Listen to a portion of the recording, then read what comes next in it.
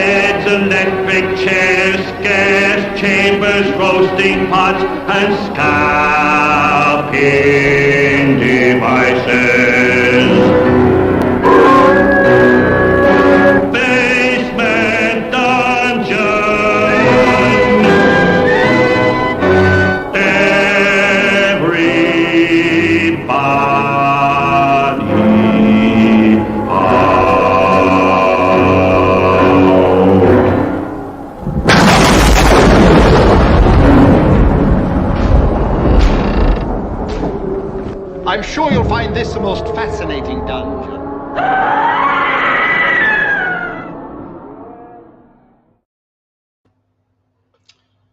Okay, we're back from the great intro from Sov.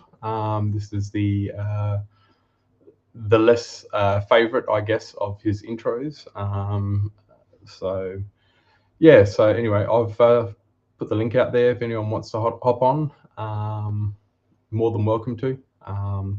We can pretty much discuss anything today. We've got nothing was planned. It's just more of an idea. I think Justin and Luke were going to we're going to do a stream later on tonight. So the idea was to hopefully start it a little bit earlier. Angelic, Jubilee, Shot in the Dark, P. Lucas, whoever wants to hop on, please feel free and put me out of my misery. I'm not the most extroverted of people, so and I'm quite new to this YouTube streaming stuff, so yeah, I'm pretty much going to crash and burn unless someone hops on. But yeah, it was a very interesting day in the world of the streams. Started off with the white flag apparently being waved, and all hell broke loose later on in Archie's stream. So Bear obviously continuing the war, and yeah, it was very, very interesting in the end. And then obviously the dungeon fired up straight after the show. So we had our special guest to the Archieverse ER. She hopped on for a little while and answered a few questions. And then there was talk of some secret which Tim has on Archie. So, and which I believe Bear shared with ER. And then she hopped off to have a look at that. So, again, if anyone wants to hop on, we can discuss anything. So, talk watches, cars, boats, girls, whatever does it for you. If anyone's got any ideas, any questions, I'll hopefully try help you out. So, yeah, so pretty much what's new with me. I went for a bit of a trip down to the AD on when was it, last week? We'd have a look and see what they had in stock. Obviously, a lot of, pretty much all exhibition pieces, but they had a Pepsi, a root beer, Batgirl. What else did they have? Bluesy. Few OPs and Datejusts and some women's watches. In the other case, they had a sub no date. What else they have? A Sea Dweller, 43, and a few other watches that I don't remember. So yeah, that's pretty much about it. So yeah, so that was pretty much my excursion there. I was expecting some newer watches. I'm interested in probably getting a Yachtmaster. So this is just a screen that I've prepared. Good morning, Shot. How are you? I'm doing well, thank you. Cool. And it is quite early. You've been on many streams, but I don't think I've ever spoken to you. So you're from the West Coast, is that correct? No. Okay. No, I'm Central U.S. Central US. Yeah. Okay, fair enough. And you've been around these streams for quite a while, haven't you? You could say that. Yeah. You seem to be very neutral and very wise. I don't know about the very wise part, but I do try to stay neutral. Yeah, I think the few times I've spoke to you, you're very knowledgeable on cars. Yeah. Well, considering if you in the States, public transportation sucks. Yeah. and the further you get out from major metropolitan areas like New York, Chicago, such, it really sucks. Yeah, well, I guess the central cities, I guess, have got really good public transport systems. But when you start to venture out into some of the other areas, especially the rural areas, the Midwest and all that kind of stuff, apart from the odd bus, you wouldn't really have too much, would you? That's true. Yeah. So really, where I am, if you don't have a pocket full of money, you're not going public transport. Yeah. So you're going to have to have a taxi or Uber or something. Plus, as an adult, it becomes pretty impractical to rely on public transport, especially when you don't live in the city. It limits what Yeah. you can and can't do, really. So if you don't have public transport, you're sort of screwed. So pretty much. No, that's good. That's good. So how long have you been listening to Archie? You're gonna make me think about it. Well, my initial answer is too damn long. Too damn long. Yep. Fair enough. How's that for an answer? No. I would say when I first got started listening to Archie, he was on twice a week, Saturday and Sunday, U.S. I'm sorry, not Sunday, Friday and Saturday, and then he started doing, the entire weekend, Friday, Saturday, Sunday. And then he said, well, I think I'll do a Wednesday. And then COVID hit,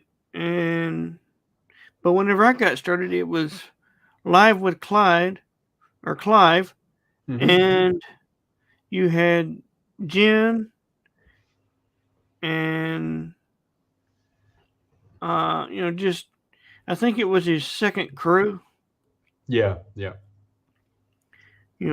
After the whole TGV and So that was before all the big drama and all the breakups and everything else. Yeah. So, Yeah. So you've been listening to this for quite a while. So yeah. No. Yeah. This was Google Hangout days. Yeah. Okay. Yeah. No. Look, I came across Archie about 13 years ago when he was putting out videos right at the beginning, and was just interested in watches and working out what the best watch to get was. So, but then from pretty much there, I watched some of those videos here and there for 3-4 years, and then pretty much came back across him this year. So, and it wasn't that long ago. It was really only about 3-4 months ago. So, so I've missed everything. So basically, my first set of drama here is this current issue that's going on between, the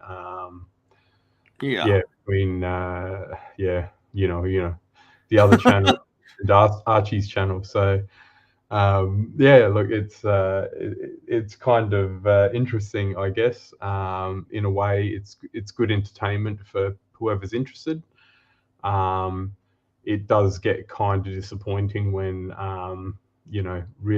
people get really intertwined in it all and start making hateful comments about other people. At the end of the day, I believe this is entertainment. It's just like TV, a mini series that we do get to partake in, and make things interesting for ourselves. But I don't know how the other breakups went, whether they're better or worse than this. You'd probably be able to chime in there. Well, just saying, being a bit comical. G'day, Angelic. G'day, Plastic. Hey, how are you, man? I'm good, mate. How you going, Mr. Plastic? Good. How you going? Mr. Angelic, how are you? G'day, JL. How are you going? Not bad for an old hippie. How's the spaceman going? Still upstairs in their boxes, mate. I've decided that because I'm a dirty old hippie, I don't deserve Rolex. So I'm gonna get that spaceman up and going, and I'm gonna wear it around like a hippie from 1972 with maybe some sort of cravat or beads, maybe beads. Here we go. We've got party Plastic tonight. Let's grab my jacket. Yeah. No, I was reading a comment from Just Saying, says Shot's 48 and sounds like he's 60. Well, it comes from the part of the country that I'm in. So you are 48, are you? Yeah. Oh, cool. Yeah. Oh, that's right. Yeah, well, Yeah. look, I guess different accents make people sound different ages, essentially. So, can you talk again, Angelic? How does a hippie sound? Say a few words, mate. Yeah, man. Oh, Yeah, dude. That's uh, so funny. I can't believe I've been labeled a hippie. I would have called you like I would have called you as an '80s punk rocker more than anything.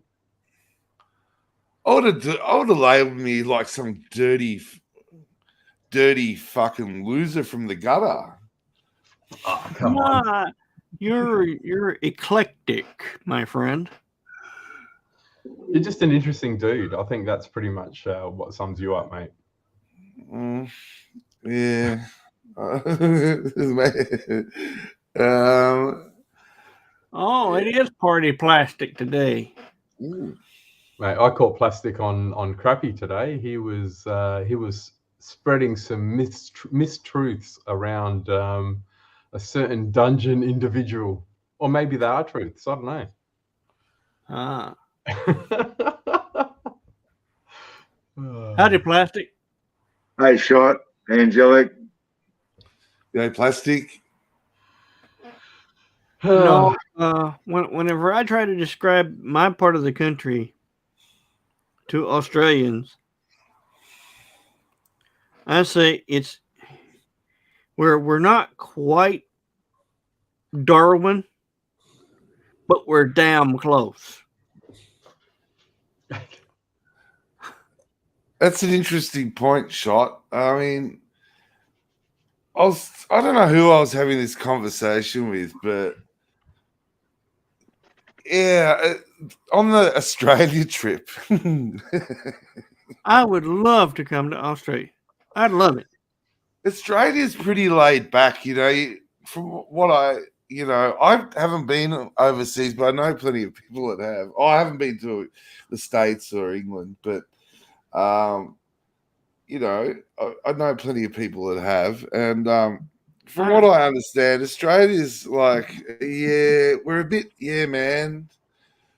We're a bit like, yeah, chuck another lobster on the barbie or whatever, another shrimp on the barbie. You're kind of laid back. So I'm wondering if that's kind of filtered into the whole debacle with the Australia trip, that there was this sort of, she'll be right, mate, vibe going on, but Timmy didn't kind of get it. Well, I think that's part of it.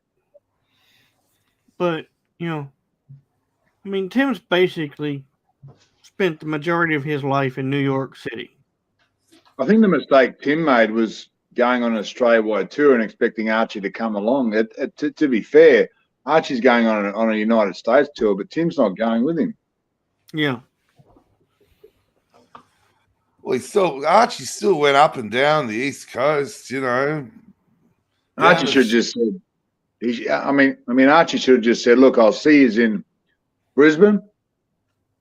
I'll give you a good time in Brisbane, and then I'll say goodbye at the airport."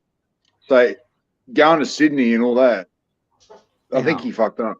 I think he should have stayed at home and just given them Brisbane, Yeah, and I think a lot of that has to do with age difference.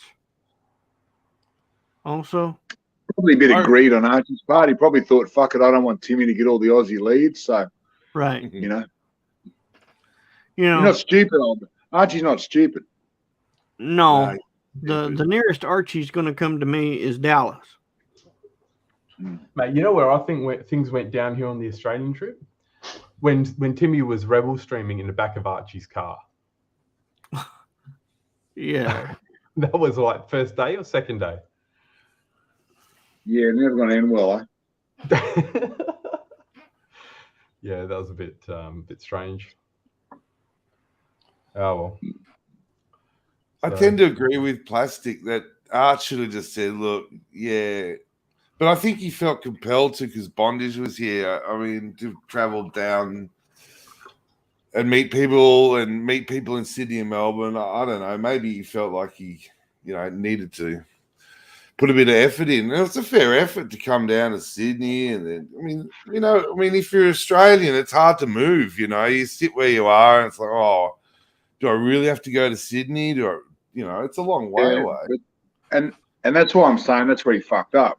I'm not saying he shouldn't have done it, but he fucked up by putting himself in the position to do it, because ultimately he never probably wanted to do it, and he's got, as anyone with family, as you get older and you need to be home more. It's fucking hard work, man. And I think he made a boo-boo. Mm. Yeah, I tend to agree. He also still had to run his stream as well. He had to make sure money was coming in. Oh, he fucked up, mate, big time. He should have just done Brisbane, and then maybe said, "I'll fly down and have a night with you in Sydney." But that's that's just putting himself out there to make sure he's got a handle on all the leads and all the fans, and obviously because Bondage, maybe felt some sort of guilt that he had to, feel guilted into it. I don't know, but it's his responsibility to. He should have lifted his game. He should have been a better host. I think he'd acknowledge that he was lazy. A lot of what Tim said was fair comment, and I think at the end of the day, it's not like he's not a gonzo streamer. Tim is, he tried to be Tim, and that's never going to work. Yeah. No, you're absolutely right, Plastic. I think there's also the element of that night in Sydney, Centrepoint Tower, where they went for dinner. I don't know if that was a good choice. And I think everybody left that, from what I gathered, people left that dinner pretty unsatisfied. And that was Green Room's choice. He chose it and he reserved it. And Air King Ben put his hand in his pocket for the dinner because someone had to. It's either going to be him or Bondage. He probably felt, well, fuck, Bondage is probably paid for so much. I'll put my hand in my pocket. And so he was basically invited to a dinner that he didn't arrange to pay for people that he didn't really probably care to as much, like he was paying for Bondage's son. He didn't know them. I'm not sure how big a fan he was of Green Room, but he did it. He paid it. He said he would have taken him somewhere much nicer and had no problem paying the bill if he got to choose. But Green Room chose the venue, and they all just sort of. I don't think Bondage was looking away when the time came to pay it, but certainly Air King Ben felt like it was his shout because he was probably the second most successful there as a fan. But when you think about it, Tim and Archie probably make more than him each. Archie probably makes a couple of $100,000 a year, and Tim makes $150,000 a year. So, I don't know why they couldn't have just fucking paid one night out. There was a really weird vibe. By the time they got down to the waterfront or whatever, there was some really weird vibes in the air that ultimately led to the first issue. So even if you take out the equation of who pays, who was there to pay, who organised, if the food's shit and you walk out at 10:30, and you've had a shit meal and you're still hungry, like AC3, I could imagine he would have walked out going, "Ah, shit, I'm hungry." I've been there. I've been there 20 years ago. I went for dinner there, Angelic, and that's 20 years ago, right? Revolving restaurant, bit of fun. Long time. Things might have changed, but the food wasn't great then. It was like a good cafeteria sort of food, In answer to the OC, I would have thought that if there's a trip amongst some adults, if there's any issues with one person, people should just pony up and talk to people's faces, not involve a person who's on holidays halfway around the world. 100%. That's a pretty sad thing if people are actually doing that and involving someone who's trying to relax. Like JL's made a stream tonight, and it's a place of peace and fun and chilled vibes, And we don't want to go too much into it, but we are going to call it out. And that trip that Timmy came on and Archie participated, it was a clusterfuck, you know. And I think when you have those underlying jealousies and issues, you know, those frenemies just become fucking enemies, you know what I mean? And I'm sure they'll become mates again. Aussies always sort of put their arm around each other and let bygones be bygones. And there will be a stream because at the end of the day, they're too close not to come back together at some point. But that trip was fucking ridiculous. Yeah, it would have been that trip, Plastic, on the Sunday. There was some weird vibes, and I remember I really felt guilty and a bit ashamed that it was not working out. So I tried to get in contact with the guys to meet them down in Melbourne because, you know, I'm here in Melbourne. I was really feeling for everybody because it just seemed that everybody was a bit flat, and I ultimately. I just want to highlight OC's comment. I don't think Archie was mistreating Tim or Bondage in Australia. I think Archie probably didn't have his heart in it. There's competition between Archie and Tim. Archie would see that Bondage was sort of his friend first, that sort of pettiness. I know how Archie thinks. And he'd be annoyed that Tim has spent so much time with Bondage. And all that sort of stuff would have played into it, you know. And then you've got Tim's super fan, Air King Ben, driving them all around in a really nice car and paying, and that's Tim's fan. And, you know, it's just, I can just see how this childish, petty jealousy's got out of control. And I don't think Archie mistreated them. I just think that Archie let his emotions get the better of him. But everyone knows what Archie's like. We've always said he's an open book. Everyone's always said he is what he is. And what you see on TV is what he is in real life. And Tim knows that because he saw the Archie Explodes in London. He knows what Archie's like.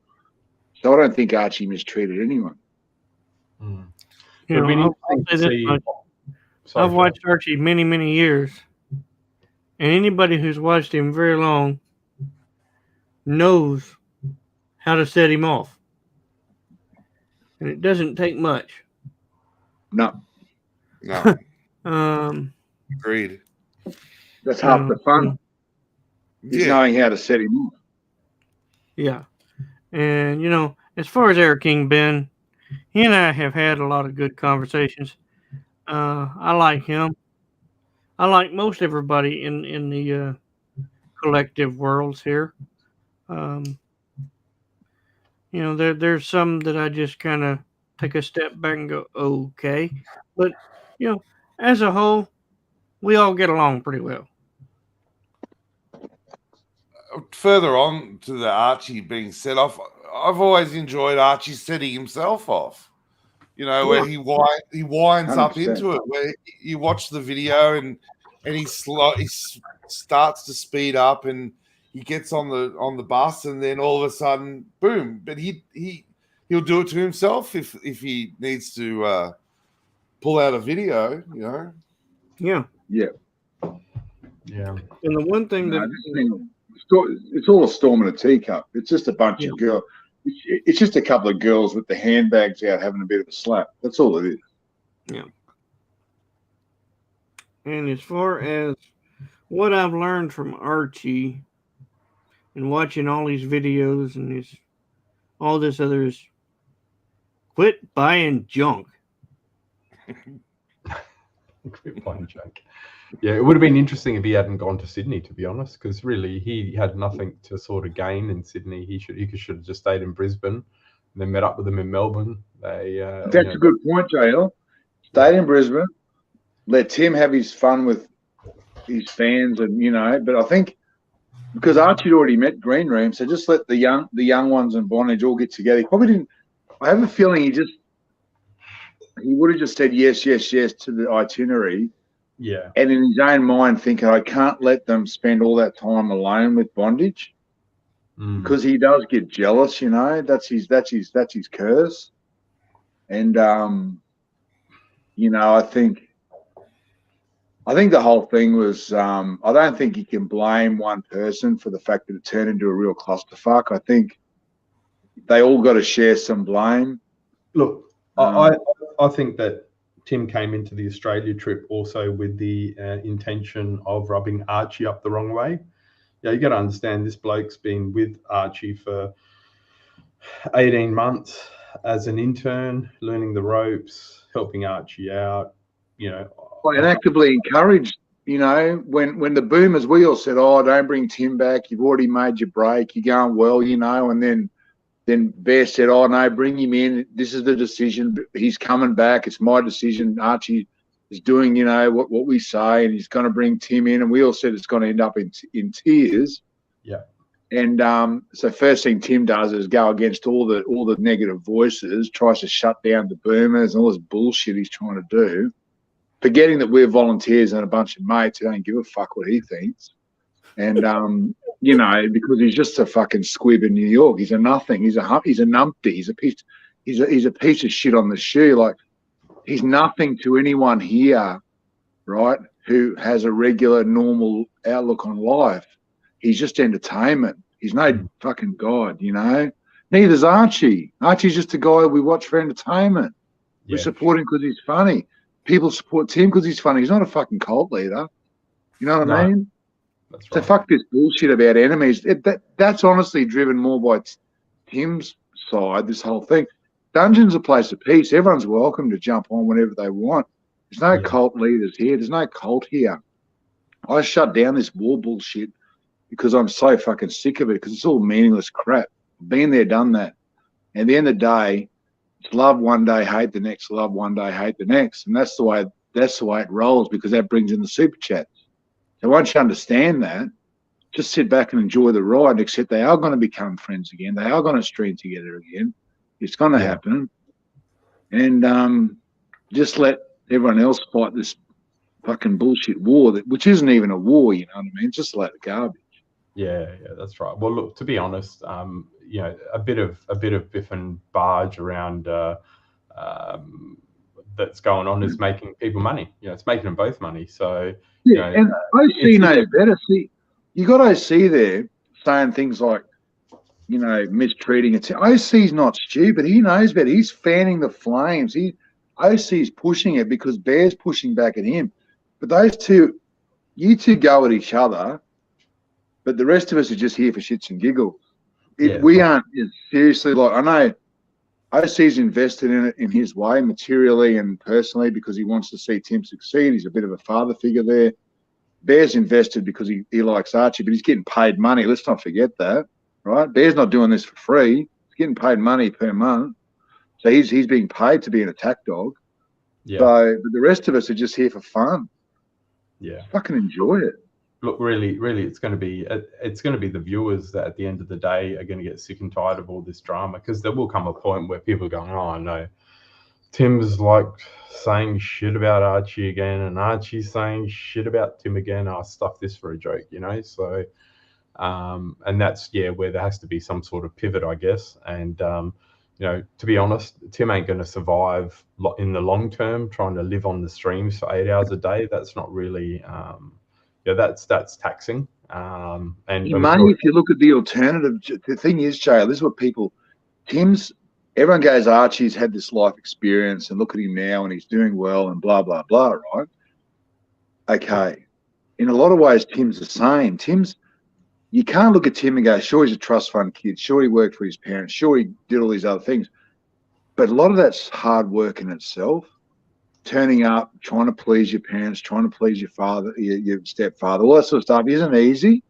And doing what he's doing, I think in Tim, this is fun and easy for him compared to what he was doing, if that makes sense. I don't think this is hard. It might be hard in 5 or 10 years. It might be hard if he tried to have a family, but he's on record saying he'll never have kids, right? So to him, this 8 hours a day streaming, mate, I work fucking a lot harder and I travel to my job, and I'm telling you, what he does is fucking piece of piss. You know, if you want to do what he does, he's got a great job. Well, I guess it's also the viewers. A lot of viewers wouldn't want to listen to him for 8 hours a day. Like he does the pre-stream, the mainstream, Yeah, onto the community. It's like, seriously, like go do something else for a while. Let someone else do this. yeah. What I'm saying is he wants to burn himself out, right? A lot of us have worked a lot harder in real fucking jobs, Oh, for right? sure. Where lives matter and lives are on the line, right? And we've worked very hard in those jobs, and we're still going. We've been doing it for 20 plus years. We're not burnt out. Tim's doing something he loves, shits and giggles a lot of the time. We look at him going, oh, he's going to burn out, because we see it through the lens, that we see it through his narrative, and we see it through all the stuff that he's trying to craft as his show. And it's so hard. Look at me. Oh, I've got to do this. And he fucking loves it. If he didn't love it, he wouldn't do it. That's my take. That's right. Same with Archie. I've said Archie would. Yeah. Sorry. Keep going. I said Archie would do this shit for free. You know what I mean? If the super chats ran out and he had to go and drive Ubers, he still streamed 2 or 3 hours later. He fucking loves it, mate. He loves it. He loves it. Yeah. I just got a question to OC. He's talking about people were calling him certain things. Was that on last night? That would never come from my fucking. No, I agree 100%.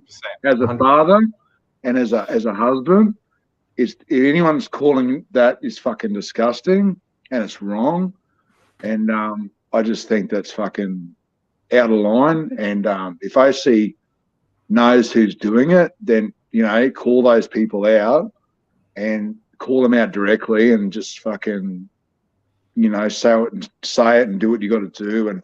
But just saying that people are doing it and not saying who's doing it, it sort of makes everyone not on Tim's stream look like they're doing it, but I see I'm not doing it. And I don't know anyone in my group, and that's anyone in the dungeon, anyone on this panel. I don't know anyone who's saying that stuff about you. Okay. I think that was in the chat on the dungeon stream last night. Was that correct, OC? Yeah. And I'm they really got sorry back that's for it. I'm really sorry. But I agree with Plastic, and I'm sure that everyone else on the panel and everyone that's gone on these streams should not be calling anyone. Yeah, I'm really sorry to hear that, OC. I understand why OC's so upset, and we all just be careful, because what we're doing is he's throwing out these things and he's saying things. Remember, if he wants to talk, come on the panel. I don't think we want to keep. Like, we're not in the war. We're not at war. So don't look to us to fan flames or, I just don't want to see, like, if I was in OC's chat saying that stuff, he wouldn't give it the time of day. So mostly, but if you want to come on again, OC, and have a chat with the guys on the panel, come and have a chat and make it entertaining for the viewers, not for us to talk about on the stream. I think it's just. Look, anyway, unless he wants to come on and discuss it, I think we just put it to bed and that's it. We won't discuss it again, I think. Yeah, I think so. Yeah, I did take some snapshots of the chat last night and sent it to Arch so you can have a look. It was a particular person. Yeah, let's not buy into the warmonger bullshit. Let's just have fun. It wasn't exactly that was said, but it was close anyway. But okay, So anyway, mate, you look like you're going to sleep, Angelic. Oh, I was just thinking, just thinking. I mean, Angelic, do you work, mate? I'm an artist. Yeah. Cool. Like, you paint? Do you do painting? Do you exhibit? Like, do you make money from it? I sell online, and I've got also my back catalogue that is for sale of music. And at the moment, that's pretty much what I do. Yeah. Do you have a YouTube channel? I don't really have a YouTube channel. My distributor has a YouTube for my stuff. I've tended to stay clear of YouTube until coming on here, only because I don't really have anything to offer YouTube. I don't make videos No, you know what you've got to offer YouTube, being a panelist, you get to offer the punter watching what it's like when a panelist starts getting their first few hits of heroin, YouTube heroin, because that's what you're getting. You're getting YouTube heroin. And then slowly I was thinking but surely you're building up a tolerance to it and you're streaming more because you want more of a hit. And I want to say tonight that I felt that, you know, I wanted to say hello to Tim and Arch in Melbourne. And I couldn't get there. And I sat around for another, you know, however a couple of weeks it was. And then one day I just came on the stream for some reason. Perhaps I was just a bit down. I needed to talk to someone or plucked up the courage or whatever. But I honestly don't believe I belong here. I really believe that I'm like, you know, like I'm just a boring fucking idiot. I mean, I don't really feel like I belong. I belong. I mean, it's wonderful. The community's been amazing, and I can't believe that, you know, that everybody's been so kind to me. I just don't see the point in being kind to me. But I wanted to help Arch, and then the guitar thing, and I wanted to help Arch make an extra few bucks. I thought, and for the first few days, it was like generating super chats, and I thought, oh, this is cool. We're getting some extra money coming in, and then it quietened down. I thought, oh, the gimmick's done. And I thought, well, it might be time to disappear and go away again, you know. But I just kept coming back. But I still feel like, I mean, I love it. I love it. I mean, and my wife is all for me doing it, but I just feel, I don't know. Do you get out a restaurant? Sorry, Jalen. Do you get out much, or you're more of a homebody? No, I'm a homebody, definitely. So doing this is great. It's good for you. It stimulates you. Yeah, it's the first time I've spoken to a bunch of people in a very, very long time. Yeah, no, it's good. Sorry, yeah, Plastic. I know, because I was just saying, when you get to a certain age, you know, you just start to cull the herd. You know what I mean? You really start to cull the herd, and you go, like, mentally, there's just only so many people in your life you can handle. Because you want to, if you enjoy, you know, if you're results driven, you want to be around people and things that you get good vibes and good results from, and you want to get good things out of it. And often over your life, you end up shedding people and say, well, look, you know what, I get nothing out of being, you know what I mean? You just sort of cut the negativity out of your life. And then we come to Archie and we take all this shit on. And then suddenly we're fucking fighting his battles. I refuse to do that anymore. Like, it's just, because I got in it for the entertainment, you know, for the fun. And then before you know it, you're acting like you're this, you're that, you know, oh, you know, Archie's this. It just, you sort of become a bit like a cult member. And it's careful not to go down that road, Angelic. It's good just to, like you said, just to sometimes go off the stream and just take a look back and just enjoy it for what it is. It's all meant to be fun. And if you're not having fun and you don't want to pick your guitar up, don't do it. Like Bear will say to me, oh, I want to see it. I want Wizard. I want this or whatever. But if I don't feel like doing that shit, you know, I'll just come on and just talk on the dungeon, you know. You know what I mean? I don't have to.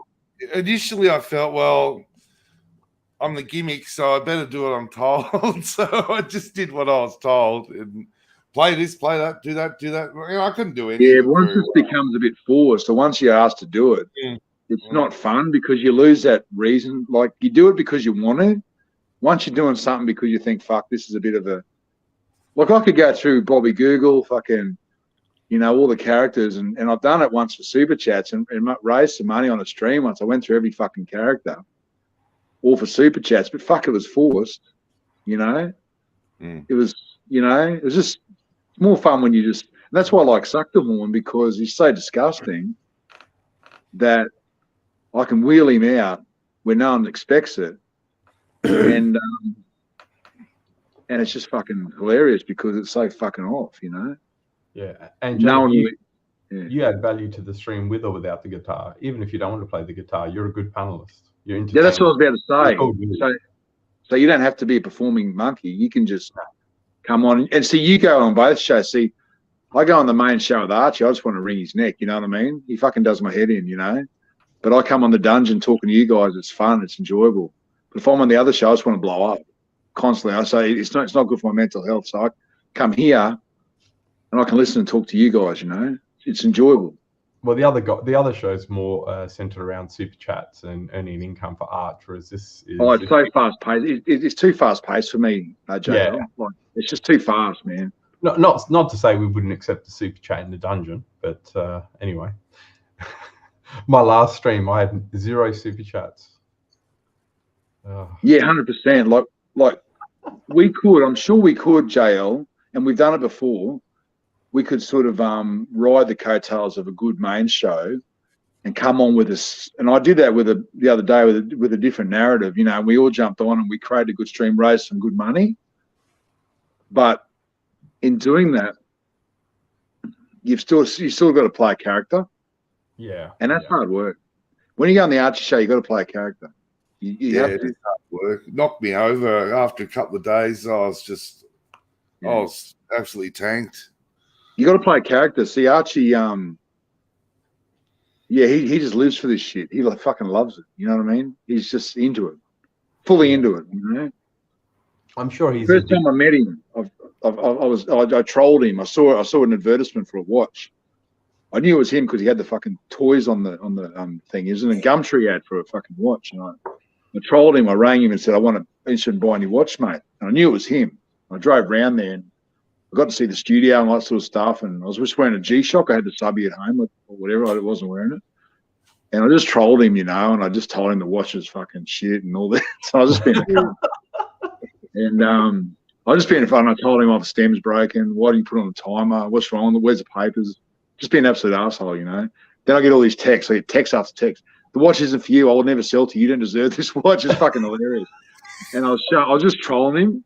And then I thought, you know what, I'll go and take him out for lunch. And then it was, you know what I mean? That's how it started for me. I just started as a troll, and but I like him. He's entertaining, but you can't do that show too many times. It does your head in. It really does. Yeah, I didn't know that was the story of how you met him. That's absolutely that's pretty funny. That's hilarious. I was over the north side of Brisbane, right? And I knew where he lived, but I told him I wasn't far away because I just, you know, and I just acted like, oh yeah, I'm not far. I'm just blah, blah, blah. And I just said, but I need a bit of time to get there. And I just jumped in the toll, went down, and it was fun, you know. And he has this thing where he goes, I would have sold to him 4,000 Aussie. Fuck off. He wouldn't go lower than $5,000. And 5.2 with a box thrown in. Plus, it needed a service. He's full of shit. He likes to. You rang him afterwards and told him you were setting him up. No, man. I've never told him directly. I've only told people on these streams. I'm sure he watches sometimes, but I wouldn't be the first person to troll him to start. You know, it's a bit of fun. And then another time, a few years ago, he ran a meet and greet, Centenary Tavern, and anyone in Brisbane will remember it was a meet and greet, and he hired it out and he put coffee and biscuits on. But I didn't go. I wanted to go, but I was working a late shift. And the missus said you could go. She go, oh, you can go, you know.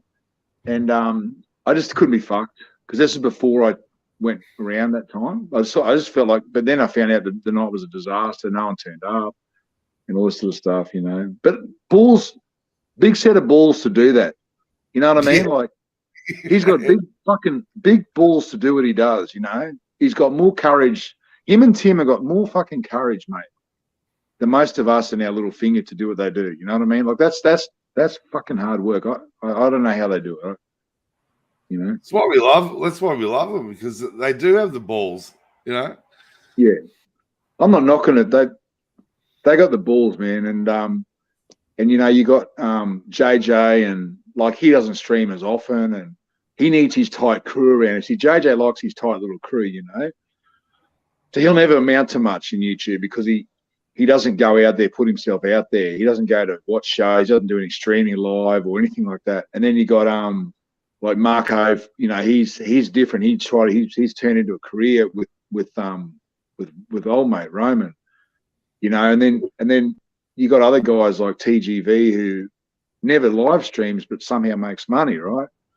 But these guys are doing it in the most purest form. It's all ad-libbed. It's all fucking improvisation. It's comedy. That's I don't what like drew me to it. You know, I'm an improvising guitar player at my core. I haven't played covers and shit for 30 years. I haven't played any of it for 30 years. What I do is improvise, and I love that. Like, the only thing I've played on the channel that I like was what I played today. I just improvised that bit of Blade Runner thing. But that's what drew me in, is that they were improvising and doing it well. Yeah, well, yeah, the next level, mate. It's like you can watch Curb Your Enthusiasm, or you can watch Seinfeld. I mean, Seinfeld's scripted, but you can watch Curb Your Enthusiasm, or you can watch any of those late night talk shows, you know, or any of that stuff, and Joe Rogan, all that sort of thing, you know. And mate, nothing holds a candle to AC3 and the right guests and the right setups and the right fucking personalities, you know. I said to AC3, I said to him, you remind me of Bert Newton. And I didn't mean that in the round face fat way. I meant that in his ability to run with the gag, make a gag out of anything, be that quick on his feet. Because in the days when Bert Newton had his morning show, he'd make a gag out of washing detergent. You know, he could run with anything. And that's why I really, really respect Arch's ability to do that. Yeah, no, he's good. Yeah, it's also part of it is also reacting to the comments and the chats and the super chats and all that kind of stuff, because sometimes that throws a bit of a spanner in the works as well. So it's not like, well, not that he does a lot of preparation, to be honest, but yeah.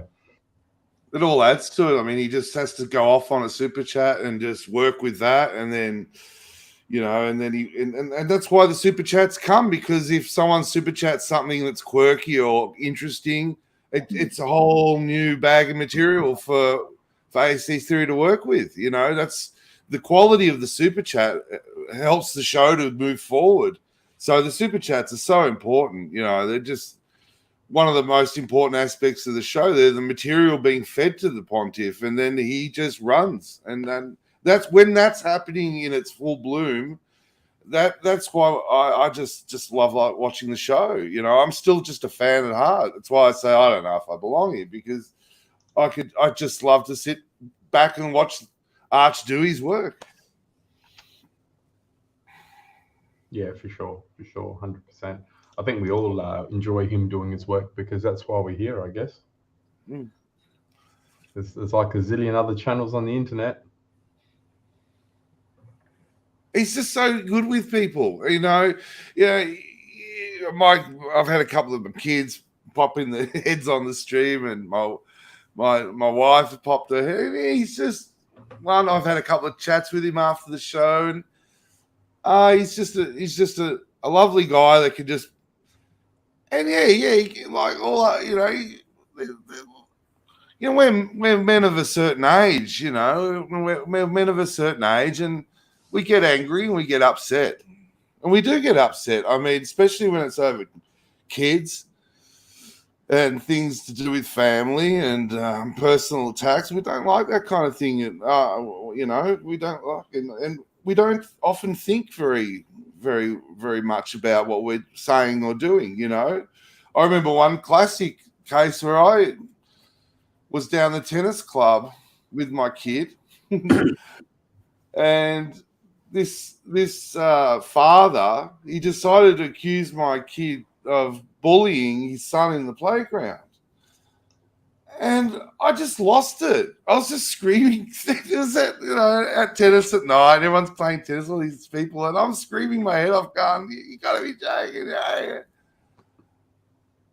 We're just, you know, sometimes we lose our shit. We're just old farts. We got these kids, we love them, you know, and I think AC3 loves his people. I think he loves his people. I really do believe he loves his people. And No, he loves everyone, Angela. That's the thing. He loves everyone, mate. He loves anyone who'll give him the time of day, and that's 100%. Like you give him the time of day, yeah, Sorry about that.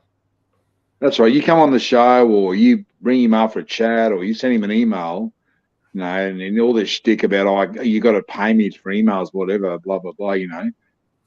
But at the end of the day, you come on and jump on and talk on the stream, and you know, you get his ear, and then you've shown him the courtesy of helping his show, because that's what everyone does. Anyone who goes on the show is helping his show. No matter whether you go on it to be a cunt or whatever, you go on that show, you're helping the show, right? He loves anyone who'll show that he'll help him, because in his eyes, you're helping him. And he says with the dungeon, he won't ever ask people to run it, because he knows people are doing it like for enjoyment, for a bit of, you know, to help him out. So he's a contradiction. He can be an absolute fucking cunt, but he can also, like, you know, really show loyalty towards people that he believes have helped him at some point.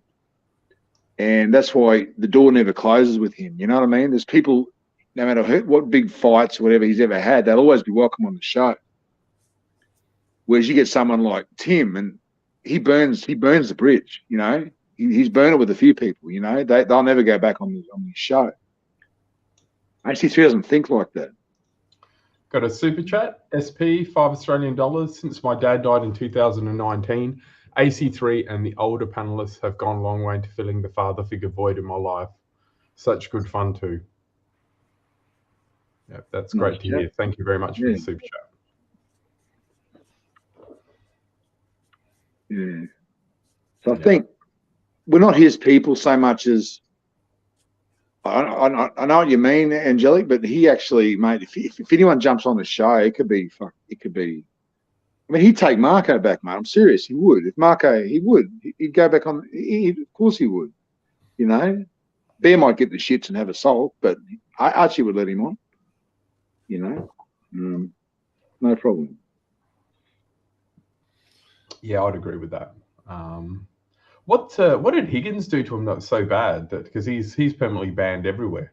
There's that. What I can sum it up. It's really because the put a foot down, because apparently Higgins tried to get 0000 or Tommy, one of those other donors. I don't know enough about these guys, but tried to convince one of them to buy him a watch, and use a bit of a guilt trip, sort of slow play to manipulate to get him a watch, which wasn't even that flash. I think it was what was it? Fuck.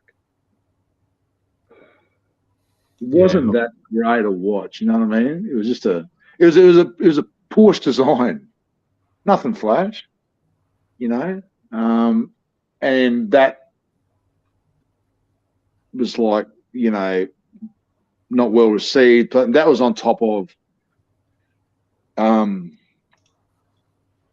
Tim and Bear had a deal where, this is folklore, by the way, you know, they might deny it, but there was a deal apparently where Tim was going to get Bear a Meteorite dial Rolex from his AD. And Tim was on a stream talking about it and how he was going to sell it to Bear or whatever at retail. So Higgins snipped that and sent it to Wempe, or whoever Tim's AD is, Wempe, I think it is, and said, this guy's a flipper. Here's proof. No, look at that. Sorry. So that's what happened there, and that sort of has burnt that bridge. But as I've always said, Higgins never did anything personally to me. I never had any issue with him, but probably because I was insignificant. You know, I had nothing for him to gain. I don't know. If he's that manipulative, maybe he's doing us a favour. I don't know.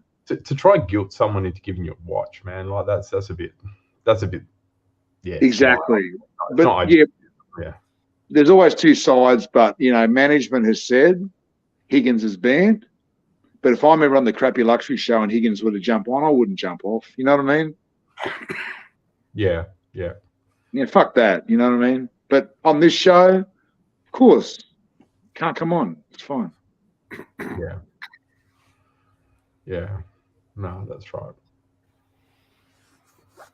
Yeah, I don't know. That to me, like doing that, all the dishonesty stuff, I guess, is not. Yeah, it's not on really. It's no. Yeah, they've all done shit, nasty things. Every Yeah. single one of them, and every one of us has done nasty things in our lives, and they've done nasty stuff, you know. And it's there to be played out. But you know, you can't keep rolling the double standards, and you know, and then expect some people not to think, well, fuck you. I'm not gonna be your cult member. I'm not gonna, you know, like it's just a bit rich sometimes when they have these fucking phony fake wars and they try to drag people in as soldiers, and it's just all bullshit. You know, it's a bit of a joke, to be honest. Yeah. Yeah, that's right. Hey, Angelic. Yeah. The irony of plastic's avatar is picture after today. Angelic was called. Did you see today's show, Plastic? No, I was working. I didn't get a chance. I got the link sent to me, but I couldn't go on because I was working. Angelic was called a hippie, and we had a bit of an Angelic explodes moment today. Yeah, I got mixed reviews from the family for that. My daughter liked it though. She was like, "Yeah, that's good." There's a bit of a delayed reaction to that as well. Sorry, there's a bit of a delayed reaction to it as well. I don't know how. Well, I only heard it in the chat with. I think it was Trooper was saying something, and I knew there was. I knew. Of course, there was some. I mean, I'm not stupid. I knew there was going to be some sort of something about me that was about to come out. You know. And so I guess if that's the worst they could come up with, you've done all right. Yeah. But I thought, I mean, you know, it was my mind was, you know, I'm not a hippie. You know, I'm many things, but I'm definitely not a hippie. I'm not that generation. But I don't know how I feel about myself taking that road. You know, it was like, all right, I'll do the shtick. You can't be a creature of comfort, which I think you are, Angelic. I think you like your creature comforts. I think you're a bit of a homebody. You cannot be a man of creature comforts, or a you know, like someone who likes to be indoors and you know, have a nice home and all that, and be a hippie. You just can't. Hippies are hard workers. Hippies look like they're all peace, man, and all that, but they're fucking hard workers because they have to look the part. They have to eat a certain way. They have to run around and score their dope and all that sort of stuff. And, you know, it's a full-time job. They have to constantly borrow and scrounge and fix their combi van. It's not easy to be a hippie. And you look, to me, the sort of man that takes the path of least resistance. Right? These days, definitely. Yeah, I'm the same. The path of least resistance. I don't want to travel 100 miles to get from A to B when I can travel 1 mile. You know what I mean? Well, definitely. You know, that's why I don't smoke weed, because I can't be bothered getting it. You know, I don't need it. I don't want it, but I couldn't be bothered going and getting it. I couldn't be bothered dealing with a dealer. I couldn't be bothered doing any of the things that perhaps I may have done when I was in my 20s or something. I'm 52 years old. I couldn't be bothered doing any of it. You know, I'm a lazy man, if anything. But that doesn't make me a hippie. Yeah, see, hippies don't collect things with monetary values. You know, they might, like, hippies are hippies. You know, like a surfer is like a hippie, you know, because he's always chasing the wave. You know, the hardcore surfer, they're like hippies, you know. But they're working their ass off, because just to exist is a fucking hard work, you know. Well, hippies philosophically trying to escape the reality of the society that they've been born into. I mean, yeah, it's a philosophical decision that requires a lot of work to keep going, you know. Maybe you could say the tiny house movement with people. And that's where the circular logic was born, you know, because the hippie had to say, it's great to be a hippie because I'm a hippie. You know what I mean? That circular, that sort of like the self-defining statement that that's all they've got. You know, why are you a hippie? You are because I'm a hippie. You know what I mean? Like that's basically, and then from that you've got your latte lefties and all that born out of that. You know. Wow, we've got a massive super chat from Muhammad Ali, 89.99 pounds. Please stop this JQH3 bashing. I'm out of here. Yeah, I didn't bash him. No, I don't even know who he is, to be honest. But much appreciate the super chat, but I didn't bash him. Yeah. Unless it's an ironic super chat, but I didn't bash him. Mm. Is his real name Quayle? His middle name? No, he's the figure from much great super chat. You got to hold that up there for a while, JL. That's huge. Yeah, staying up there. He's the guy. Higgins was the guy from Magnum PI, right? And so Higgins chose that avatar because he didn't want. He's like a few of us. We don't want to put our face out there. So that was his name, Jonathan Quayle Higgins III. And I've always said he never did anything personally. He's only ever been nice to me, but you have to respect it's not our channel that we're broadcasting on. So the rule is no Higgins. There's one other. Who's the other one? Perth Luxury? Maybe it's Perth Luxury, yeah. Yeah. Yeah, I thought his middle name was Quayle, and that's why Green Room got a Quayle. It was all intertwined. Oh, well, there you go. Well, maybe there's, yeah, well, Green Room on the stream one night said he found the Quayle outside his local Coles, but I'm starting to think that's a lot of bullshit, you know.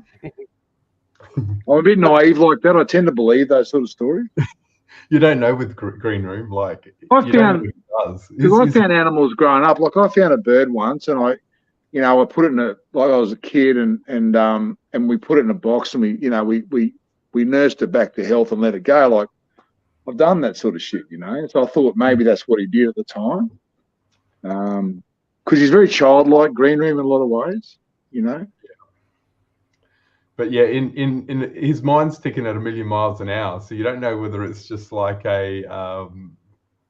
it's just a pure coincidence or he's doing it ironically. Exactly, and that's what that super chat was, an ironic super chat. I don't know, maybe, who knows? But the thing about what they're all guilty of, these guys, they start to live in their YouTube world. Yeah. The other day, Tim said something like he was on the Green Room show, and he's like, rewind it. Like it's like he's living in a show where he can rewind himself and watch himself back. You know what I mean? And I'm sure Archie's the same, and I'm sure Green Room's already down the rabbit hole. But the difference with Archie is, I'm not saying he's perfect, but he's still got a family and some kids to worry about, so he has to break his day up. So that dose of reality hits him a few times a day. Whereas these other guys are living in a fantasy world, you know. Yeah, for sure. No, well, that's right. Archie does have quite a lot more responsibilities. You know, he's got 4 kids. The oldest he probably worries about them all anyway. Not just that, but you never stop worrying about them. And Angelic can vouch. You don't stop thinking about them, worrying about them. You know. Never fucking stops. Never ends. Yeah. And that's good too. That's good. It's not all negative. That's not a negative thing. It's just you change. You fundamentally change as a person. That's it. And Archie, he is a father, and it does come through that he's a father. Oh well, yesterday when he was with his son and he was playing the clarinet, you could just see it on his face, like how happy he was and how proud he was of his son. Yeah, that was. I didn't see that, but that sounds like a nice moment. Yeah, and then he put the headphones on his son, and then he started playing the clarinet in the background and ruined the moment. And then he said, and then he got his son to say, "Hey, fuckers, super chat now." I thought Archie did okay when he got on the clarinet. JL, he blew a few clean notes. Oh no, he definitely can play. There's no. No. could have just left it. Yeah. But anyway, no, he's definitely yeah. No, just absolute bore ass if Tickers isn't banned. Tickers will never be banned as far as I can understand. I think Tickers is fine. That's just Tim burning him. That's what Tim does. He burns people. So he's burned Tickers. Come on, I'll go get my Pelagos FXD at 21s, and we can be FXD brothers. Yeah, of course. No, I think yeah.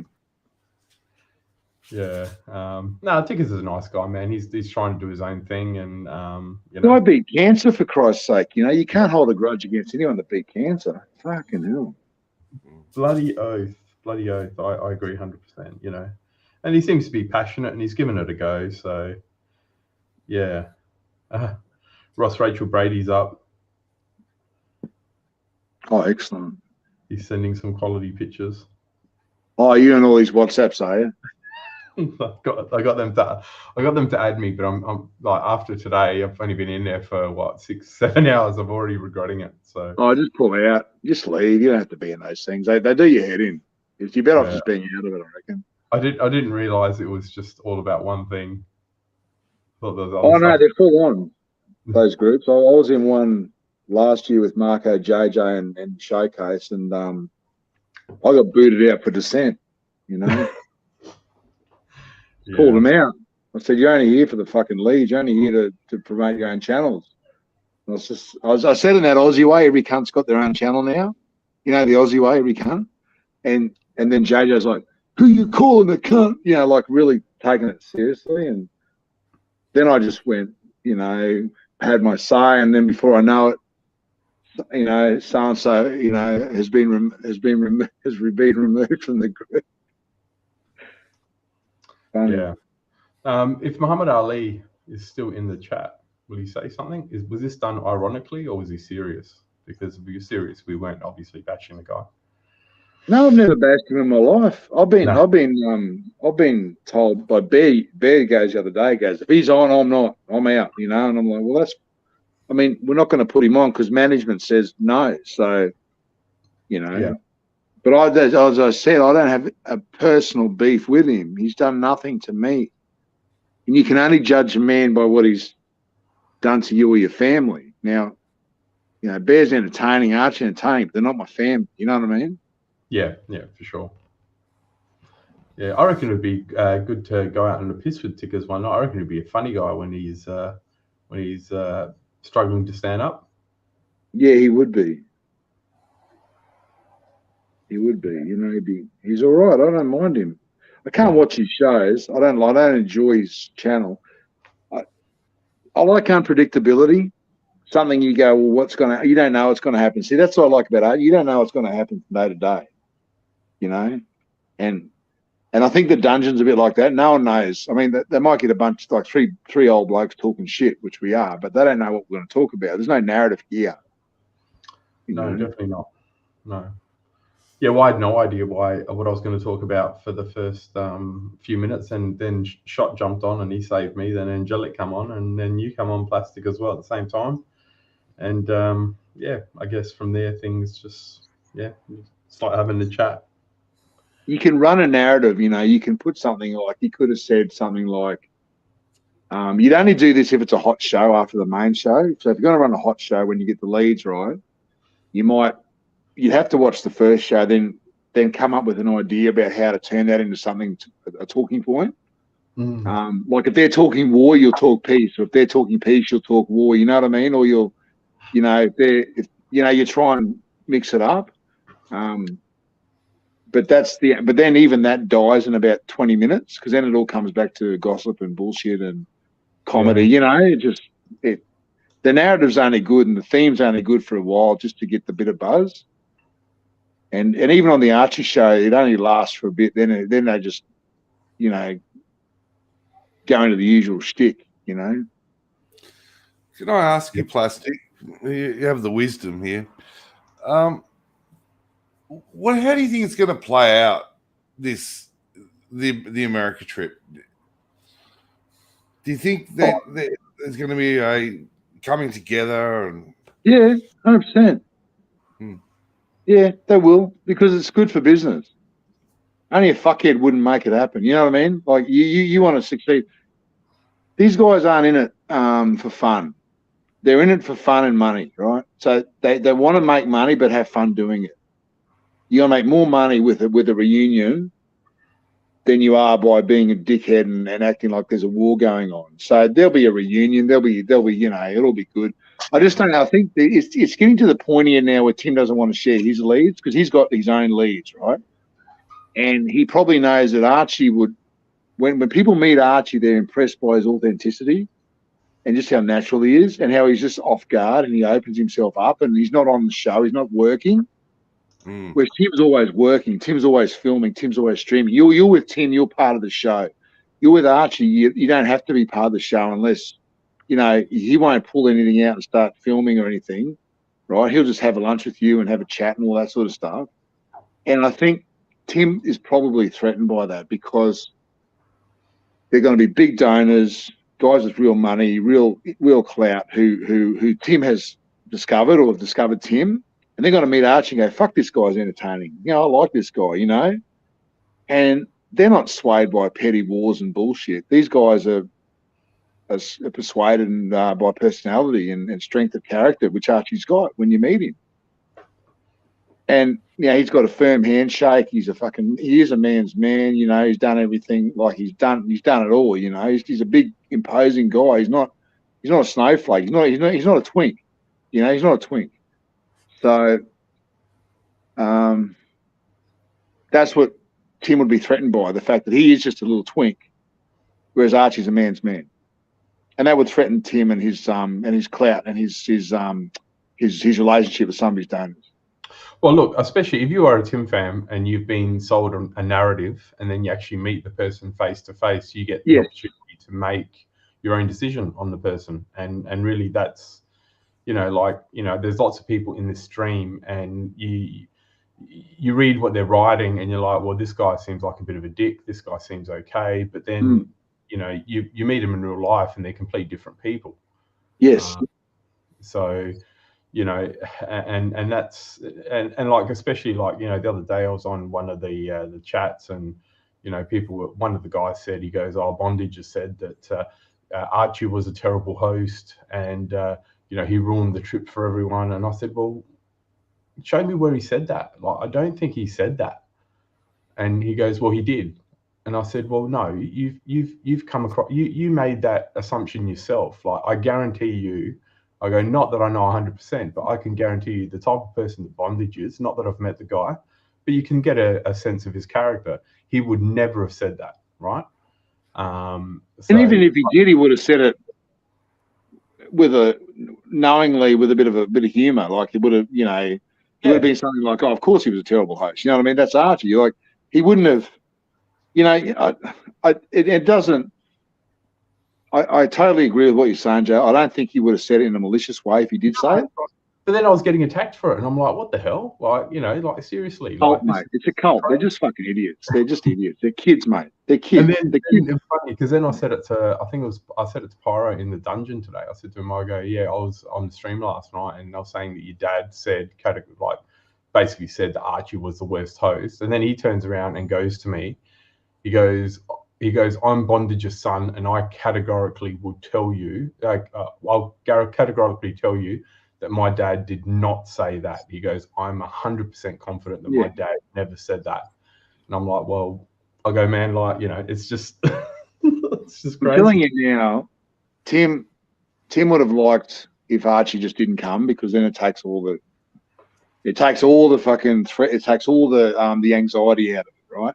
Archie coming creates anxiety for Tim because now he is going to meet people who Tim doesn't want him to meet, i.e., donors and people that he knows will be seduced by Archie's over the top personality. Right? He's fun. He's a good guy. Right? He's out there. He's crazy, but he's And now that he's coming, once he's on American soil, once he gets through visas and all that sort of stuff, and he's like, fuck, he's actually here, he's in Australia, Archie will ring Tim. No doubt, straight away, he'll be ringing Tim and saying, hey, man, I've landed. He'll act like nothing is wrong. And at that point, Tim has to eat a massive shit sandwich and say, yeah, Archie's great. I can't wait to see you in New York. He has to say it. Has to say it. If he acts petty and anything like that, and it goes on the show that he's petty, not taking calls, then it makes Tim look like an absolute fucking cunt. Because this guy's come halfway across the world, won the gold CU. Yeah. Because Archie said he wants to see Tim. He's invited to all the Luger's dinners and everything like that. He's always invited him. He said, you are invited to everything I go to in New York. So for him to say when Archie lands on an American soil that, no, I don't want to, he will be like the biggest fucking piece of shit in the world. And that will turn off a lot of people. So he has to eat that big sloppy fucking cornfield shit sandwich. And he has to go and be a good host to Archie while he's in New York and Vegas. It has to. He has to. There will be a gathering of these guys, and they'll have to put their stuff behind them and at least pretend they're mates. They're going to have to. For sure. And the fact that there's 7 days there, you know, there's no excuse. Like if it was 3 days, you could say, oh, well, we're busy. We didn't get a chance to do anything. But there's 7 full days there. So there's no excuses for them not to meet. I can call fucking Tim whatever I want. I don't hate Tim, mate. I'm just saying everyone, like, I'm just, you know, it's just something that's come up in the chat. In my eyes, I just, you know, in Australia, we have a term for people who are, you know, giggly and silly men and who don't take life seriously. We call them twinks. Don't we, guys? I don't know if there's any other meaning with the word twink. In Australia, it's just someone who's a bit of a dill, a bit of an idiot. That's all. You know, something else actually. Oh no! Oh really? Oh no! I would never have thought. I'm using the Aussie term. Sorry, if there's another term for it, I'll withdraw those comments and I apologise. So there you go. I'm not gonna. I might Google it actually. That might be. Sorry, if there's another. If it means something else, I withdraw the comment and I apologise. And I've always said I don't hate Tim. I find Tim entertaining when he's on the stream with Archie or doing a bit of stuff with Archie. Tim on his own show, I find scripted and dull. Okay. Yeah, you might want to Google that, plastic. Sorry, guys. Oh, it looks like I've made a boo-boo. Sorry, I didn't mean that. I take it back. I apologise. Everything we say on YouTube is not true. It's all opinion based. Nothing here is true. It's all opinion based. Just say that over and over again, okay? Typically used between the ages of 18 and 25. So, you know, I guess. He can't be, see? Can't be. Are you between the ages of 18 and 25, plastic? We don't know because you always wear at least double that, mate, to get to my age. At least double that. Yeah. Sorry, man. Sorry, OC. I withdraw the comment. I got those words confused. I thought it meant something else. Sorry, man. Yeah. I'm just having a Google myself. I think you're pretty coming in my own mind. Oh, yeah, that was Yeah, that's right. Yeah, that's exactly what I thought it was. There you go. Yes, no, it's probably not the word to throw around. Hey guys, I'll be back in 1 minute. I've just got to go do something. If you don't mind talking amongst yourselves. Okay. Did you find it, Mrs. Angelic? Yes, you're laughing. You like that?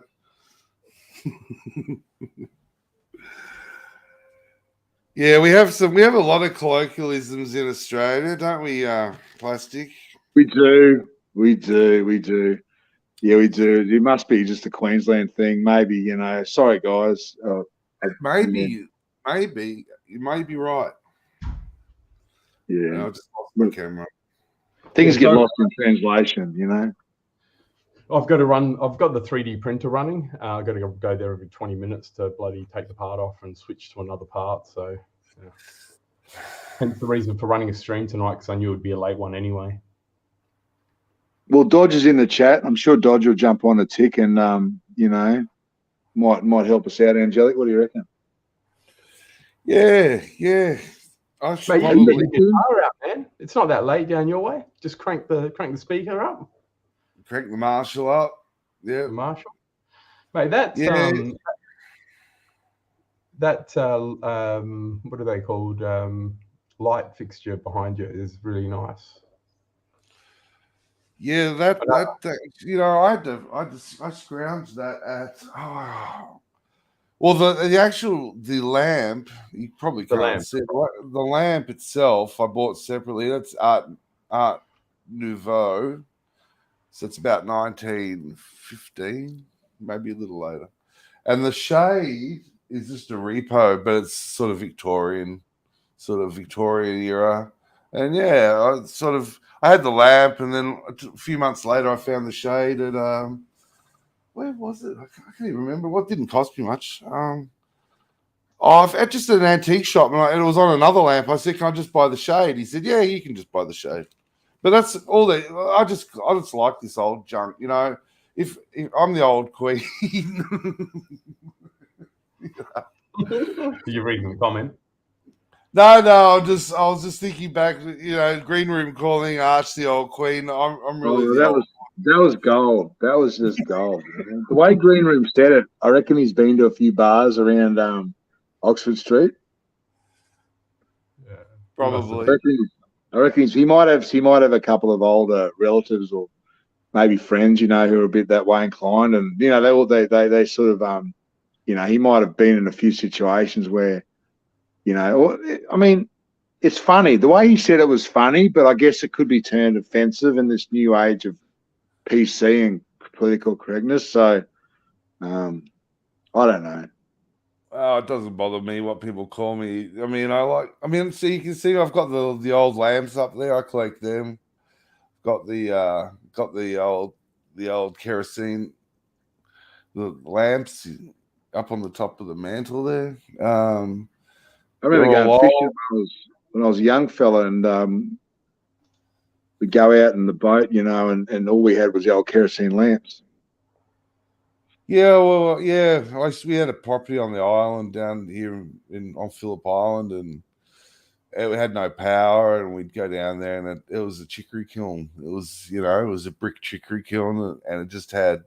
It was my grandfather's, and it had old furniture and old lamps. You'd go down there, and the wind would blow, and you'd light the lamps. It was, you know, wonderful, really, really beautiful. But I just like old things. You know, I just like old things. You know. Sovereign's made a good point. The British Broadcasting Commission has picked up the footage of the Green Room fight. It's going to be on I think it might be on the Dungeon. The BBC premiere might be on the Dungeon tomorrow, or the Archie Luxury channel. So stay tuned, people. Hey, Plastic. Do you know how to reshuffle out the screens? Like, you know how I'm up the top, you're second, and Angelic is third. Yeah. Do you know how to move them around? I think I'm on a PC, but I'm actually using my new phone at the moment. I've got a new phone, and I'm just like, so I don't know how to do it on the phone, you know, without shutting things down. Or do you know how to do it? Like, can you walk me through it? Because Angelic's got his camera on, and we keep putting super chats over his face. Oh, that's right. Yeah. Doesn't matter. Let me just have let me try something. Well, after Bobby Digital, if it's Bobby Digital's asked me if I can play any Joe Satriani, and it reminds me. I can do it on my. Hang on, I can do it on my mobile. So who wants to go where? Just put Angelic up the top. Where you are? Yeah, it's fine. How'd you do that? I just touched and grabbed and touched and moved it. Oh, you joke! Oh, bloody hell! I should have tried that. Phone, on a mobile. I'm on a mobile. Go. Oh, here we go. We've got the boss in. Hey. G'day, boss. Boss, who's the boss? What's happening, boys and girls? Boss, you're back, boss. Boss, I must ring the bell for the plane. The plane, boss. Plastic. Let me fucking try and read that name you've got. Vico. Oh my fucking God. How's it going? Angelic, good to see you. Good to hear you, Sirocco. How are things? Yeah, good. Back in port. Back in port. I've been out sitting at anchor for a few days. Internet's been a bit sketchy. Came back today. Boat jobs, fucking around. And I just noticed you guys were all on having fun. So I thought I'd come and spoil the party. Well, you're more than welcome, mate. No worries. Thank you very much. Sovron has uploaded a new video. I saw a new YouTube video on his channel. I don't know if it's come on the Dungeon channel. It's quite. He sent it to me before. And it's quite funny. Now we're just letting you know we got this message, super chat earlier. Right. We didn't bag JQH3 because, as you know, Sirocco, he's never done anything bad by me, and I think we were just outlining the lore, the folklore about why he was banned in the first place. I was just retelling the tale, but also I wasn't bashing him, but it may have been an ironic message. I'm not sure. So Muhammad Ali, I apologize if it comes across it. I wasn't actually bashing JQH, but the super chat is much appreciated. Absolutely, £90. That's a massive super chat. That's a lot of Aussie. So much. I don't know what's been going on. There are things that I'm hearing a little bit of stuff which I want to discuss with someone down the track a little bit. I'm not going to go into too much detail, but things have my attention's been drawn to a few things. Let's put it this way. And behind the scenes, we're going to have a little chat. You might even be involved, Plastic. How's that? Just give do tell. What's going on? Oh no! It's not for public consumption at this stage. Oh dear. Yeah. Sounds ominous. No. I think it's a good thing. I think just something I was told about, and I think it's a positive thing. So we'll see how that pans out, whether or not it pans out the way I would like, and other people who have discussed this with me would like. It would make some terrific drama, some fantastic content, not only for the dungeon, but also for Archie Luxury main channel. So we'll see how that goes. It's just something there. We'll put it out there, and we'll just see how it goes. Can you give me a taste on the WhatsApp? No. Can't do it. I'll tell you what I will do, Plastic. I'll give you a hint.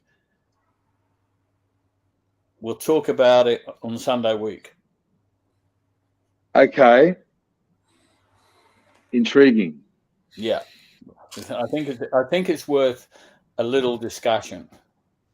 Because we're all geezers, though. Because we're all geezers. You might forget what's happening Sunday week. Will you remember to talk about it? And by the way, I'm going to highlight the comment. Make sure you watch the director's commentary on the intro on this channel after the show. Very insightful. Yes. Absolutely. I've watched it. Good intro, Sol. It is. It's a great intro, and his analysis is actually kind of explains a few things. Yeah, I know there's a people who don't like the intro; they think it's too long and blah blah blah. But anyway, there you go. I watched that before starting the stream, and it was really good, and it explained quite a lot of things about the video. Absolutely. Yeah. So what else is going on, boys and girls? What's happening? You've been going an hour and a half. Jesus. Yeah, we're just talking about, how we like the entertainment side of what we do. We don't particularly want to be drawn into some cultist war between a couple of handlers, and we don't want to be drawn into any bullshit narratives. And we enjoy this for fun and shits and giggles. And the dungeon is a place of fun and peace and good times, not a place for people in the chat to be dissecting everything that's said and throwing bombs out there that because we're not going to talk about them on the stream. We don't want to be used to get sound bites for another channel. So, I kind of picked up something on that before, I think on Archie show. Or I don't know, because I've been working. I came back into port today, and I've been fucking around on the boat all day and listening to shit in the background. So I did stop for lunch, and who was running a show? So JL, you ran a show after Archie show, didn't you? No, that was. No, it was Beg your pardon, Luke. I've kind of. I did jump on there for about half an hour during my lunch break. Luke ran a hot show. He ran a hot show with the Leads. Didn't do great on the super chats, but I think that's because there already was a lot of super chats on the main show, Sirocco. Right. So I think the main show had picked up about $1,500, and Luke still managed to bring in $50, but it wasn't like, and the narrative was a bit confusing. You know what I mean? So I was just saying to the guys, if you're going to run a hot show, have a narrative that's a bit of clickbait in it that really makes people go, oh, that's what they're talking about. If that makes sense. Yeah, sure. The way I see things, I mean, Archie's the main show. That's the main money income earner. The Dungeon's never really been about the super chats. I mean, if we but you can run. But we did run a hot show the other week, and we raised about $250. So actually more. We raised about 400 over 2 shows. You can, if you're just making a little bit interesting. Wasn't there one show where we made actually more than the Archie show? Yes, that was on Thursday. So, you know, it's if super chats come in, it's great. You know, well, I'm eyeing off an eye fillet for next Sunday. Well, I think the problem today was, Sirocco, that they'd already had a massive day on the main show. Yeah. And there was probably momentum to keep going on the Dungeon, but maybe not cash momentum, if that makes sense. Yeah, absolutely. I think if it was just left to ER being on the channel, maybe with Arch popping on later. I think today Bear came on. I mean, quite the Dungeon today had an all-star cast. It had Luke, I consider to be talent. It had ER. It had Bear. I'm not sure who. I had Archie for a while. I'm not sure who else came. I think Angelic was on. And I'm not sure if you were on JL, but I only saw bits of it. But it had an all-star cast. So we've got a super chat from Bobby Digital, Hong Kong, $100. Cheers, fellas. Let's hear Angelic play some Joe Satriani. Unfortunately, Bobby, we're probably going to have to take a rain check on that because it is about 10:30 in where Angelic lives, and it's probably not going to be. Yeah, it's probably not going to be a good thing for his neighbours and for his family. But he may play some of that tomorrow during the show if he goes on. I remember in 1986 when the Surfing with the Alien album came out, and I got it, and one of these Walkmans, a crappy Walkman, and I went to my aunt's house and I caught the train down there, and I remember listening to that album, and I worked out what was it called, Always With You or something, the tapping one. But that was a good song. That was 1986. So, it was the Surfing with the Aliens where it went da-na-na, da-da-da-da-da-da, da-da-da-da-da-da. That's da-da-da-da-da-da. Surfing with the Alien went do-do-do-do-do-do-do, do-do-do-do-do-do. Oh, that was Always With You, Always With Me. Okay, yeah. That's the one. Okay. That's the one I liked. I like that one. Yeah, Always With You, Always With Me. No, I'm not doing it now, Mrs. Angelic. Thank you. She's the taskmaster. No way. No. I don't have the sound. I have to get it organized. Come on. I'll do a monkey dance if that. Sovereign Rights. Remember when GR and Bung I don't know who those could be. Played SpongeBob on the Dungeon, trying to demoralize the channel. Well, Green Room said on his show today that he was actually seduced by and hoodwinked by Tim's use of gaming to bring Green Room into his bosom and try to make Green Room a loyal Tim Wright disciple. And it almost worked. I do remember when they were playing whatever fucking game it was, thinking... I think when Green Room he would have met Tim and gone, geez, this guy barely, stands higher than my belt buckle. I think that's when he probably goes, Why am I taking orders off this guy? You know what I mean? Why am I doing what this guy tells me to do 24/7 to destroy this place in the dungeon? You know what I mean? I think he looked at him and goes, why am I your bitch? And that's when the penny dropped for Green Room. That was a long time ago. And we're still fucking here. We are still here, cranky old, dirty old men in the dungeon. Absolutely. Disgusting old geezers. Bottom feeders. Yep. Losers, degenerates, you name it. Dirty old hippies. Yeah, that's right. I heard something about someone was called a hippie. What the fuck was that? I was listening in the background, so I just picked up on a few things. I don't know who said it. I'm throwing out all this hate. I'm trying to direct it. I don't know where I'm directing it. I'm screaming my head off, and I'm thinking to myself, who am I hating? I mean, let me just say one thing. Until you start getting your haters, you haven't made it. You've obviously made it. You're getting it. You're starting to get your haters.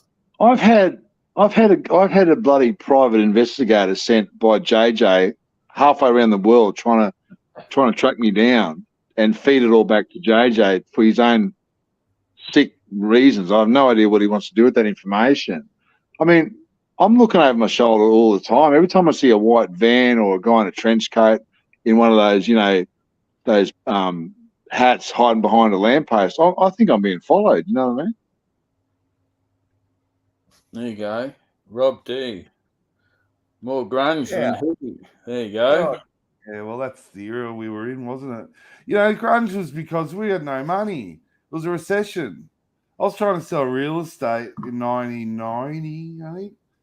And I was out of suit, and it was tough, and we had no money. And then grunge came along. It sort of fit because we had no money, so we were living like secondhand clothes. And I was never the biggest fan of the music. I didn't dislike it, of course. I mean, I liked it in my own way, but I liked blues and jazz and other things I was trying to learn. I was just a kid. But yeah, I mean, flannel shirt's ubiquitous in Melbourne. I mean, everyone wears a flannel shirt, and I'm not a clothes. I've got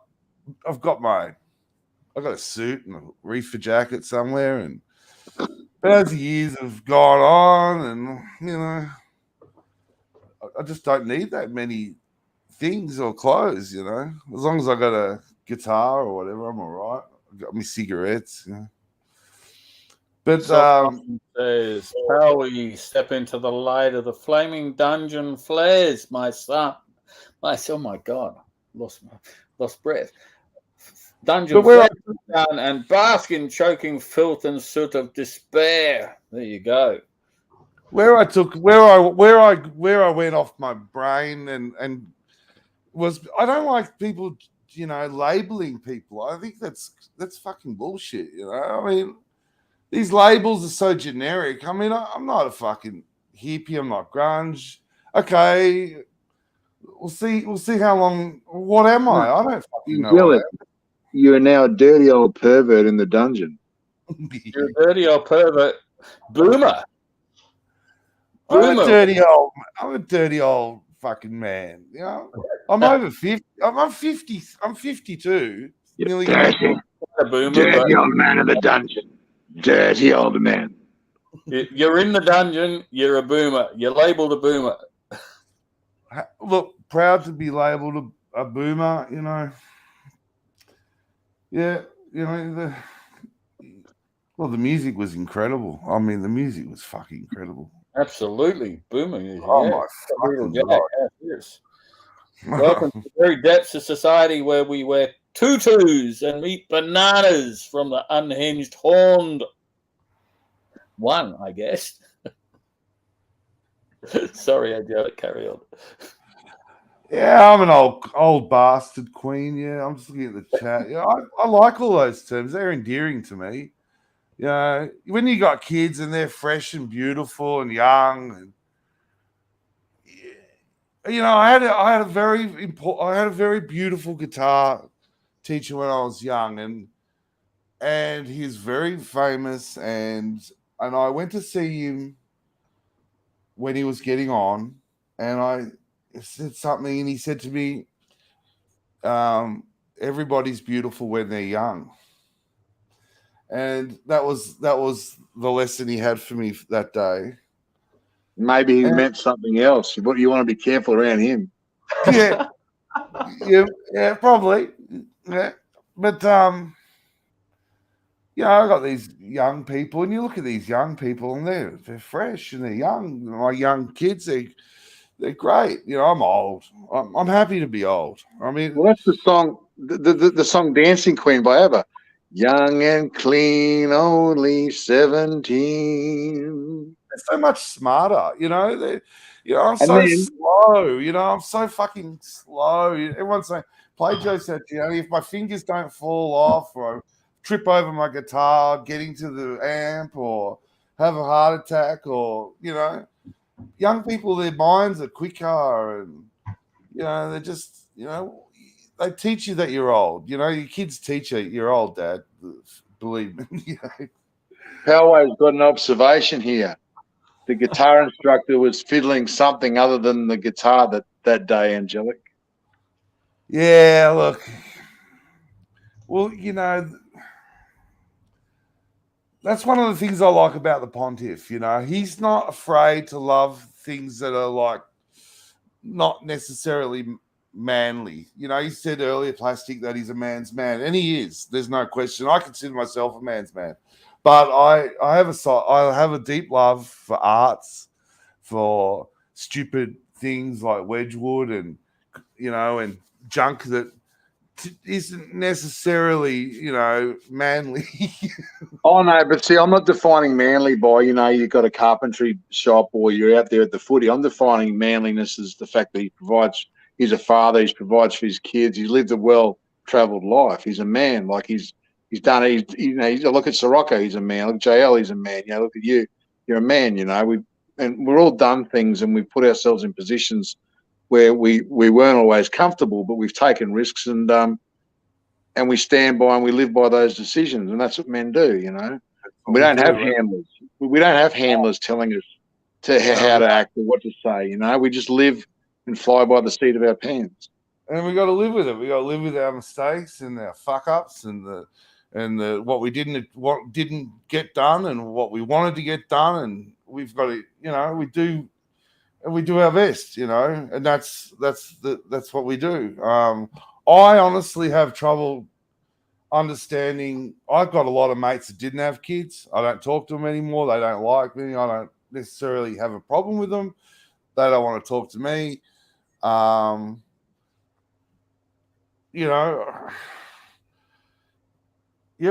lot of my mates didn't have kids actually, which is really, really strange. Nothing wrong with not having kids. I didn't have kids. What the fuck, Yeah, but Sirocco, we are all your children in the dungeon. Wow. Apparently now, yeah. I did quite a recent event.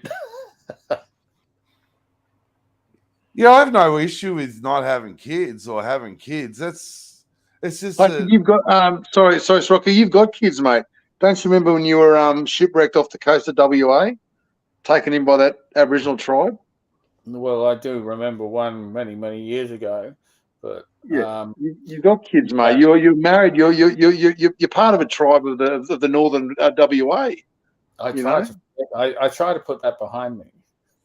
You should be proud of your heritage, mate. You're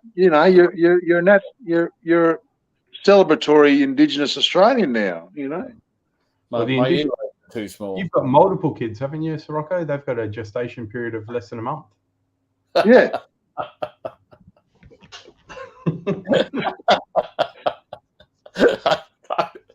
I got nothing. I've got nothing. I'm speechless. I'm just repeating what I heard today. I got a really great history of your life today on one of the streams. Okay, I'd love to know. Tell me more. Let's hear it. Let's hear it. Oh, for the full show, you're gonna have to listen to the crappy stream today. I don't like promoting other channels, but that's our friend. You know, we can always drop him a shout out. Absolutely.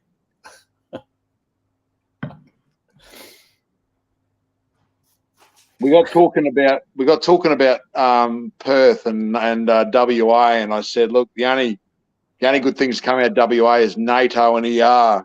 As for Perth Luxury, the last anyone heard of him, he was on the side of a milk carton. No one knows where he is. You know. So we got the OC in the chat. Yeah, he's. Can he jump in? Oh, he's doing this stuff where he's just picking conversation and he's throwing these barbs, and he wants us to comment and apologise for what we're saying. And like, I've got nothing against Tim personally or OC, and they're welcome on, but I don't. It's like they're fanning the flames of this war, and they're trying to make Tim a victim, so he rolls in the super chats. And Tim's welcome on the dungeon, and I like Tim, and he's welcome on Archie, and as far as I know, and Archie wants to catch up with him in New York, so I don't see what the problem is, you know. And I just don't see why, you know, people can't just have a bit of a laugh and giggle, and people say things on both sides, you know. And at the end of the day, we're all here for fun, and I've certainly, you know, seen the way Tim hurt and talked about, you know, tea and tickers, and the way Tim is, you know, hurt and talked about Nico, and you know, Tim's no saint. Come on, guys, come on.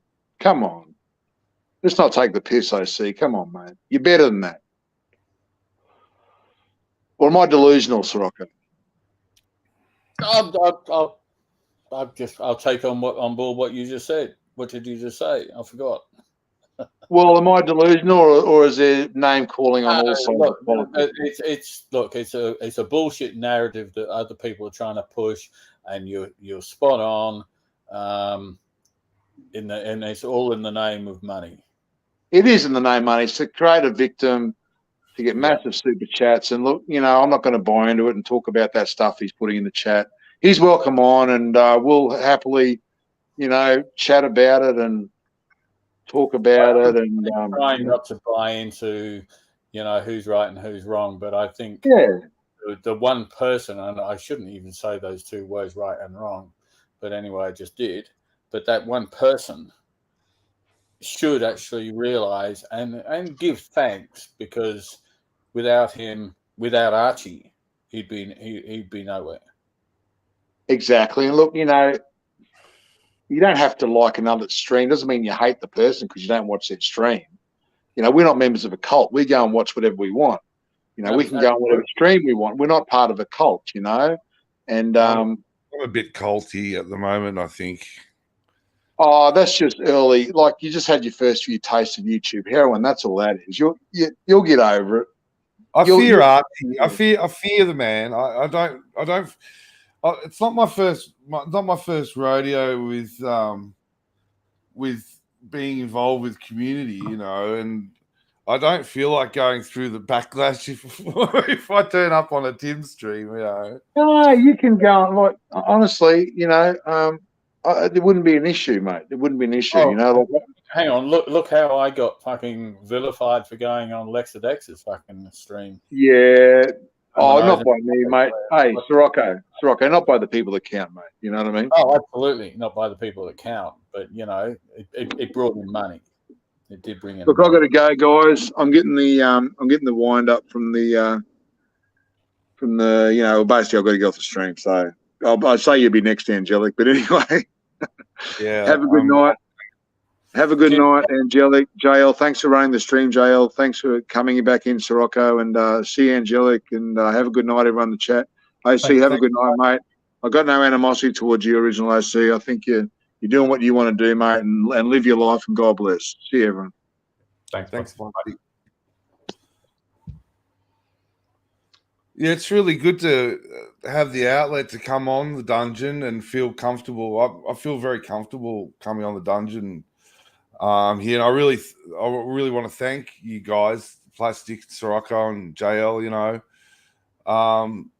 it's a nice place to just obviously it's nighttime here, and it's a bit easier for me to just calm down and be calm and enjoy having a chat to people. And Archie's always said he finds it just, I think if he comes on the dungeon, he doesn't find it as stressful because he's not out there trying to just earn and earn and earn. He just comes on, and it's a relaxing place to be, and that's what we've tried to with Dodger and other people, and more so than me. I mean, I just sit here and say nothing most of the time. Yeah, there's zero expectations with the dungeon. I don't think you're gonna come on. You come on, and the other thing is because it's at night, and Angelic and I both live in a cold place, unlike you, Soroko. Like there's not really much to do at night. You know what I mean? Like you go do a few things. Here the past few days, it's amazing how the temperatures just changed from like 2 weeks ago. I had the heating going at night, and now it's just fucking warm, and I'm going, what the fuck? And it's only like fucking, where are we? September. And mate, you're just bloody terrible. Degrees, it's beautiful. You're bloody island hopping, and we're here trying to work out how many jumpers we've got to put on. Yeah, I'm working out, do I wear a freaking singlet or not today? Oh, well, no, good on you, mate. Good on you. Yeah. Yeah, Melbourne's miserable. It's like we've had 2 beautiful days in 9 months, I reckon. It's just been just hard. I lived in 20 years, and, the best thing I ever did was move up here. Yeah, I got mates that say the same thing. He went north, and, he just laughs at Melbourne. Well, even my father, he went to Sydney, he just said, he used to quote Paul Keating, if you're not in Sydney, you're not anywhere, or something like that. Yeah. But he hated Melbourne. He hated it. I hate it. I want out for next winter. I don't think I can do another winter in Melbourne. It was cruel. It was cruel this year. So it would be nice to just leave. But Power, you want to know what temp is it when I'm putting the heating on? Oh, it's probably 18 degrees or 16 degrees at night, and I just need to take the chill off. Yeah, well, it's kind of funny because a relation of ours moved up to Queensland from Adelaide, and he was used to it by here. Then he got there and it was just nice and warm, and now he said, like, when it gets sort of 15 degrees, when it gets to 18 or under 20 degrees, he's almost getting the trackies on. And then when he comes back to Adelaide, he almost dies, you know what I mean? Just because of the difference in temperature, because he's gotten used to it now. Yep. No, I get that entirely. Yeah. Really understand that one. Yeah, so. But, no, well, good on you, mate. You're living in paradise. We're all envious. Let's put it that way. Absolutely. Look, I'm very fortunate. I was able to afford to do what I did when I did it, and being able to continue it on. And sometimes you sit around and you go, "Fuck, what if I couldn't have done this?" The amount of times I've looked at boat listings and then, how much is a marina, and can I get a boat down here, and it is amazing to see someone doing it. Yeah, it's really fantastic, Soroko. I love it when you come on and from the boat, and it's just like yeah, the one I did the other day, I think what day was that? I think it was Saturday. I just gone out to the island, and I thought, fuck it. I jumped on Archie's stream just for a few minutes, and before I lost connection. And I like to share it, and just point the camera out and, hey, what do you reckon on this, boys? You're freezing your fucking asses off wherever you are, and hey, there's stuff out there, Yeah, it's sometimes it's if we forget that there is another world, another life out there, and we all do different stuff. Sorry, we all do different stuff, and I've been fortunate. At the end of the day, look, you buy a boat, it's like buying a fucking a house, except I still have to pay rent if when I'm in the marina, you know. But I don't have the electric bills and the water bills and the rates and all that shit. So it worked for me because it's. I looked at buying a house and then I went, the economics of it is just crazy. Living in a big fucking house all on my own, and then having to fucking mow lawns and freaking pay electric, water rates. I mean, it's just bullshit. Well, there's still a fair amount of upkeep on a boat, though. You know, well, and how about this? Okay, this will take the romantic side away from your thoughts about the boating life. So I've come back, and I had a slight plumbing issue, and that's in the toilet department. And this happens from time to time where something goes wrong, and you get a blockage in the toilet area somewhere in the pipework. And there's only one way to do that and sort that out. You've got to get your hands dirty. And it stinks and it's fucking horrible. And I got up this morning, I had a shower, and I came in, tied the boat up, and I went, righto, let's sort this fucking dunny problem out. So I've got this wet dry vacuum cleaner. So that's the first thing. First of all, you've got to empty everything out as much as you can. And then I thought, I'm going to be clever. I'll see, rather than start pulling things to pieces, I'm going to see if I can reverse the vacuum cleaner so it blows. And I stuck the end in the dunny, and I switched it on and started blowing, and promptly gave myself a shower.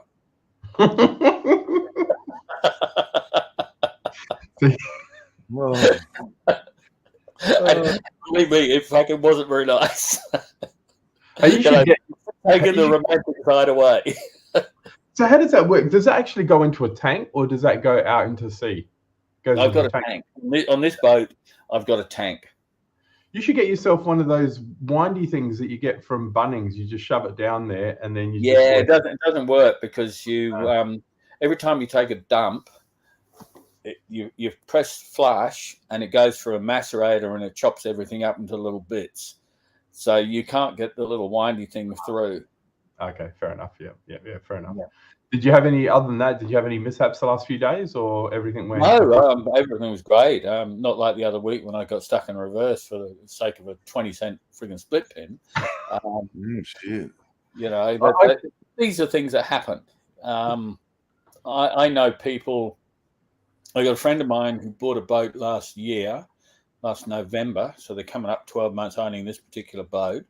Not his first boat.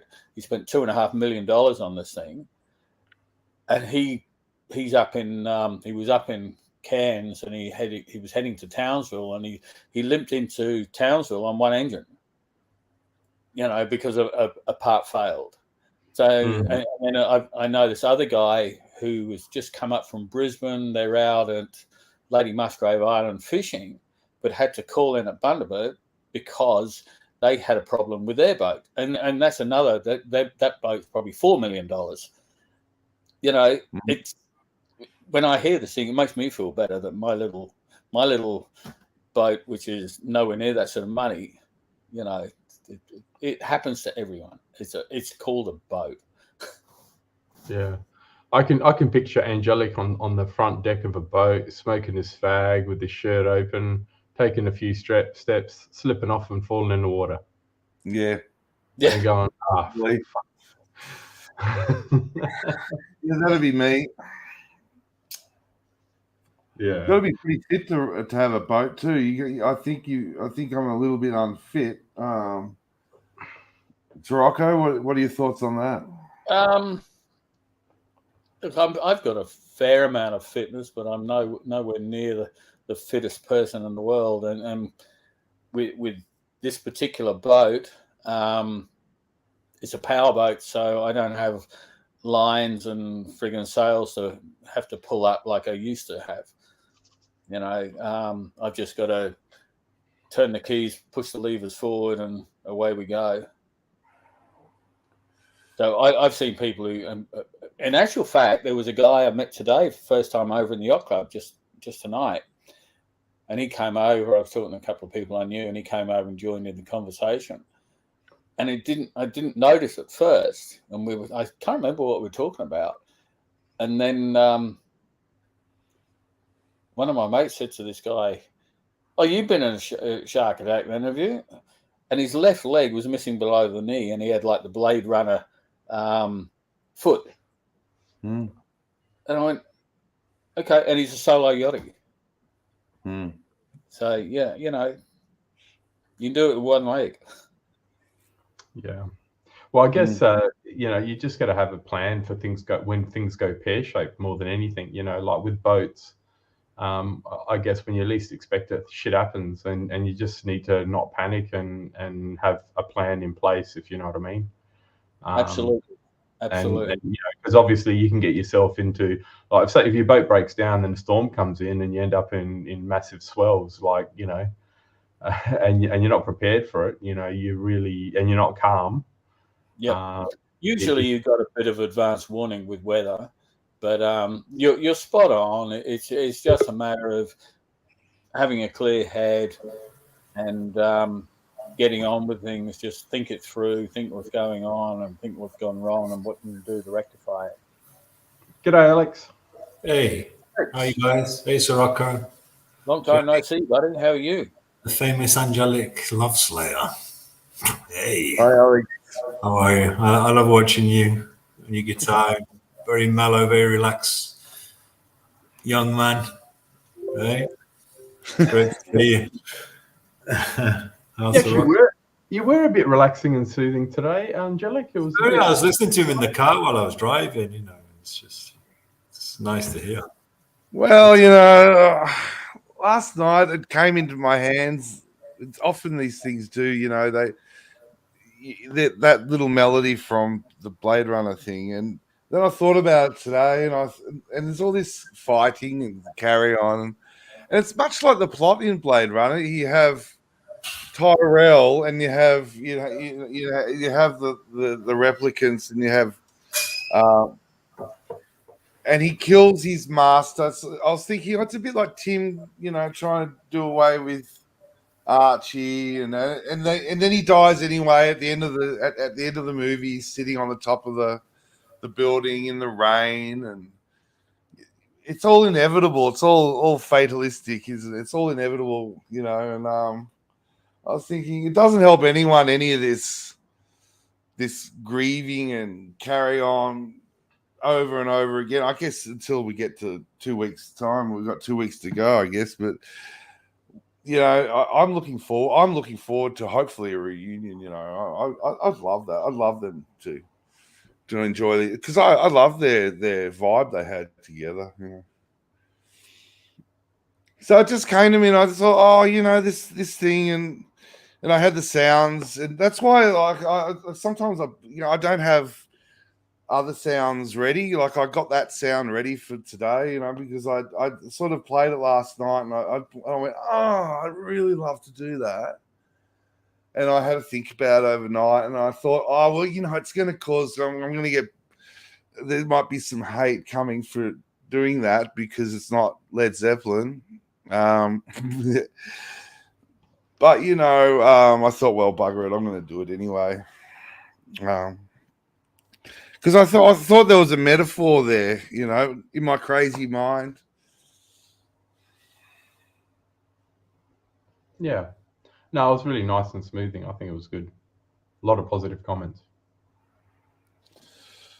Well, you know, I just want to, I don't know how much longer I've got to run playing on Archie's show, because the gimmick was good for super chats at the start, but it's not really generating any money anymore.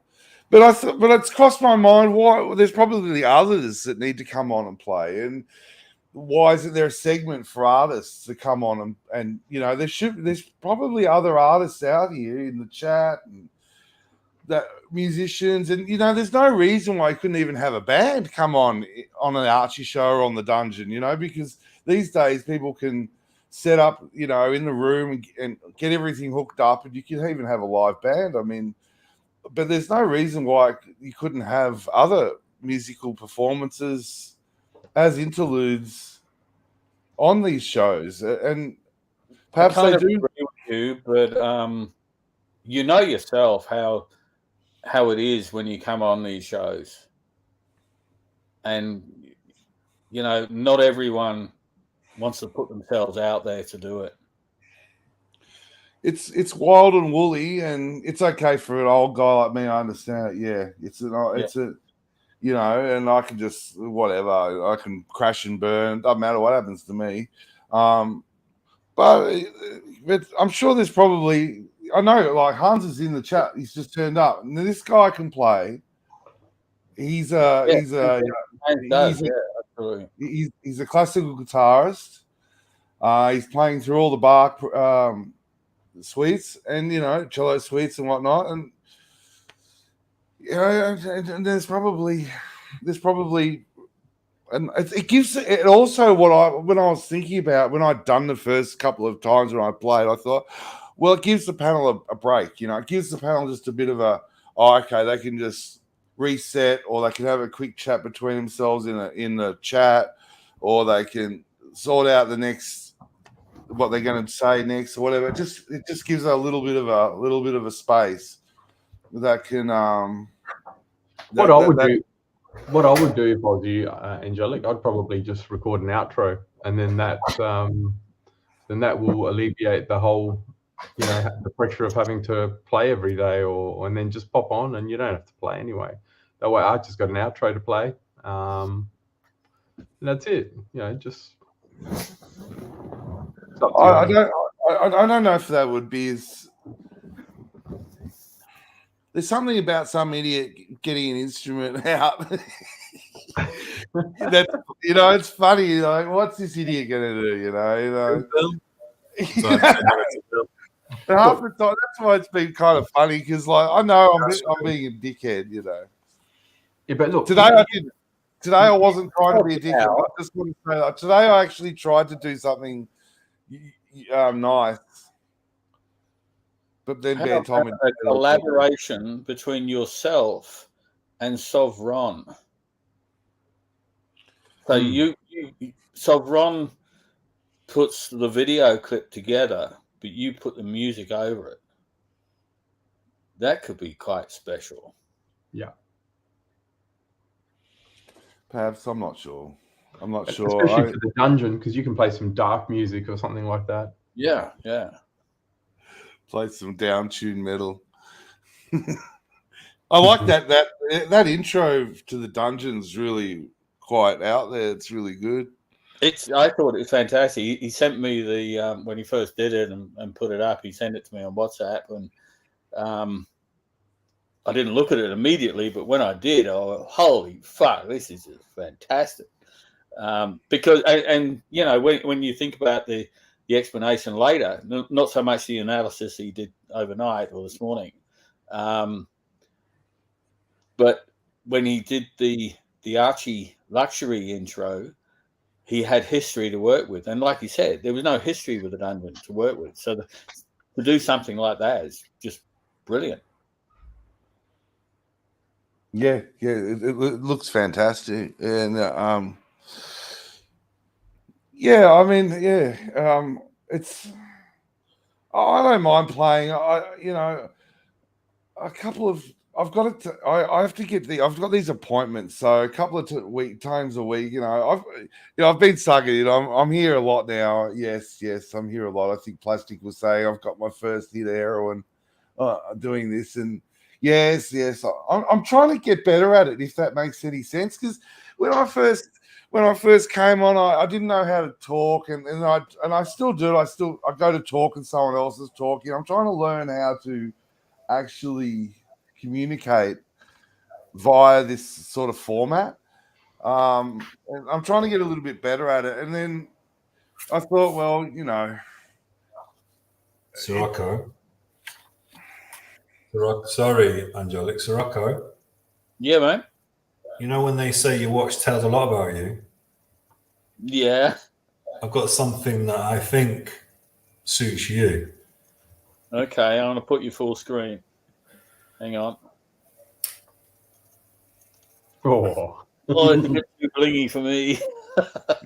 This is you. Does that say, that says douche? That says douchebag.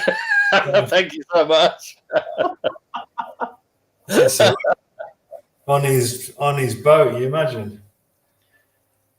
Oh, that's a bit blingy for me, mate. Ah, it's up your street, this. Come on. No. What is it? How much of that is original AP? Just the movement and the buttons? Oh, the case of bracelets AP. It's all been set after set, but it's shocking, isn't it? It's just so friggin' gaudy. Yeah. No. I like a little bit more subtle. I think my bluesy's probably the gaudiest thing I could go for, if that's the right word. Yeah. I saw a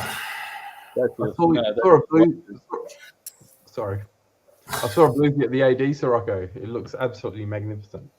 Yeah, I haven't worn mine for a couple of weeks. I'm going to Brisbane Friday week, so I'm going to be wearing it then. And I'm trying to decide. I've been wearing my Yachtmaster 40 blue dial for a few days, so I'm trying to decide what watch to wear between now and Friday week. Yeah. I went to the AD on Friday. Thought, well, I can't because I'm wearing that next week. Yeah. I went to the AD. What a problem to have, eh? Yeah, crazy one. Yeah, I was looking at the watches, and I was thinking they've got a Pepsi on an oyster bracelet. They've got a Batgirl, and also a bluesy. All look really nice. I don't know. I was just thinking about going in and begging for one of those, but we'll see. Beg for the bluesy. Sirocco, this is a good comment from Absolute Bore. Wear that AP cleaning the shitter with a vacuum. I wore my Yachtmaster freaking 40 today, cleaning the shitter with the vacuum. Can you believe that? I totally forgot I was wearing it. That takes the term shitter to a new level, doesn't it? Oh, absolutely. Yeah. I had 3 showers today. I had one when I got up, came in, then I had another shower of shit, and then an hour later, the girlfriend phoned in the meantime, and because she's going to be here in 2 weeks, less than 2 weeks now. You're lucky it happened now, not when she's here. Oh, God. The last time it happened, she was here. Imagine if she had flushed the toilet and then all of a sudden she got the shower. Yeah. But you'd be buying a house the next day, Sirocco. Oh, I'd be putting her on a plane back home. I'll tell you what, that Yachtmaster 40 takes the term grey market to a different level, doesn't it? It does. There we go. Let's have a look. There you go. There she is. Is that That's what I put my name down for, actually, was for Yachtmaster at the AD. Nice. You can't go wrong. Beautiful. Can't go wrong. I'm hoping, because I'm driving down there Friday week. I'm seeing Archie and Co. on the Sunday. So on the Saturday, I'm going to visit Langford's and see what they've got. What have we got here? It looks like it. Is that a subby? Yeah, that's my sub date. Nice. Beautiful. Still shiny. It's only a few weeks old. Yeah, that's beautiful. One and done. Yep. That is the one and done. That's a perfect watch. Like Archie says, every man should have a Submariner.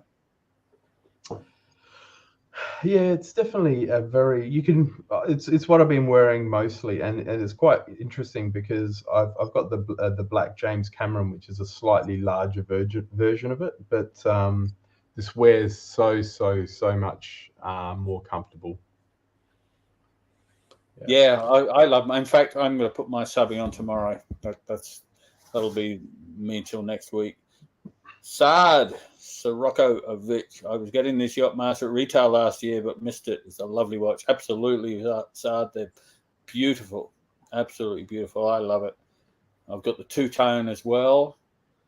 And I'm hoping I'm going to go to Langford's next Saturday week, I should say. And hopefully they'll have a 42, a Yachtmaster 42 in yellow gold. I'm not interested in this white gold Falcon Eye thing that everyone keeps talking about. I just like the yellow gold.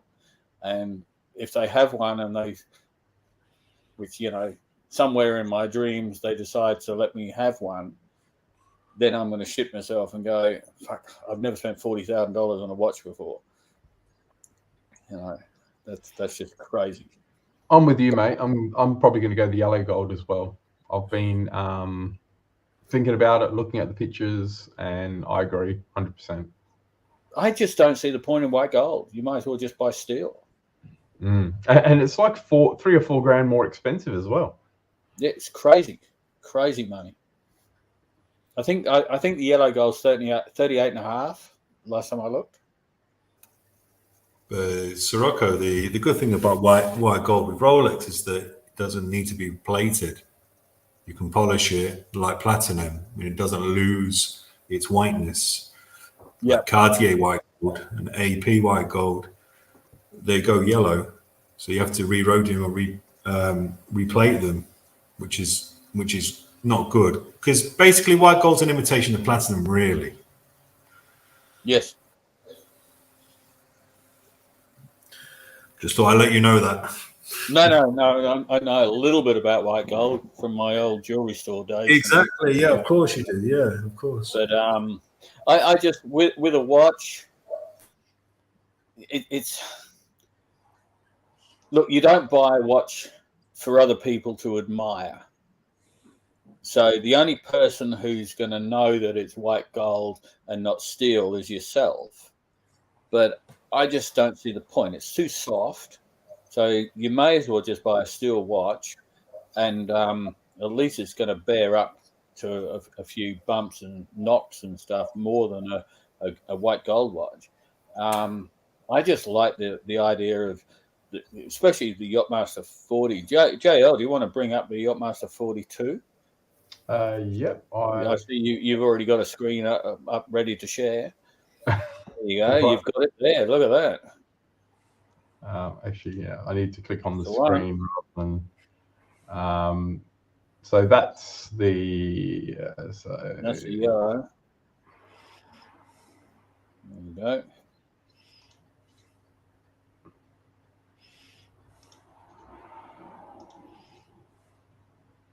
We look at that. It's just beautiful. Yeah, I think if we go down, there's a better picture of it as well. Yeah. It's absolutely you know what, this watch here, if it was available in stainless steel, it would there'd be almost as much demand as a sub. I think you're probably right, actually. I think you're probably right. I just, for me, that yellow, gold, and black, and the way they've done the face of the bezel, I think it's just absolutely stunning.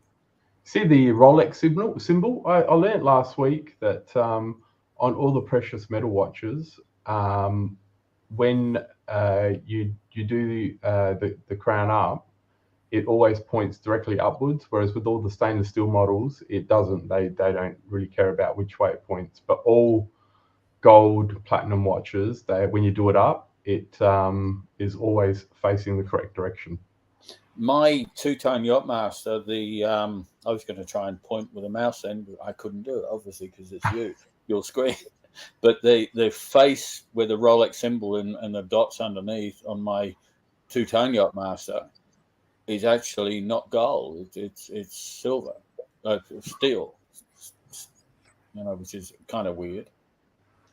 Apparently, they've got a patented technique of being able to make that sort of, I don't know, line up, but they don't do it with anything other than precious metal, to be honest. Or that's what they choose to do anyway. But yeah, it's beautiful. Absolutely stunning. Hey, JL. Yeah, mate. Probably, in fairness, because it's on Oyster Flex, I think it's probably a little overpriced. Oh, for sure, 100%. Yeah. Yes, Angelic? I'm going to hop off because it's getting on for me, and I've got this stool. I don't have a computer chair, so I'm sitting on a stool, and I'm getting sore. So I'm going to have to hop off. But I was just going to say, I mentioned the Spacemen watches today on the stream. Yeah. I'm laying the groundwork. should I pay for a review, Angelic? Well, I'm going to keep rambling about them, and I mentioned that you had a beautiful collection. I think I said something, and then yeah, I think, and I'm gonna start wearing my one because I'm an old dirty old hippie. I don't deserve my date just anymore. I'm gonna give it to one of the kids or something, but I'm gonna wear mine. And then we'll try and bring them into the community as something important. Yeah, I think Angelic and I have both got the same shitter. It's not a shitter. Well, it's a 70s classic. What is it? It's the first fashion watch. It's based on it's based on a space helmet from Apollo. You know, it was designed to mimic the visor on a helmet and on the on a Apollo astronaut, and it's so it's got a very unique design. It's designed by a French guy. It's got an ETA movement. It's got a fiberglass case with well, we don't know if it's stainless steel. We'll call it metal. There it is. There you go. Oh my God, yeah. One of them. Have you seen them before, Sirocco? I've never seen anything quite like it. Let's have another look. We believe. Let's have another look at that first picture that was there. Where is it? I don't know if I like it or not. I don't know if I dislike it. It's pretty original. I mean, we're talking 1972, Sirocco. I mean, it was a unique piece of kit. And then oh, sorry, there was other images of some of JL's got a couple of the other ones, but that's the oval one. Yeah, and JL and I both have one. Well, it's look, it's Swiss made. It's Swiss made. It's an automatic. It's got an ETA movement. That was all loom at the top there. It's across the top there. And there's that's another one. That was the later one, I think. Aren't they, JL? They're about 74, I think. Yeah. I think 74. You know, 74. Oddly enough, in a weird sort of way, I kind of like them. I really like that. You in the market for one, Sirocco? I don't know. I don't think so. I don't know if I'd ever wear it. It's a bit like my G-Shock. I bought my G-Shock fucking nearly 12 months ago now. Not quite. And it's still in the tin. We're trying to wear the community down. We're trying to tell them this is the next best thing. The next best thing. Okay. Yeah, so, don't buy a Rolex. What's it called? It's space. It's called this Audiacevus or whatever it is. Audicles or something. Audicles or something. Yeah. But they're of their time. They're very 70s. I mean, absolutely. They're forward thinking. They're interesting pieces. I would call them shitters because they're just an ETA. But I've also got this one. This one's a jump out. This one's a little bit. If this, well, that might be a better picture of it. It's sort of like a jump out. You reckon that's a better picture? Maybe not. I really don't know what I'm looking at. Is that a calculator? No, it's got a. No. It's got no. You need a velvet. You need a velvet like tracksuit with that one, I reckon. There you go. That might be a bit clearer. I don't know. Don't forget a pink shirt and a yellow cravat. Yeah, cravat. There you go. See, it's got a jump hour movement. So these ones are quite rare, actually. I've got a new old stock version. It's black one. Never worn it, but never worn any of them, to be quite honest. But I think it's time we remove these hideous pictures before we lose. Yeah, I think so. I might have a nightmare tonight, maybe two. Oh yeah, Angelic. The people online actually increased while we're showing those watches. So we might be onto something, JL. We might win this our own little war here. It was funny. We were on a dungeon stream. It was like, I think a Sunday afternoon or something like that, and Angelic and I were the only ones on it. And then we started talking about these stupid watches for about an hour. Right. It was disgraceful.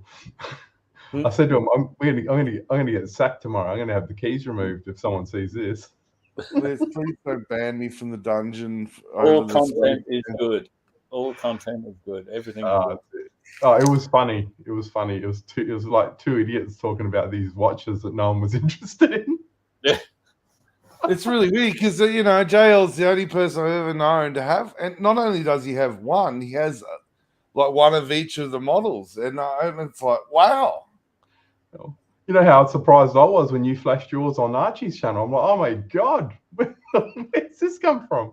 Man, did I get shot down? And that was the quickest. I was shot down so quickly. It was like, whoops. I just can't imagine what Archie would have to say about it. Actually, I can't. I don't even know if he spoke. I think he was that dumbfounded that he just what is going on here? I might use one of my troll accounts to get him to do a watch review. My troll account's a woman, so that'll be quite interesting. Because we'll see if he's going to be nice to her or not. Hey guys, I'm going to jump off. I just thought I'd jump in before, just when I saw you were online. So good talking to you again. And no worries. JL, keep up the good work, mate. You're doing a great job. Awesome. Angelic, as always. Thanks for the chat. When you get the stars online, like yourself and Angelic. Say that again. It's good when you get the stars on, like yourself and Angelic. No, I'm not a star. I'm anything but a star. What we got planned for tomorrow? You out again, or? What's tomorrow? Wednesday. I've got a few little boat jobs to do, and I'll be around. I might try and jump on. Maybe even do an Archie. Maybe try and do a after show. Yep. Tomorrow, whether I can maybe get something going, but I might not be able to stay for the whole thing. That's all.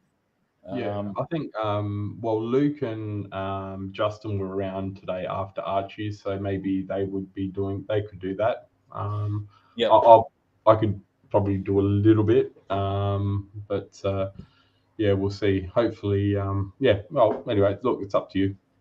Yeah, we'll see how it goes. That's it. So I'll just see how my day goes. Depends when I wake up. Yeah, fair enough. Yeah. All right, guys, take it easy. Good talking. Thanks, Easter Rocco. Thanks again. I nearly hit the wrong button. Shit, I mustn't do that. Rookie mistake.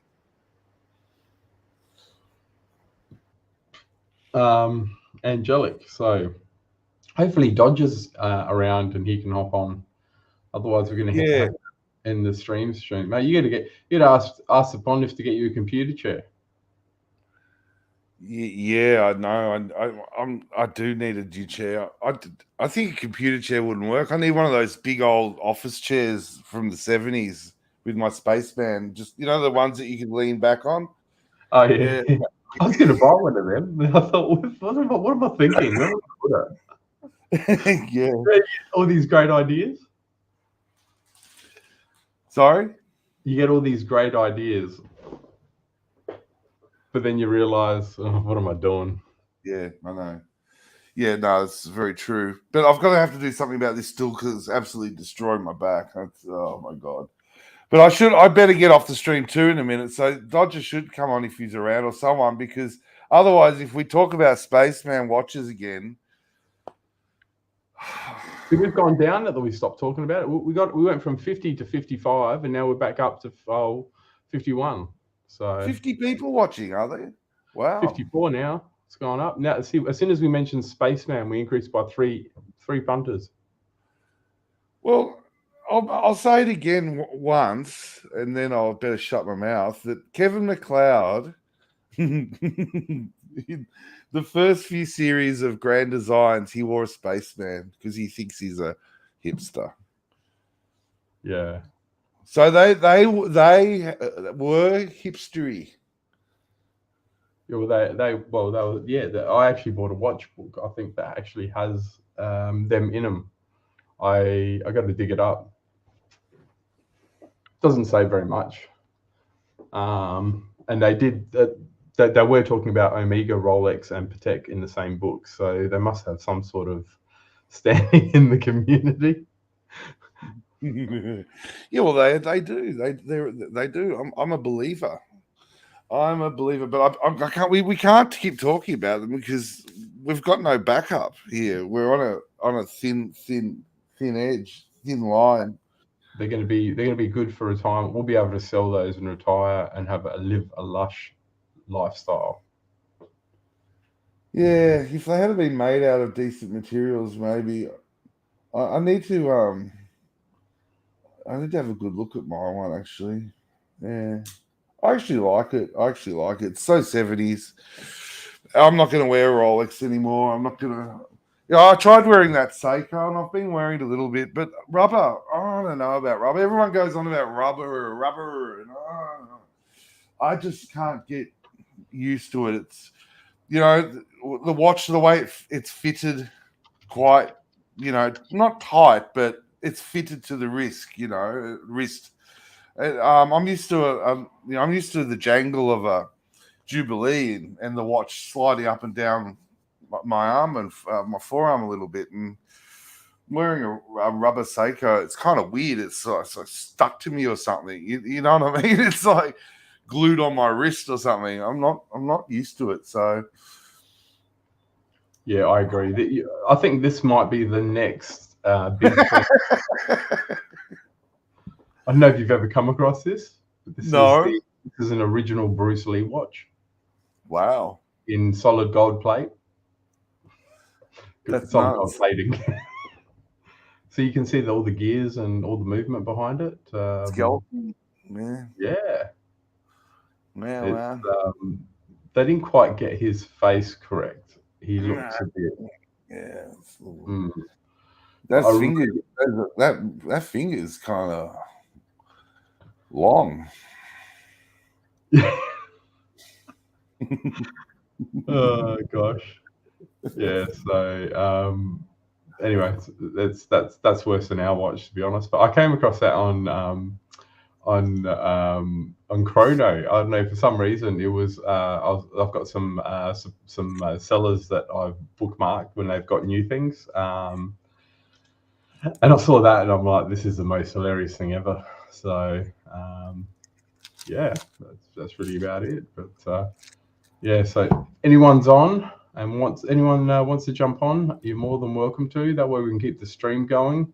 The plan was to pass it on to Dodger later today, and then he passes it on to Luke and Justin Forge. But if we can't get anyone on in the next 10 or 15 minutes, we'll probably have to end it. So yeah. Yeah, well.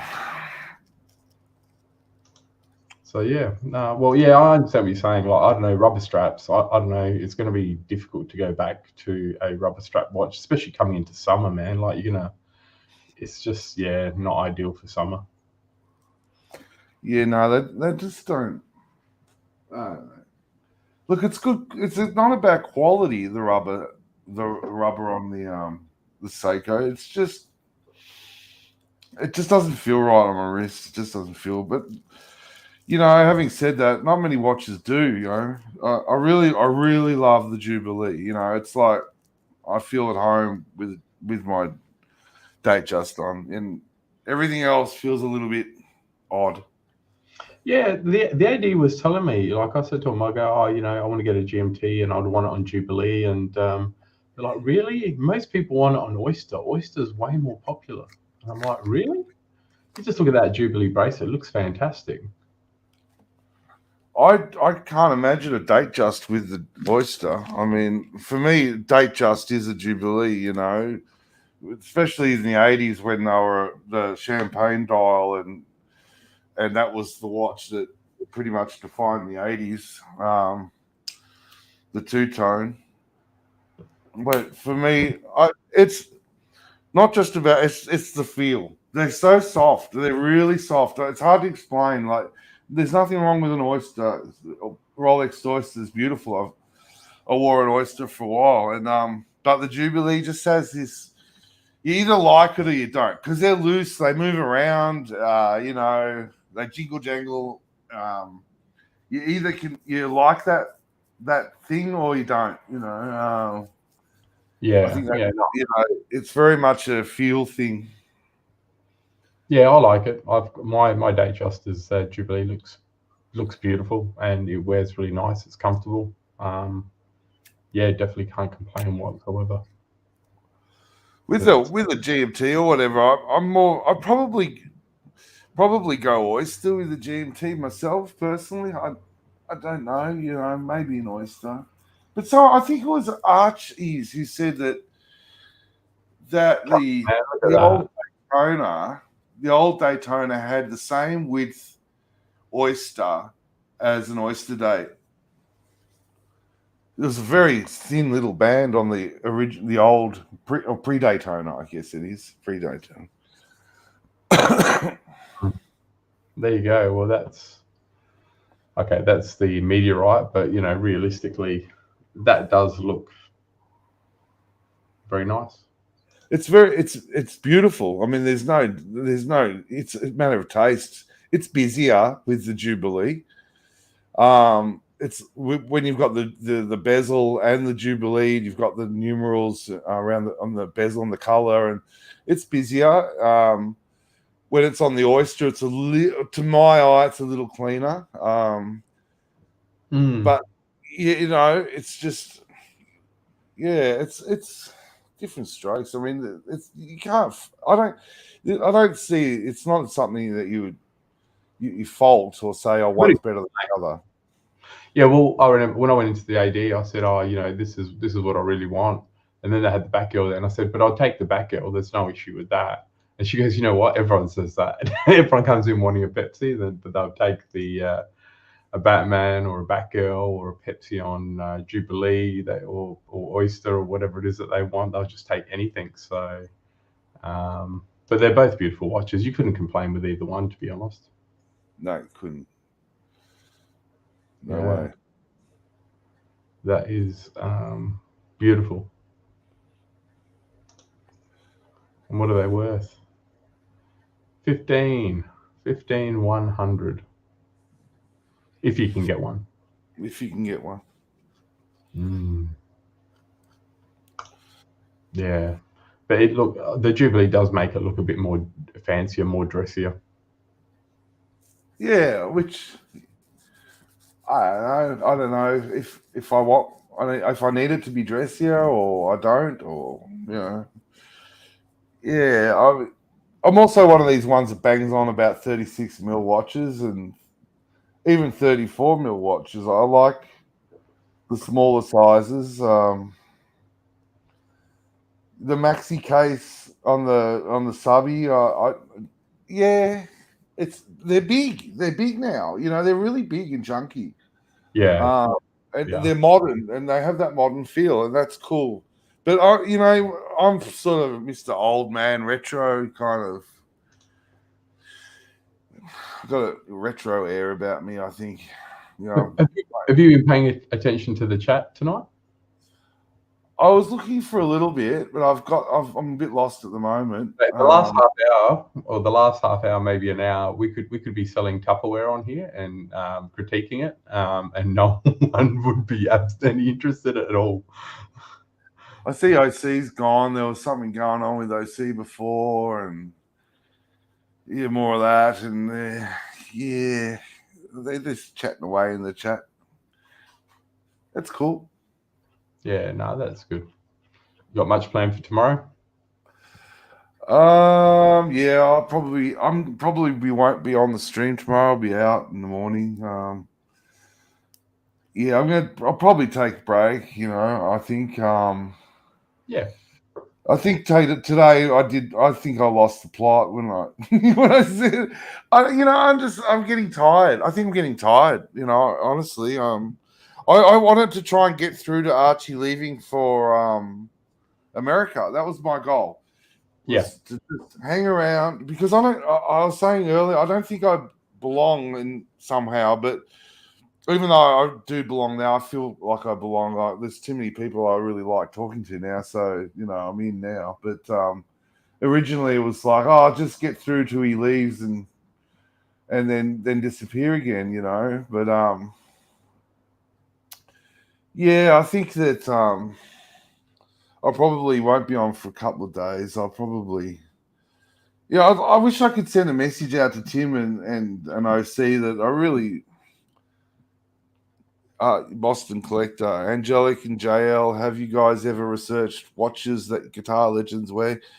Yeah, well, there's famously John Mayer has his massive collection, and I know Roger Waters wore a Datejust and around the wall, Animals wall.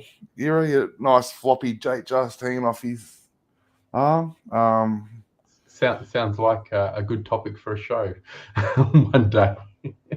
Yeah, there's a lot there. A lot of great guitarists have had watches. There was a thing going on. I don't know if it's prevalent now, but a lot of YouTube guitarists had to have a sub. You click on some YouTube guitarist and you'd just be playing, and it'd be on. You have a sub on. And it was like every YouTuber had to have a Submariner, and I was like, I can't. All right, yeah. I think that's John Mayer's been a big influence on guitar players in modern times. Because he did that. I think was it Hodinkee, or there was that he was at a bar and they did a I saw that. That was some sort of Hodinkee review. Obviously he's famous for the Green Dial Daytona, the John Mayer that he made famous. Before that, did he have that Daytona when Hodinkee did the review? I know he had a lot of vintage stuff at that point. Yeah, I'm not really sure. Yeah, I saw it, but I never really watched it, to be honest. So. I haven't watched it for years. That was years ago. That was I reckon that's 10 years ago. I'm talking. Probably, yeah. I think I heard a podcast. It was the guy that started Hodinkee was talking about Rolex and the way their business is structured and how they go about how they sort of got to being the number one brand in the world, and then he also goes into a lot of the frustrations and of late that people do have with the brand. And he said that, he started Hodinkee about 15 years ago, or 2005 or 2007. It's about 15 years ago. So it would have been, probably, 10 maybe. Yeah, it would have been 10 years ago. Yeah, so... I'm just trying to think, is there anyone else that comes to mind? I saw there was a really wonderful photo of Miles Davis that came up on my Facebook, and I don't think it was a watch photo, but in the photo he's wearing a Navitimer. That looked really cool. I mean, the Navitimer in the wild, when I saw them just recently, I saw the new range like Bear has been talking about, and they look beautiful. I mean, they look like jewelry. I don't know if the lighting is very good, but here's some few dudes here. But the Navitimer, here's a few guitar players. So Bono wears a Rolex President Day-Date white gold. Of course, Bono would. Eric Paul where? Paul at the top. Macca. Yeah. He's got a Milgauss. Bugger off. Who's got Eric Clapton's got a Milgauss? He's got a Milgauss. Yeah. Wow, there you go. Then we've got Bruce Springsteen has got a Rolex Sub 1680 on a leather strap. Cool.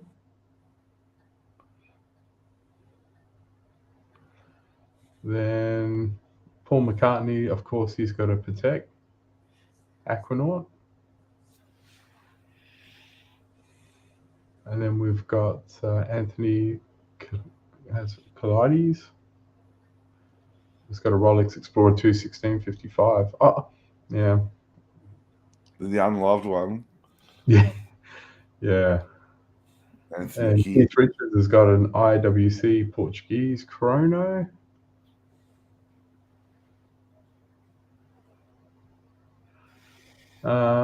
And that's as far as we go.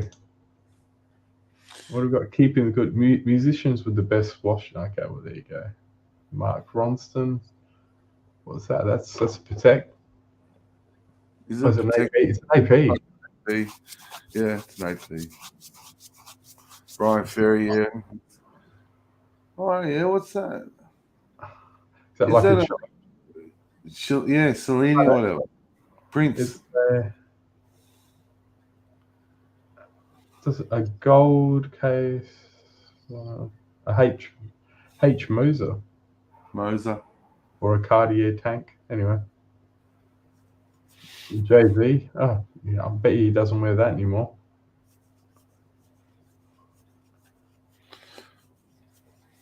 Yeah, I don't know. This looks way too hard. I don't have the mental stamina to go through that. No, the Brian Ferry with a tank makes sense because, he dressed in that sort of 30s, 20s, 30s type.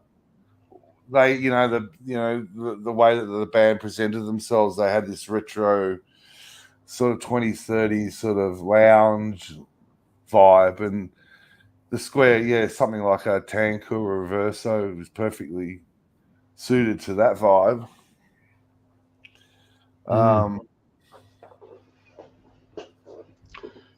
Just looking at Kayak Sailing's comment, Rolex 1 million watches a year, yet can't buy a new one, and the company itself is a charity. Talk about playing the game, genius. Right, there's plenty of Rolexes for sale. Like all these grey dealers, you're just gonna have to go to Hong Kong, Singapore, Japan, and all the grey dealers in the US and Europe. There's plenty of watches out there. Just yeah. And you just have to send it to Alex first to check it. That's right, yeah. Exactly.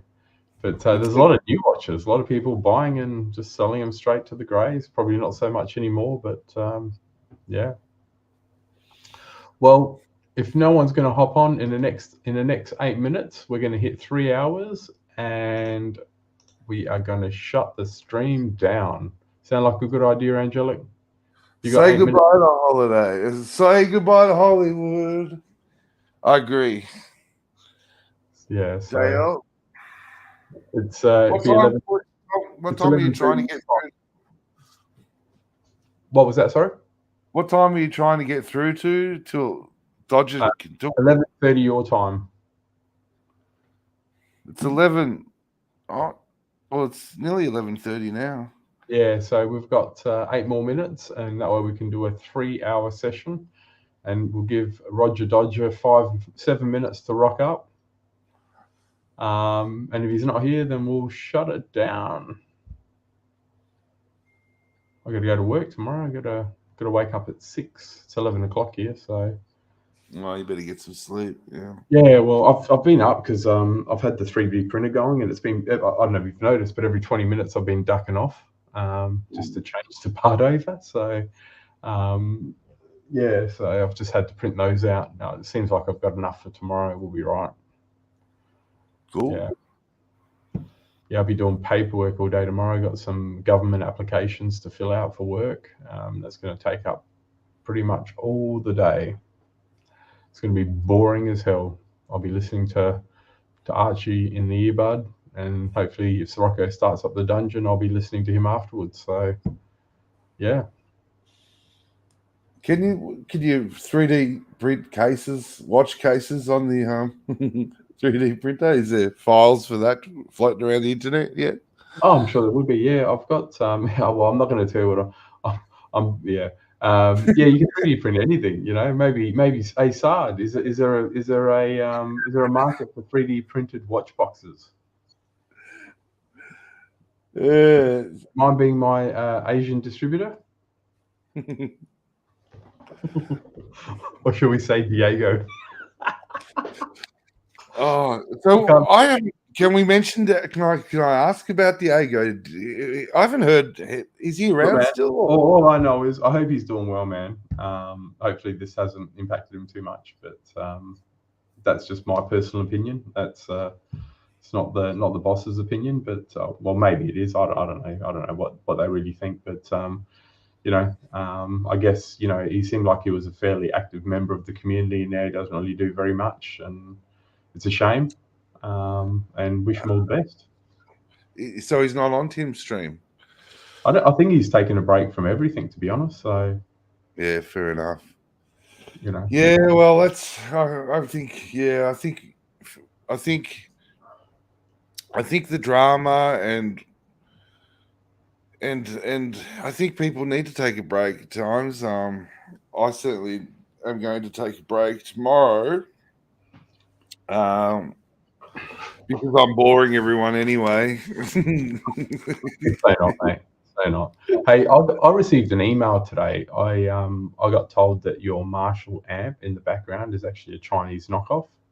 You picked it up for $137 on Alibaba. No, it's not. It's 1991 JCM 900. It's a real deal. You've practiced that, haven't you? You knew you were going to get armed. No. Are you serious? You got an email saying it's a knockoff? That first day that you came on stream and you did that unboxing, and you refused to do the unboxing, people noticed. Refused to do what unboxing? Of the Marshall amp. You didn't unbox it, man. You just rocked up with it on the stream. How do we know it's genuine? Fucking idiot, man. It's all right. No. No, yeah, no, it's a vintage one. It's a real deal. That's the one. Look, Marshall amps. Well, where do I start? We have Corporal Dodger in the house. Hey guys, well, I have to start. Hey guys, how you doing? Good. Did you miss out? I just accused Angelic of having a fake Marshall amplifier. Oh, don't start with that. Does it go up to 12? You can always tell the fakes they go up to 12 instead of 11. From Bletchley, England. It's from Bletch. It's a real one. That's got tubes inside, doesn't it? Yeah, it's got inside. Oh, yes, it's a real amp. It's a tube amp. I was saying to someone today that if there was an EMP strike, it wouldn't affect my amp because of its tube powered. So just be careful. They're going to habit of electrocuting people. Those old metal chassis go live, and your guitar go live, and bang wallop. Yeah, I wouldn't. Just saying. No, you're very right. I mean, yeah, they are. Well, that one's not that. That one's 1991. That one's not too old, but it's had some work done over its journey. It's had some work done. If you guys want to talk amongst yourself for a minute, I'm just going to hop upstairs to a different computer. I'll be back on in about 1 minute. Okay. I mean, I could do a Marshall. Go on. I could do the Marshall amp history while we wait, if you like. Yeah, you can. I've not hopped on because I've been in and out doing various things, and various people have been knocking on the door, so I've just not been able to sort of come on. But I thought, well, if you guys are going, I can keep it going for another half an hour or so. Awesome. So, no worries. Yeah, but yeah, give us a story of Marshall amps. You want? Well, in this, you'll probably know the story because it's all about Jim Marshall and how they couldn't get. I think you'll be able to. There was an import tax on American equipment in the 60s into England. So American equipment like Fender amplifiers are very expensive to import, and Fender guitars, and they're rare and hard and they cost a lot of money. So Jim Marshall had decided to make an amp based on the circuit of a Fender amp, and the Marshall was born, and Pete Townsend took the first ones out and gigged them, and there was actually a couple of companies around Denmark Street, isn't it? I think it's Denmark Street, London. There was Orange as well that came about, and a couple of other companies, but it's very, very, very loud amplifier, that one.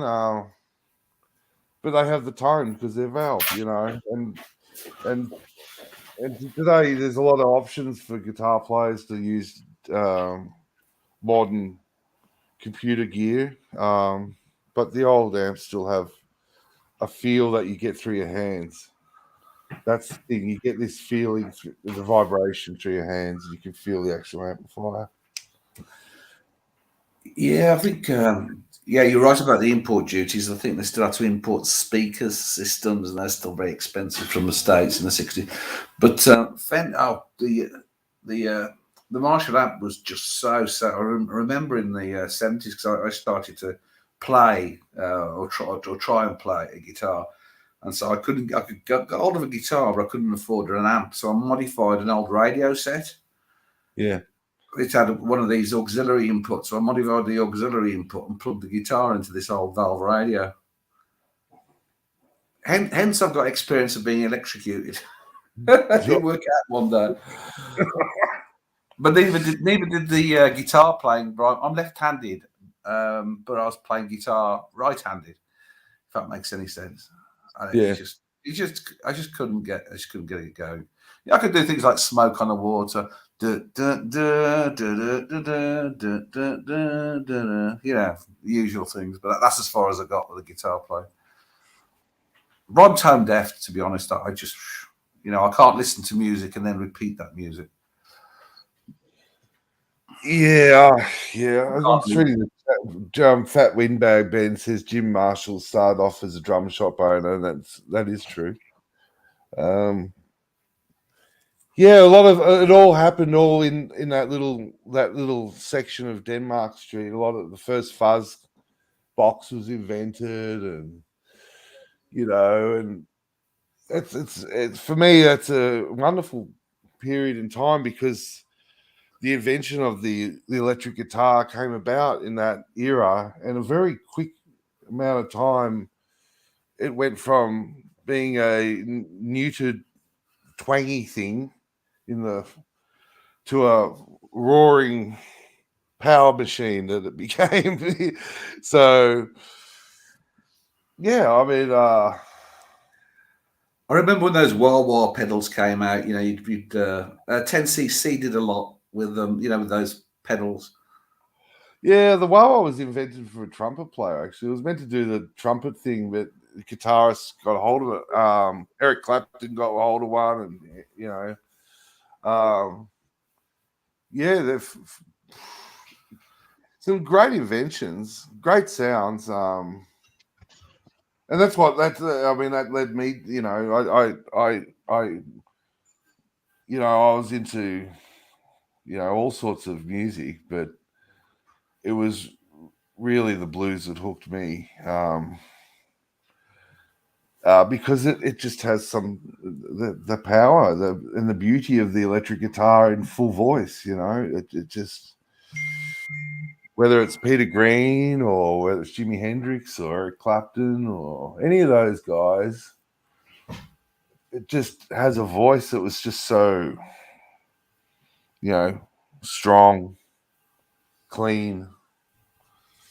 But it was funny you were talking about the hippie days, because all this came out in the 60s, a lot of this, sort of, I don't know, and obviously the Marshall amp and the wah-wah and some of the electronics behind the guitar playing.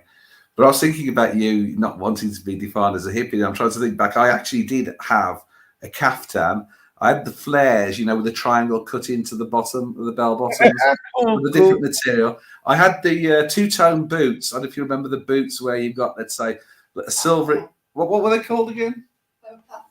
The platform boots. Yeah, like silver and purple. But sparkly silver and purple soles. What a sight I was. In the 60s. In the 60s. Yeah, like, in the 60s, yeah. Well, yeah, I mean, Carnaby Street and all that sort of thing. And, well, the musicians, it's an interesting thing, it's hard to be a hippie if you're a musician, I think. I don't know. Well, the musicians jumped on the bandwagons, the Beatles made Sgt. Pepper's. They didn't, they picked it up, I think the story was they were in San Francisco the year before or something, or earlier in the year, and they saw what was going on around the Haight, and it hadn't gone into full bloom yet, but they knew, they saw it coming, and I think it was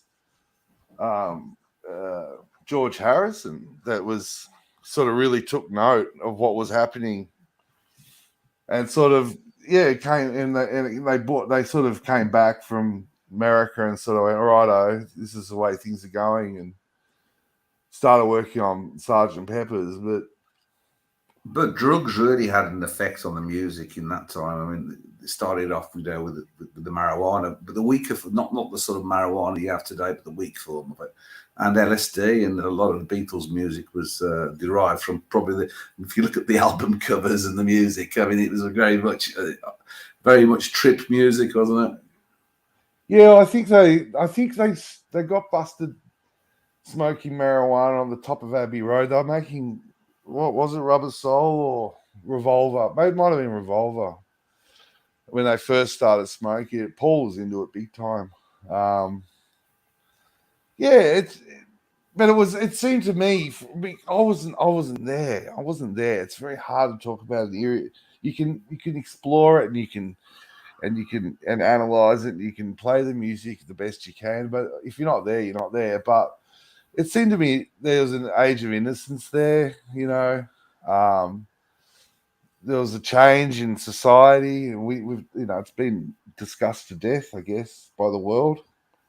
But whether the musicians were actually hippies, I mean, they did, after they did that, what was it, the one where they got in the bus and drove around? Not Yellow Submarine, Magical They Mystery. did the hippie trail, didn't they? They went off to India and they did the whole hippie trail thing. So, well, I don't know if, I mean, they say, okay, the India thing's hippie, but it's it was a spiritual journey that they were looking for after the debacle of the tour, and there was a spiritual, connotation to what they were looking for, I think, and they didn't like it when they got to India. They had a lot of problems there. John wasn't happy at all, and none of them were really happy about what was going on in India. But my favorite record came out of that is the White Album. I think it's just stunning. I think it's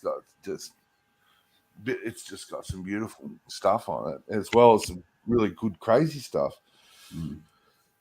But after Magical Mystery, I mean, it all went away pretty quickly. I mean, Magical Mystery Tour, and then it went away pretty quickly, and a different kind of back to the earth thing came through, So, but I mean, the music was still an amazing period for the amount of.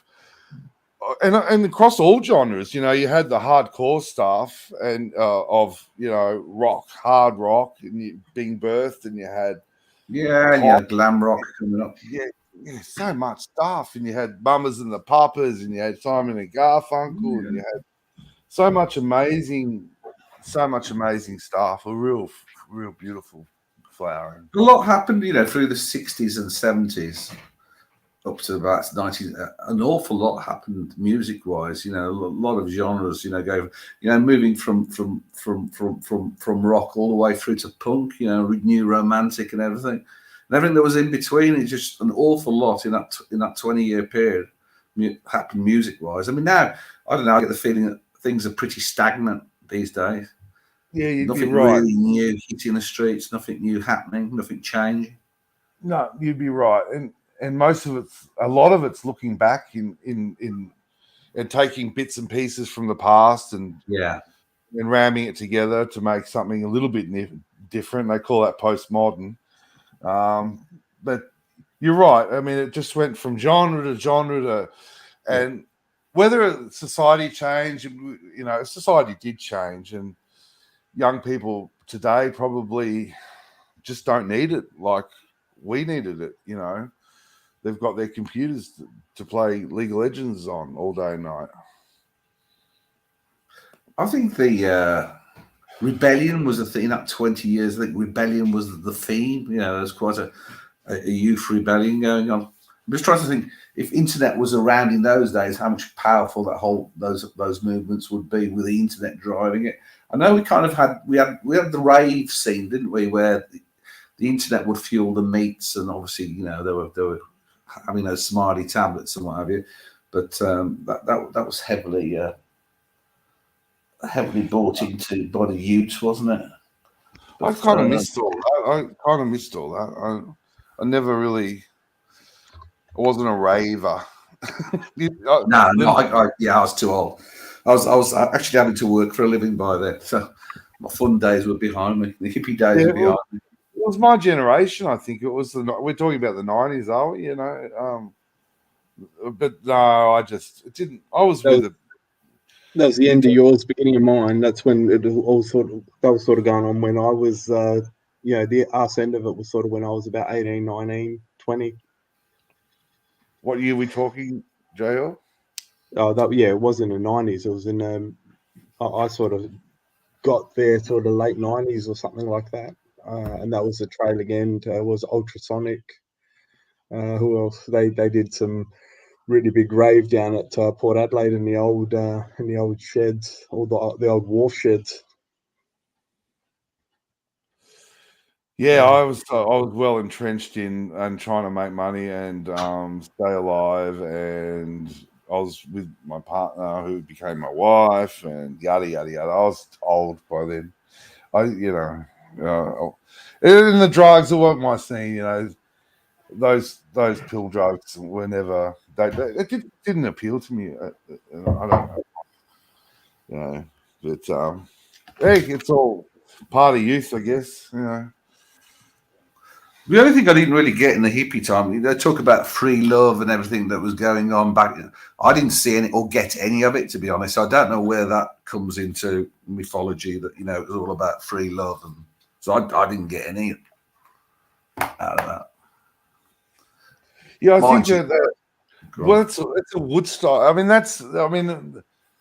Maybe Monterey. Monterey wasn't like that, but Woodstock was all about that. Woodstock, that's where I think that mythology sort of expanded, those big festivals that were happening. Yeah. Well, maybe I didn't go to those. I'm just saying, city I lived in, I wasn't getting much free loving, to be honest.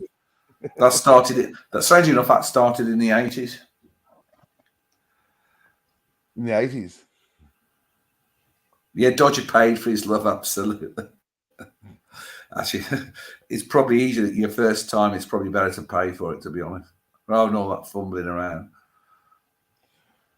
Oh, I don't know. I fumbled around. Don't we always fumble around? Yeah. Look. Yeah. Did you ever have trouble? The ladies' Did you ever have trouble, like the first time you took a girl's bra off? Sorry. Did you ever have trouble the first time you ever took a girl's bra off, actually unhooking the bra? You'd be there fumbling away, trying to being clever with one hand, but not quite working it out. It's funny that like people explain to me how to do it one-handed, and then you just get used to it, like, and then you go do it, and it's like, well, this is nothing like anyone explained to me. This is ridiculous. Oh my God! You can't think all the way back then, can you, Angelic? No. Yeah, things we used to do, eh? Fiddle about. That's a Who lyric. It's Tommy. That's right. You got it. That's why I put it in. Fiddle about. Yeah. Great album. Wow.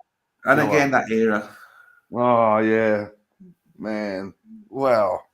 I listened to Tommy a little bit. I was playing it for my daughter, I think it was last year in the car.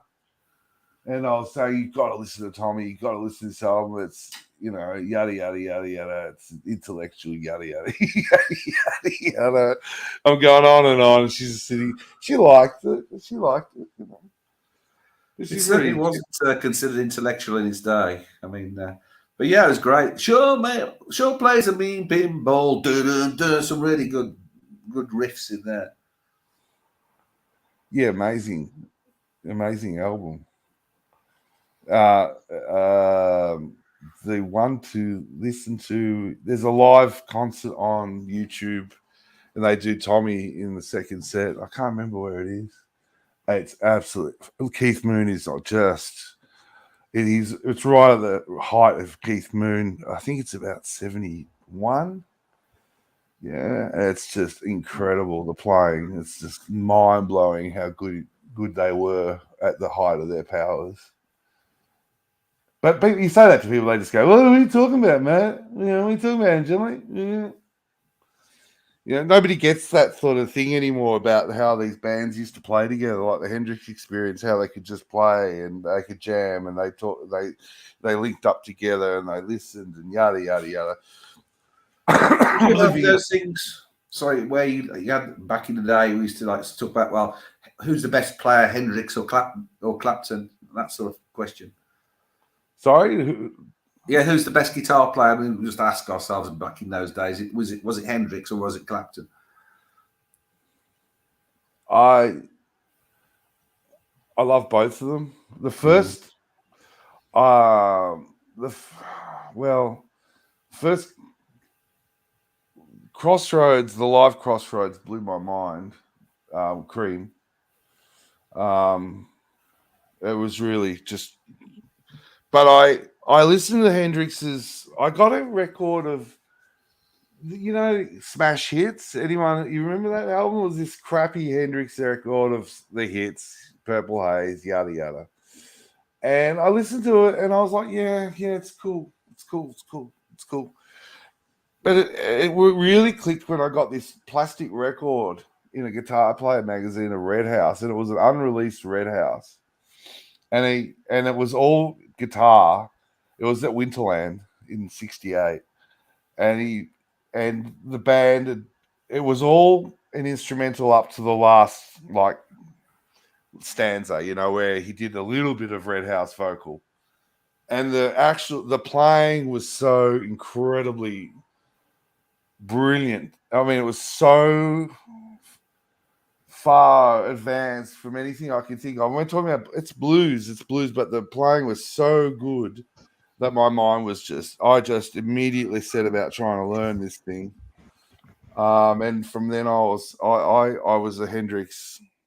I just adored him, and I'd searched for all the deep cuts and all the live stuff, the unreleased stuff, the bootlegs. I went through all those phases. I had a biography where I was ticking off bootlegs that I'd managed to find, and I got in contact with someone early on the internet who had a lot of stuff, and so I went very deep into Jimi Hendrix. Because we didn't have the internet then. We used to always just look out for the New Musical Express. That was the Bible. Yeah. Did you have NME, New Musical Express? Did you have that there? I never knew much about it, but I actually know one of the writers for NME, Everett True. I don't know him well, but I've spoken to him over the journey. And he was the guy that broke Nirvana. He was the guy that was around Nirvana. He wrote the reviews that got broke Nirvana to the world. But in my day, we were listening to a lot of.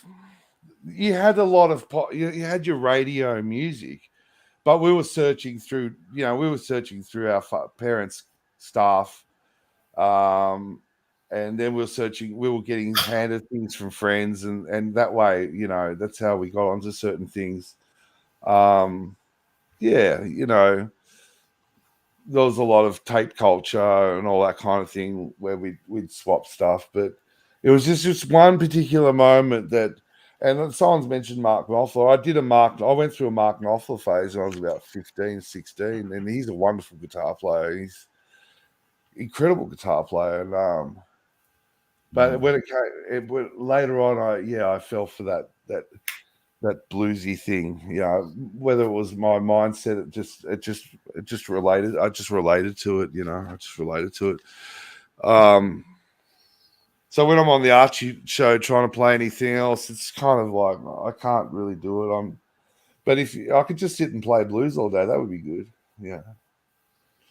Yeah, I mean, it takes a lot of skill playing the blues just to improvise. I used to when I was in Birmingham, I used to go to Roddy Scott's, the jazz place there. Yeah, very famous. Yeah, I used to have a fantastic time. Very famous place, Ronnie Scott's. Yeah, I'm trying to think. Faces? Did the Faces come out of there? Yeah, well, a lot came out of Birmingham, and Birmingham, Ozzy Osbourne. Oh, yeah, of course. Ozzy Osbourne. God, Rod Stewart come out of. Yellow came out of Birmingham. Boy, I got the Birmingham blues.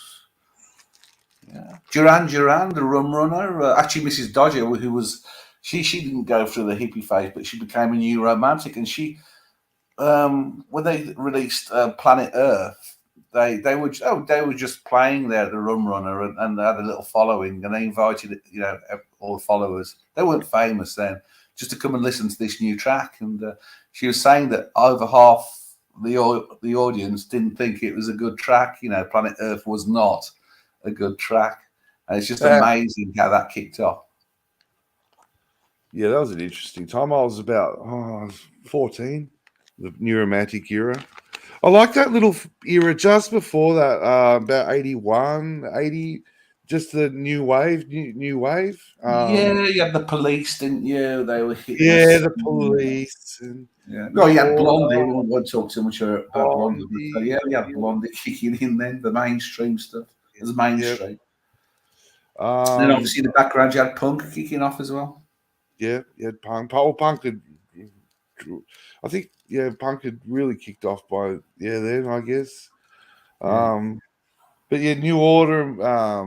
New Order. Yeah, she does. Yeah, she likes all of that.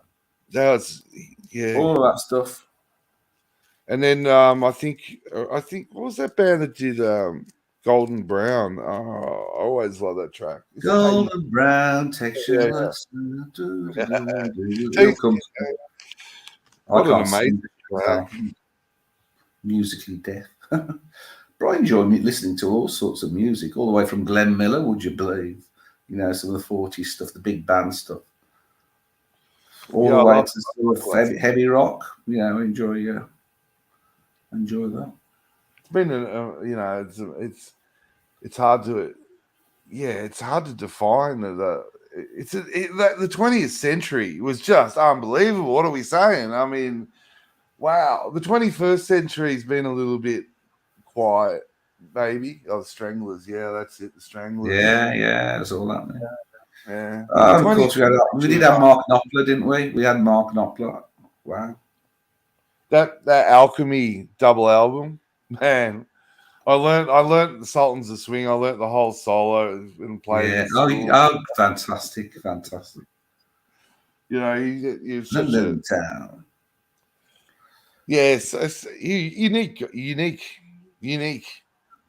Newcastle. Well, he brought the metal guitar, didn't he? He brought the metal guitar back.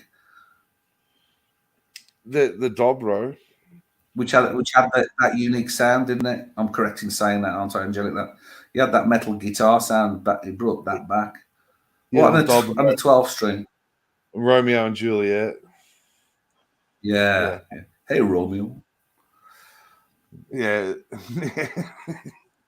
But it was. I mean, I think I was late to the party. I think, when did Alchemy come out? I might have not been too late. Might have been just a year late. Being a kid, getting onto something. But and then that collab with MTV was just absolute. The launch of MTV and Mark Knopfler and what's his name from the Police? You know what I'm about? Sting. Wow. Remember? I saw my MTV. Boom, I saw Sting on the Dream of the Blue Turtles tour when he put out his first solo album. What was that? There was a friend of mine's father was a trumpet player and was a pro trumpet player. And he was a printer as well. I think it was his business. But he used to have all these harmonicas lined up in his car, and he'd just be blowing harp in the car to the radio, and his car was just full of shit because he ate all his food in there. Anyway, and he'd get in I was like 14, 15, little baby musician kid. And get in this guy's car, and it's like, wow. And his son was like, oh, Dad's a musician, yeah. And he's in Who's Who of Jazz. And he said, I come along to this gig, and I went to see, he took me to a couple of shows. He took me to Sting Dream of the Blue Turtles with Omar Hakim on drums. I think that must have been 87. Someone might correct me. I can't.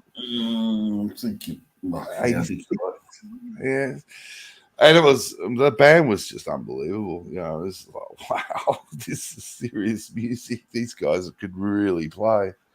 I'm trying to think where else. I used to go to Excel's in Birmingham. That was just, rock. And yeah, that was just fantastic. You had the MTV. I've forgotten her name, the chick that used to host the MTV Rock Show.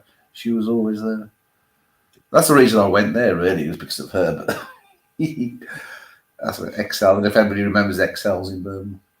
In Melbourne, we have this we have this band city. It's all about live music. Well, it used to be before COVID. And it's struggling to do its thing now, but you could be in a band and you could sort of just get around town, gig here, gig there, and that's kind of what we did as musicians back in the early 90s. And I remember I had some original band that didn't go very far, and I was in improvisation jazz sort of fusion kind of band, and you just get in these bands and you just do what you could do, and yeah, that's the way it was in those days. Just thinking, get around town, Human League. There you go. They hit the scene as well, round about that early 80s point. Human League, yeah, they're big. What a haircut there. What's that? Which one is that? Vienna, is that? Oh, Major. Was it Major? Yeah, Ultravox. Ultravox, yeah. Wow. Yeah. Boom, boom, boom. Shh. That's New Romantics, isn't it? It's New Romantics. Yeah, they didn't actually film that in, when he did that track, he's there in his trench coat. It wasn't Vienna. He was actually in Covent Garden. They couldn't afford to go to Vienna and film it, so they did it in Covent Garden. It's an amazing track. I really liked Midjure. Really, just an amazing track. There's some amazing stuff for it that made it in as pop. He went weird later on. He went weird. Hey, Dodger, Angelic, sorry to interrupt. I'm going to have to head off. I've got to get up early tomorrow. So yeah, you sound shattered. Yeah, it's been a long day. Yeah. Okay, well, thanks very much for taking over. It was great talking to you, Angelic, and you too, Dodge, for the short time. Thanks for the show, JL. If it was you, I wasn't. Thanks, JL. No worries. Take care, both of you guys. Bye-bye. Okay, bye. I should probably go. Is there someone coming on, Dodger, or? Oh, I don't. Yeah, it doesn't really matter. Dodger just stays around and talks to the chat. Maybe. What did I say? I'll keep it going. Where are we? 3:28. 3 hours 28. What time is it now? I said I'd be on for half an hour. I could do another. I don't know. I'll just keep going for a bit. See how I feel. Improvisation, eh? What did I love him. See, that's where my bag is, improvisation. I love that. I love it. I love getting the guitar. That's what I want to do on the Archie show, but I get laughed out by the chat, I got laughed out of town. But I love. We could do it here, mate, for a segment in here. We'll just tell you what. We could just do we could do a recording, yeah, and then load it later. You know, just do a gig and then just put it up as a standalone gig, no problem. Yeah, I love improvisation. That's why I love the Archie show, because they're just making it up as they go along, and whatever. Yeah, it's cool. Keeps us all entertained. You can't, to make a show, you can't fake it. You can't think, well, I'm going to sit down and write down a script. I mean, we joke about scripts. You can't script it because it doesn't work. It's fake, isn't it? It's better if a show just happens. It just happens there, and it's spontaneity. Yeah, it's cool. It's a bit like jazz. Like jazz, like the blues. That's why I just want the blues, That's it. The blues tubes. The blue tubes. That's it. But your question was Eric Clapton or Jimi Hendrix.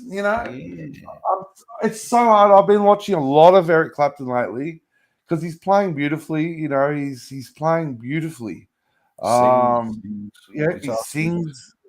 And Badge. I mean, I love Badge. I went, a couple of nights ago. I was just listening to all these different versions of Badge because he uses the what is it called? Oh my god, I'm getting tired.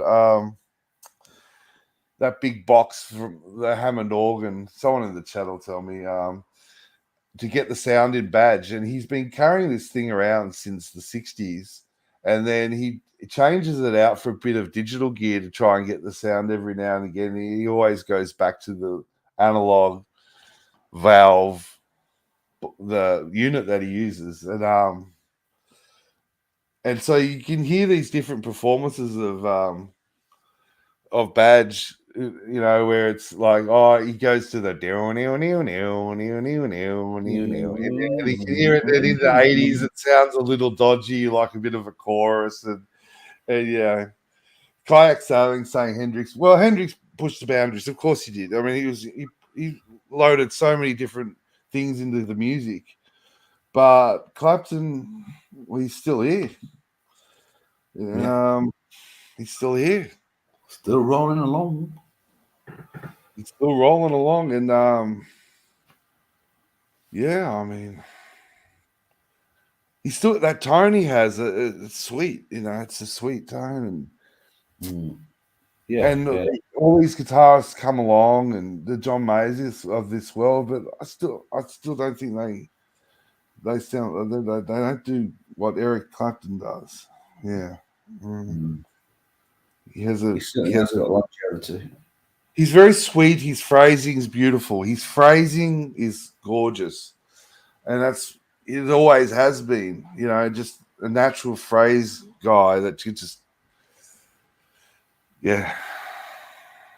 So, but I mean, it's very hard. They were friends. They were competitors. They were very much into each other. A lot of real respect between those two parties in the 60s, and a lot of competition there too. Eric was concerned about Hendrix's appearance on the scene, but Eric Clapton's an interesting guy. The way he just dropped Cream, he just said, what, this is over, I'm done. And he got rid of it, and he moved on. That's really cool. I mean, you got to hand it to the guy. He just said, I've done this to death. And they'd done the American tour. That was enormous. They did the Goodbye Cream thing at Royal Albert Hall or whatever, and they just, I'm done with it. Well, David Bowie did that. He killed off Ziggy and the Spiders of Mars, didn't they? Yeah, that's the guy that killed it. Yep. Killed it off. Yeah, and you got to hand. I love that because it's such integrity. They're just going with their gut feelings, with how they feel about things, and doing what they want. That's really cool. Yeah, Bowie, he did it. What I watched the other night, there was a Bowie show, 76. I think it was German TV. And the version of Heroes is just killer. It's just killer. Big band. What's his name on Adrian Bello on guitar, and it's just this rough and ready, like it's raw. The band's you know, it's punching out, and Bowie's just on fire. This gig, I wish I could share links. I don't know how to, but yeah. Someone else is mentioning Phil Collins, another one that just broke away from a very successful band and just went on his own. Gets a lot of stick, doesn't he? But you know, coming out of Prague. And then he steered Genesis late period. He steered Genesis, and then, you know, and what is it? Yeah. What was the track that? Yeah, he started. He came to the front, didn't he? Singing when the other guy left. That's right, he did. And I mean, Peter Gabriel had a great career in the 80s. He had a great career. Yeah, he had some really cool tracks, Sledgehammer and. You know, don't give up with you don't give up. Yeah. Was that with Kate Bush? Yeah, with Kate Bush. Peter Gabriel, really interesting guy, but yeah, Phil Collins, that you know, he had some big tracks. They had big careers. Coming in the air tonight, yeah. In the air tonight, of course. Yeah. Massive song. But I saw something today, not today, but yesterday or the day before, about the modern age of artists, as musical artists, and they were saying in this article or op-ed piece or whatever you call it, was saying that they reckon that a lot of artists today, the career length is about 5 to 7 years, and that's it. That's all you get. A lot come and go and disappear back into. Otherwise, there's no longevity. You know, just does not. Just a fad happens now, and then it just disappears, and then new fad, and somebody new just turns up. Yeah, it seems to be that way. Somebody new turns up instead of the artists reinventing themselves. You know, like the days where Bowie or Lou Reed or any of these guys would just drop the penny, change up to something different, and present that, and you know that would be new fodder for the punters to ingest and to take in and think about, but now they just move artists instead of going with an artist's development over a long period. Lou Reed is the same era as Bowie. Really, Lou Reed was out. I'm trying to think of who else was that other band. It's just the same sort of genre it'll come to. Yeah, I love the Banana album. What is it? I'm trying to think of the one I like, the Lou Reed album. In fact, I've been up because those days I'd moved on to cassettes, and I've just binned a whole box full of those cassettes. Binned them? Yeah. What, original cassettes or copies? Yeah, that was probably all of the Bowie RCA original. People want that shit. Yeah, I didn't have the time to get rid of it. To be honest, I had to go. I had to clear the place quick, and it just went in the skip. Fair enough. Yeah, the cassette culture. There's a little cassette culture that worship that stuff these days. That's one of the nice things about music. You can be in a very small little, you know, situation where you can do the little bit of music, you do your work and get it out to whoever is interested. It doesn't have to be so overblown as the old days where it had to be all or nothing. It was big money involved. Nowadays, you can anyone can make a record and anyone can make something good with the computer. I keep saying to my daughter, I said, you got to make a record. No. I said, you got to make a record. I'll record it for you. No. I've got to throw in Pink Floyd.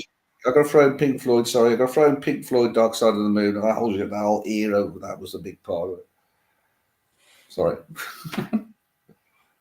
Pink Floyd. Pink Floyd. Where do we start with Pink Floyd? That's a whole nother conversation. If we go there, it's like you got to start a separate channel you know, and just do the Pink Floyd channel and just have you know, like we just have like, okay, you're a Pink Floyd guy, you're a Pink Floyd guy. All right, we're meeting on, you know, Wednesday night. We're doing the Pink Floyd thing. We're going to start with 1966 to 1968, you know. Exactly. We could do a whole show on Pink Floyd. Ain't a problem. Yeah. And we'll go through every track. We'll talk about every piece of gear. Dave's haircut and, you know, Roger's state of mind in 69. And, you know, because it's so big, so much in Pink Floyd, isn't there? There's so much. Such an incredible journey, you know.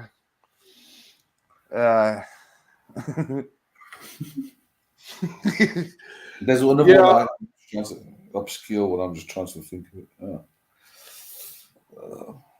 My brain going that far back, 40 years. Well, more 50 years. Jesus Christ! It's a long time ago now. That stuff, yeah, it's a long time ago. You know. Yeah, I played a bit of stuff off Piper, just you know, just you know, just I think what was it? A couple of early things because Bear's a Pink Floyd aficionado. He was really into Pink Floyd, but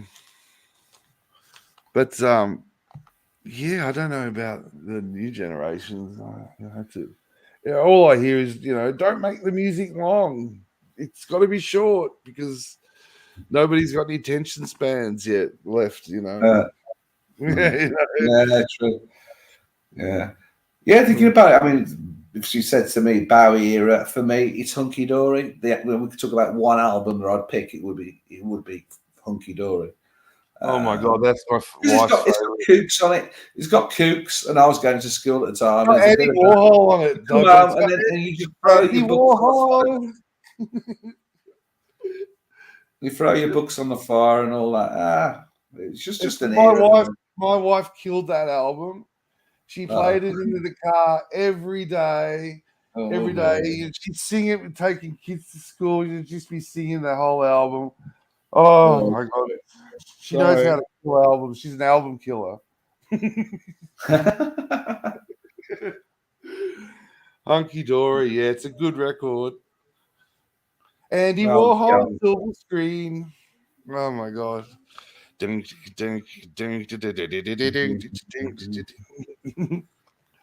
was it? Fighting on the dance floor. What was it?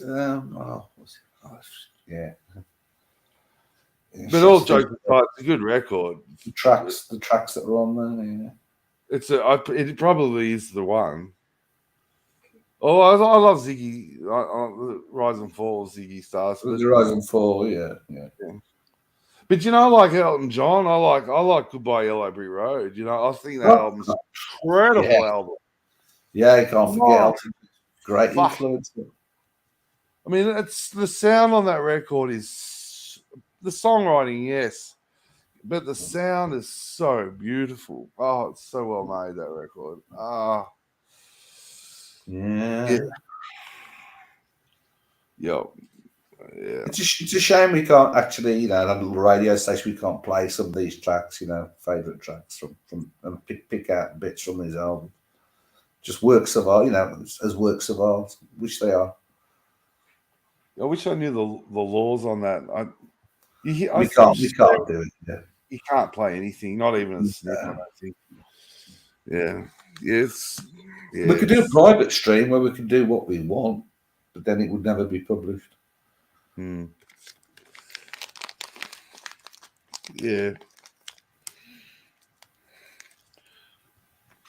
Dirk. What's do I like any punk? Yeah, I do like punk music. I mean, I consider punk started with, you know, Pink Floyd were punk with the Nile song. The Nile song, if you know the Nile song.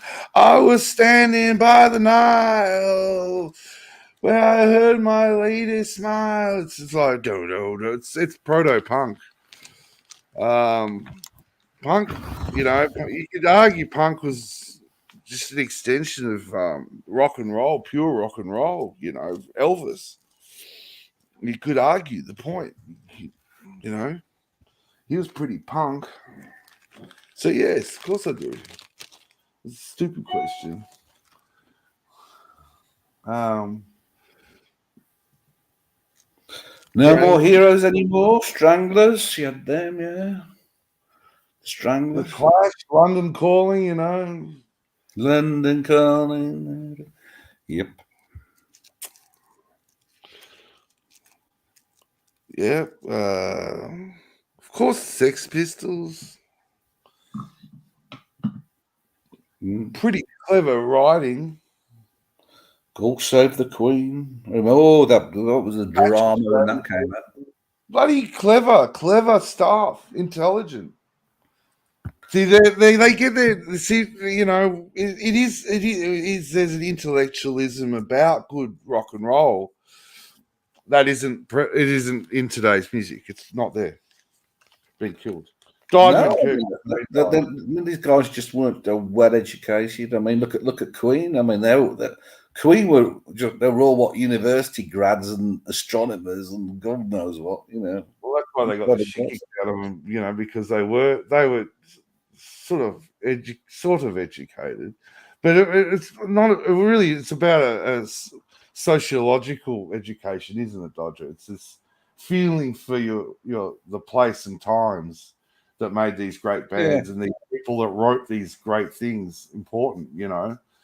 But also being well read, I think, you know, that, you know, well read, you know, well, I wouldn't say cultured, but, you know, they're well read, you know, they know how to pull material together. Yeah. Blows my mind, you know, anybody who can write, you know, music and song well. Blows my mind when it's good, you know, and you just go, oh yes, that's it. You know, you really. I mean, I'm old now, so I'm old, but I remember experiencing finding these things, and I love metal by Pink Floyd. I had multiple copies on vinyl. I had an American copy, I had an English copy, an Australian release, because I was trying to hear the differences in the sound of the bass and the bottom end on echoes. You know, I was just studying the sound that they had, because the sound is so unique on that track. And I just needed to hear it, and I was trying, and it was interesting to hear different cuts, you know, on album. What a sound! I mean, yeah. Metal probably has to be my favorite Pink Floyd album because of echoes.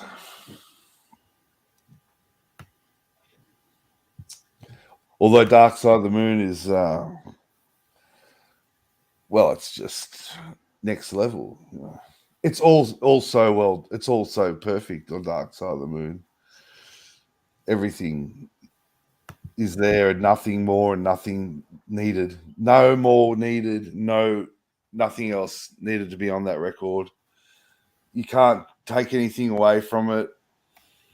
It's almost perfect. It really is. It's almost perfect on many levels. It would be interesting to go through everybody's idea of what is actually perfect when it comes to the perfect album and the perfect track. It'd be very interesting. Of course, it's all, you know, subjective. Yeah. Of course, it's all subjective, but from an old fart that loves Pink Floyd, yeah. And if we were on that Pink Floyd 24/7 channel. Today we're doing Dark Side of the Moon, and those are the comments I'd make. You know, well, it's almost perfect, the Dark Side of the Moon album. Everything moves so gracefully into the next suite of pieces. You know, but I guess in the real world, it's just bullshit. But Angelic, have you ever listened to Andre Vollenweider? Is that, I don't know how to say his name. No, I don't think so. Yeah, sniffed my hand out. Have you seen that interview, Dodger, where Sid Barrett gets interviewed on BBC in 1967? No, sorry. Oh, there's this guy. Well, I don't like the sounds of today's music. It's very loud and it doesn't seem. He's like an old BBC guy. And it doesn't seem to mean anything, this sound that you're making. And Sid Barrett's sitting there, they're all sitting there in chairs just looking at this guy going, what the fuck? It's really good. Down to the moon. I'll check it out, AP. I'll check it out. So it's just a shame we can't bring that stuff and sort of play it, but hey, what can we do? The rules is the rules. The rules is the rules. Yeah. Yeah, so I don't understand what this psychedelia is all about. Yes. What are you attempting to achieve with this music, Mr. Barrett? You know? Yeah, there's lots of those interviews on the BBC. They bring. Oh, I remember when they interviewed the Sex Pistols. My God, But yeah, they'd be. What do you expect to achieve? Do you think this is the right thing for society? It's sending the right message out to the youth. Yeah. Is society moving in the correct way, Mr. Barrett? Or do you think that perhaps the loud music of today's young people is just a fleeting part of their youth and they'll grow out of it? Or all this shit, yeah. And why do you refuse to get your hair cut? I mean, look at the issues that we have today. Oh my God! Look at where we've moved on. I mean, now we're talking about kids shooting and stabbing each other. Sad, isn't it? It's crushing. It's crushing in today's society. It's crushing. It's just it hurts. I've got kids, and it seems so innocent before. I don't know whether it's just exactly. Pink Floyd, another brick in the wall. We just had fun. There was none of this. You didn't think if you went out to play, you get stabbed or shot. Just didn't happen. No. Yeah, well, you've got to sit when you got to. Yeah, you're wording up the kids about looking, checking everything, checking their drinks, check this. Make sure you don't go out without a friend. Be together. Don't go to the station on your own. Don't play on your own. Don't go out and play at all. I mean, that's why the kids they're just locked up now in their dungeons on the internet. Yeah, they're on their dungeon, and it hurts a bit because you feel responsible somehow that we've let society down. That we I feel that way. I wonder, is it my age group? Is it us that have created the situations there? Are we responsible for it? Yeah, I feel that our generation I'm an X, and technically I'm an X, but and I feel like we've let the side down, and it's why I can't. I just when Nirvana was going, when Kurt was going on about teen spirit and this thing about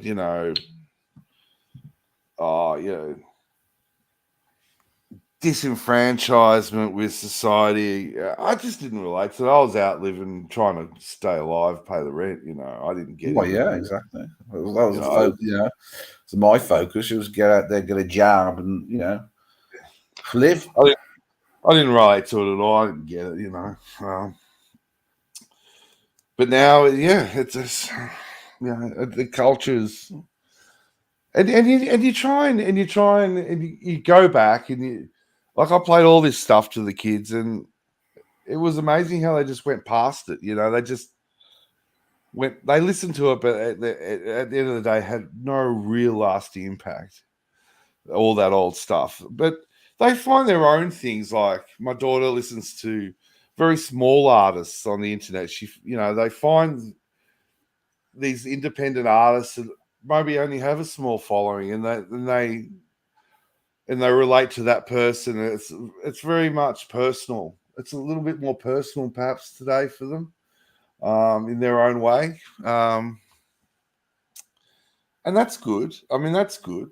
It's one of the benefits of the modern culture. I think that it can be personal, and you can be a little bit closer to an artist that you relate to, or the song that you relate to.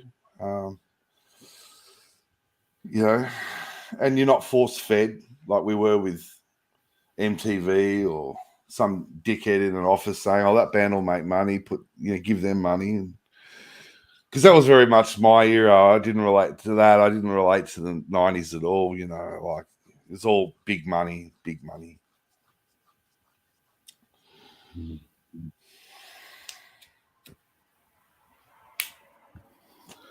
Joby, I'm not sure. Yeah, I mean that's somebody's been messing about, and I think somebody's dealt with it. So it's been dealt with, mate. I believe it's getting on, Dodger, isn't it? It's 12:30 here in Melbourne.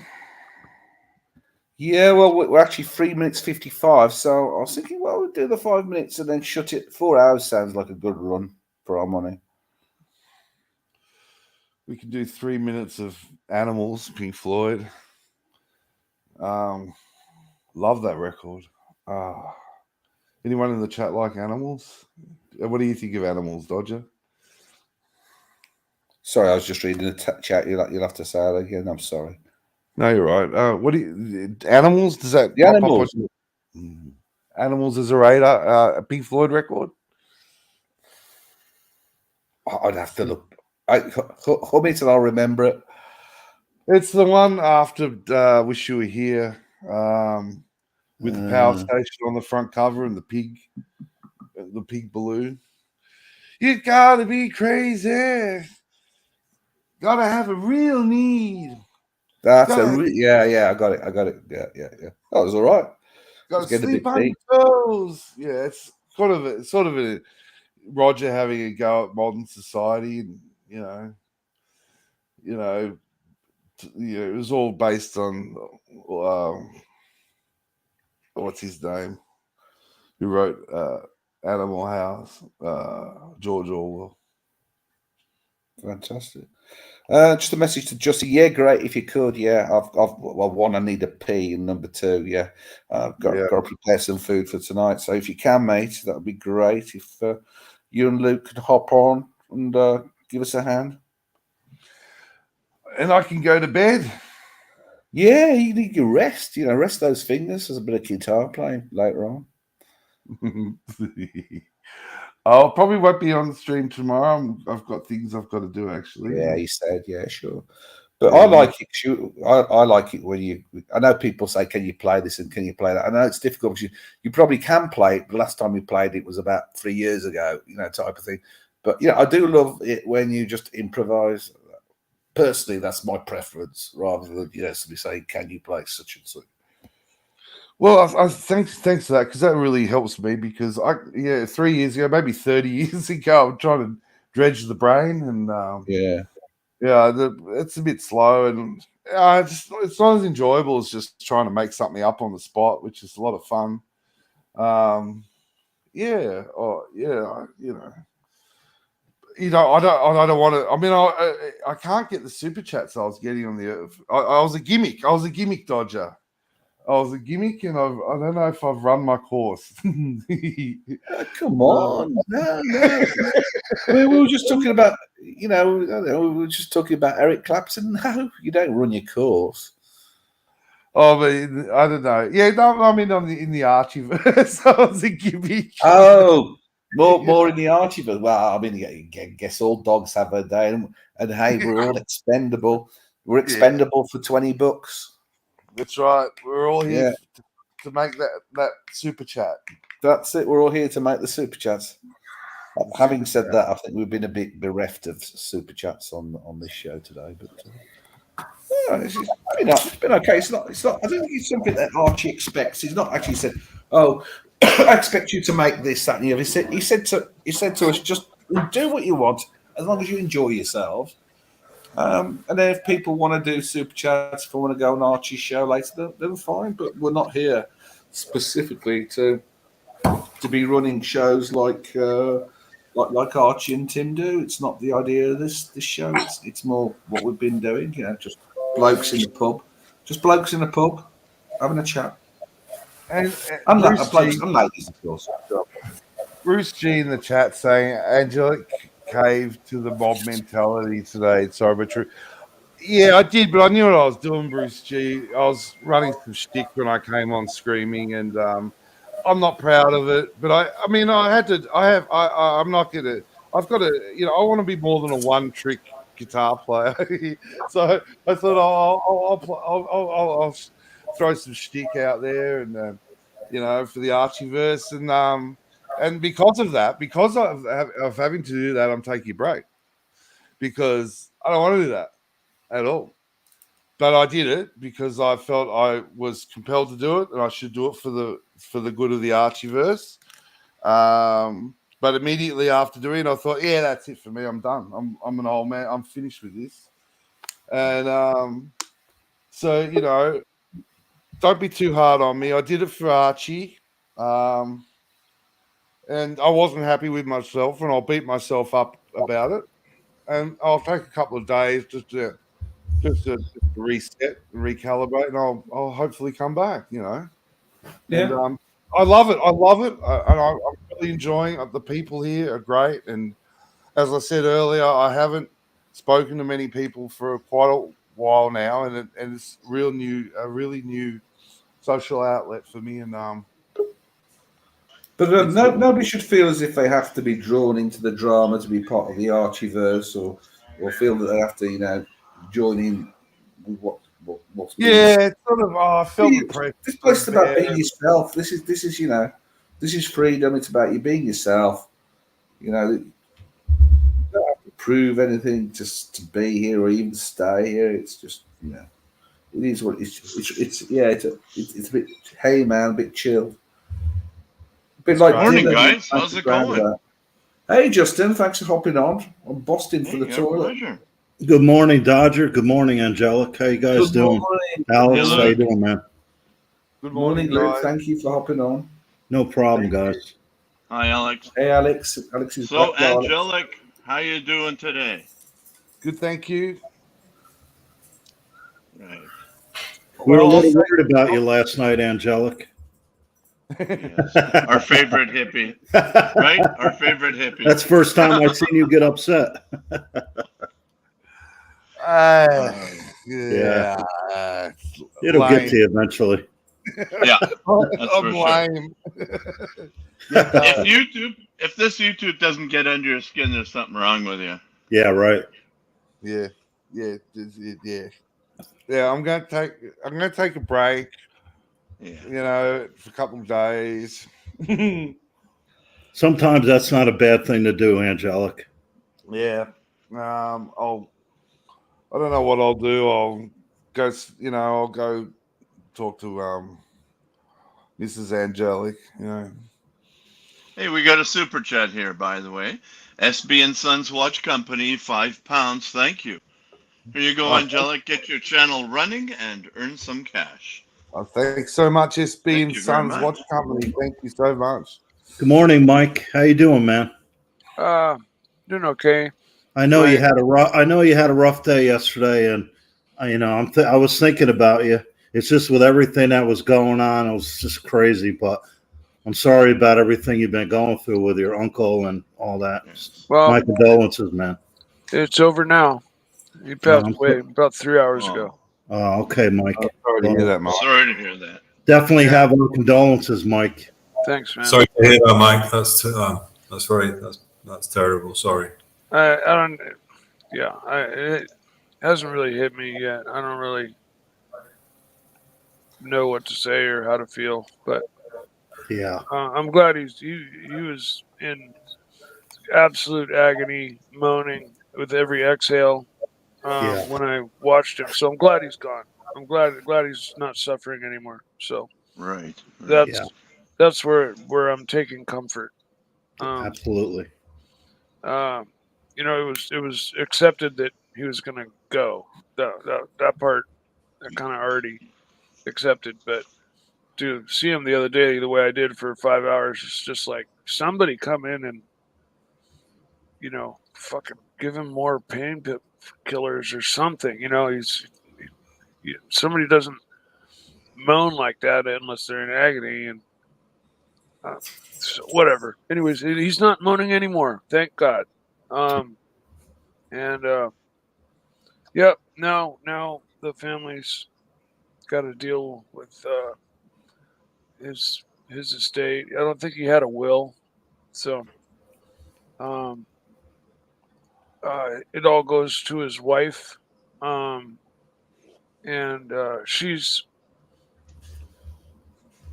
they had a weird arrangement. She moved away, but they stayed married. But she came up for his last days, helped him out, and so our family is going to be very generous to her, and I'm gonna, of course, go up and help with taking care of cleaning up and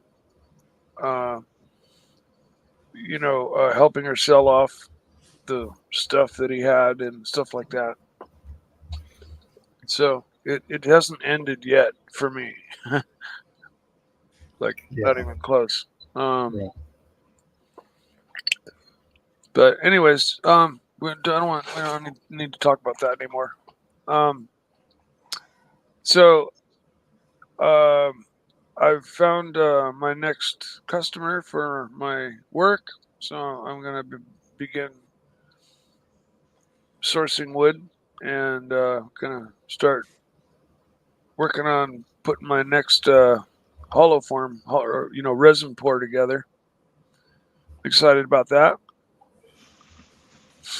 That's good, Mike. It's good. Hoping to make enough of them per month to support myself, because I've been supporting myself to date with my last job, but I quit that job, and so yeah, I've got to do something to survive, and I've chosen this, and I've dove in deep in first, and so far I've been successful in producing, but I need to speed that up, to where it's productive enough to where it produces enough to support me, because the last thing I want to do is be asking for money or loans from family or anything like that. Right. But it's going good so far. I'm staying busy. Yeah, it'll help keep your mind off things too. Right. Yeah. Maybe Mike is a good time for yourself, just to have some time for yourself and go out on your bike and just reminisce, and yeah, I probably will go take off today some point. Yeah. It's just too cold out right now to go on my bike, but yeah, later today I'm definitely gonna go for a ride. And I think that's what he would want as well. Yeah, he rode motorcycles. He was a trial rider. OC's just passing along some remarks to condolences to Mike and your family. Your uncle's in a better place. Peace. Oh, thank you, OC. Yeah. Thank you very much. Mike, I hope you're all right, mate. What's that? I hope you're okay. Take it easy, all right? Yeah, no, I'm fine. The funny thing is my other uncle.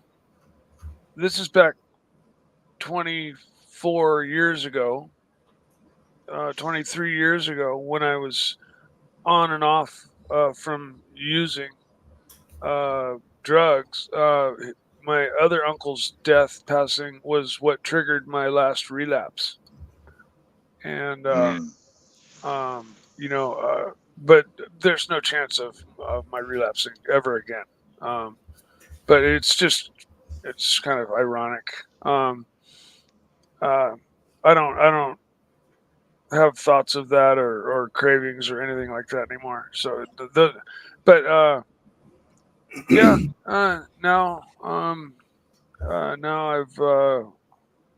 I don't think I've got any more uncles. I think that's it. One step in, and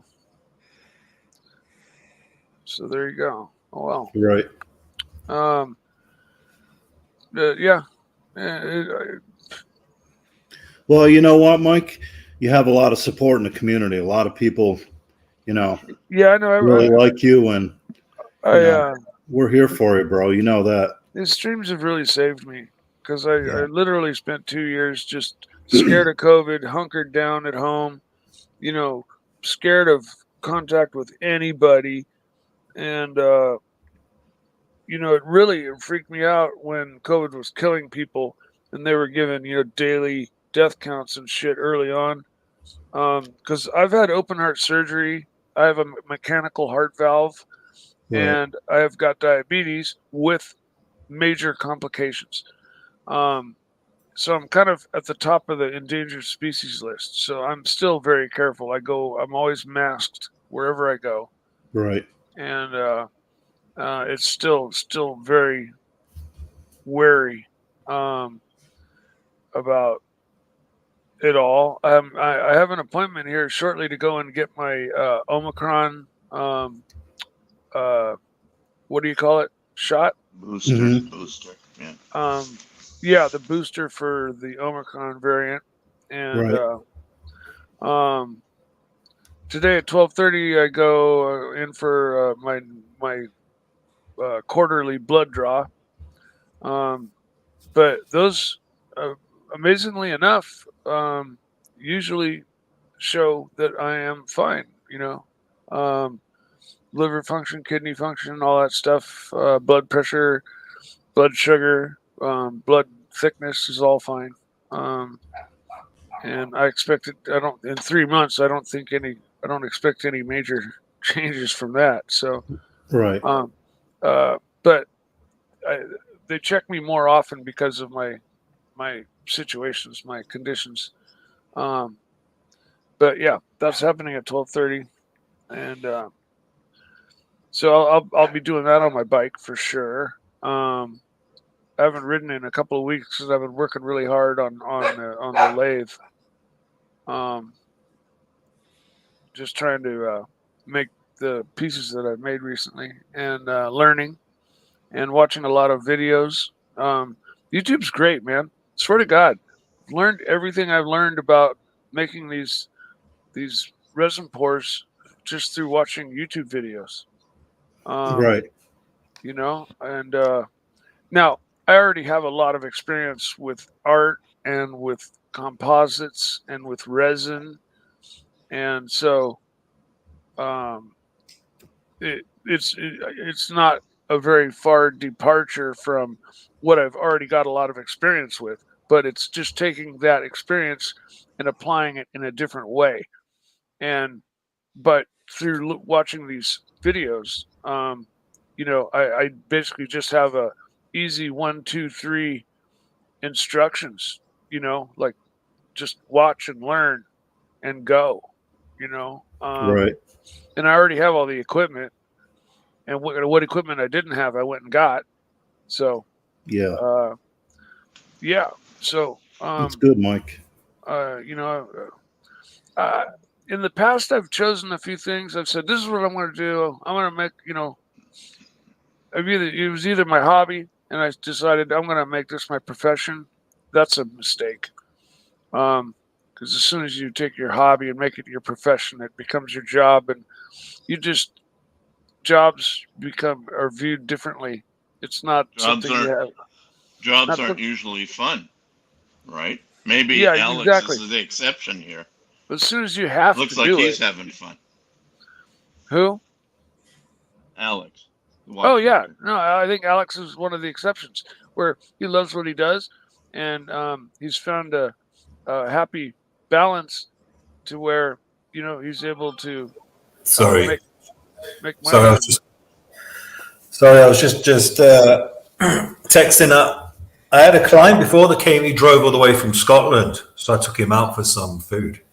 So he came from Liverpool to Scotland to drop off a solid gold Rolex Day that needed some work doing.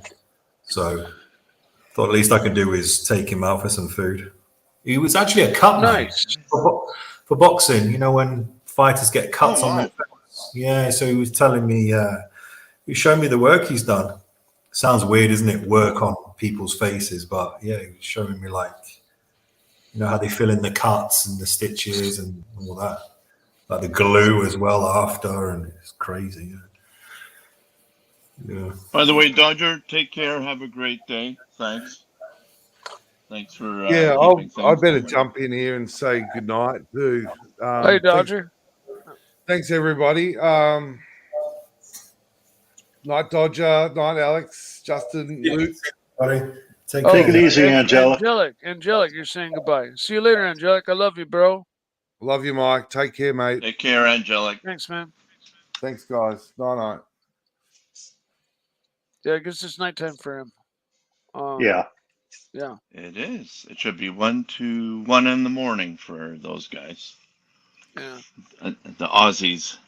It's I would normally be still out cold right now, for another couple hours at least. Well, yeah, you're probably going to go Cali, back. so it should be 20 to 8 for you, right, Mike? Exactly. But I don't. My sleep is really fucked up, so I'm up all different times during the night, and usually finish my broken sleep cycles at around 10. That's when I finally usually get up for good and start my day.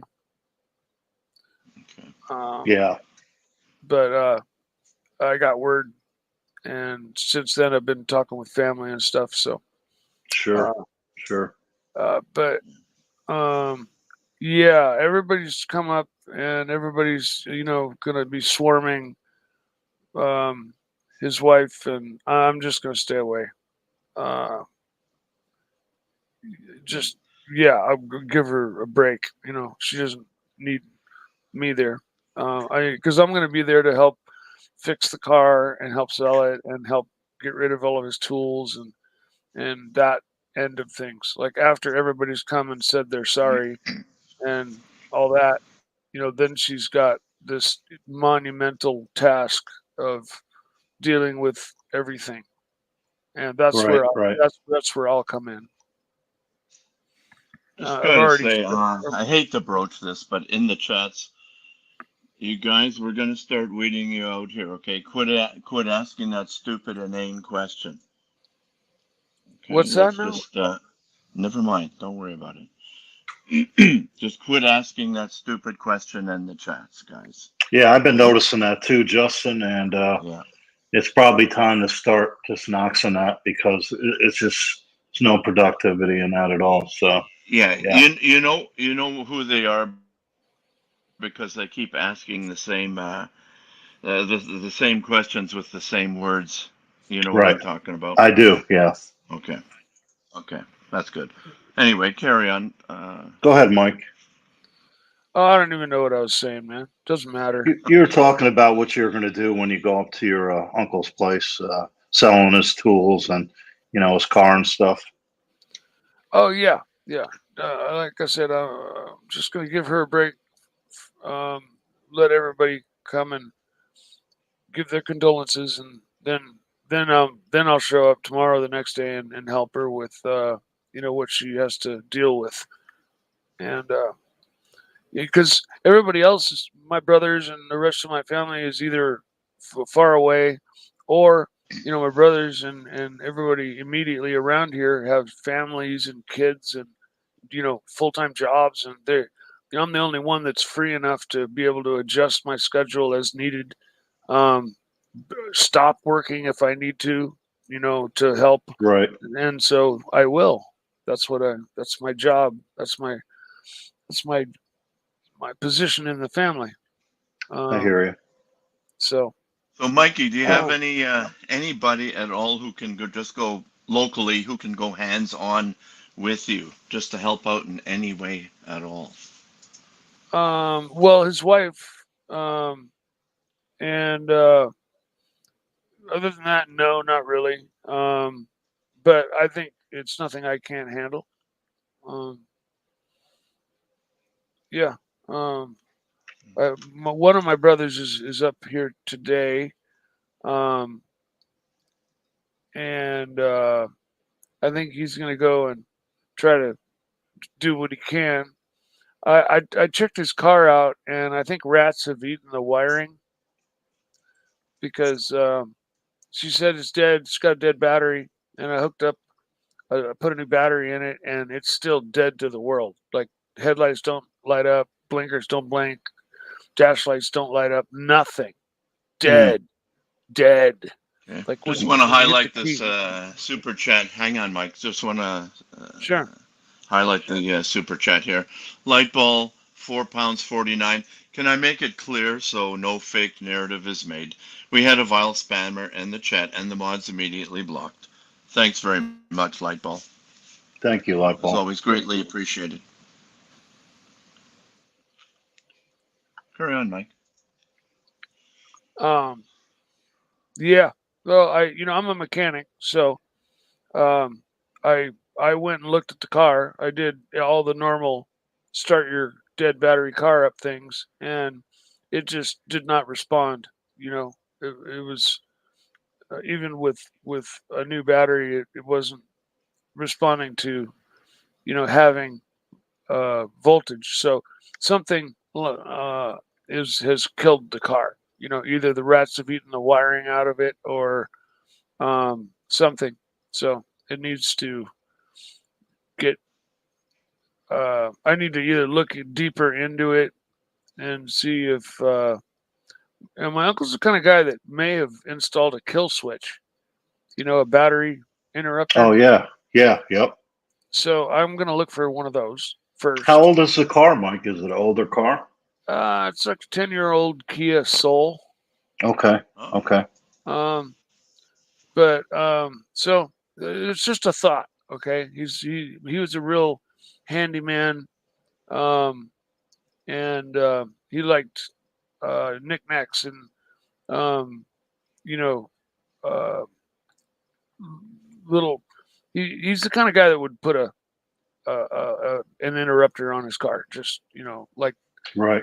And so I'm gonna look for that and just give it another quick look over, and then if I can't do anything, we're just gonna tow it and have it repaired, troubleshot by somebody, and then work on selling it.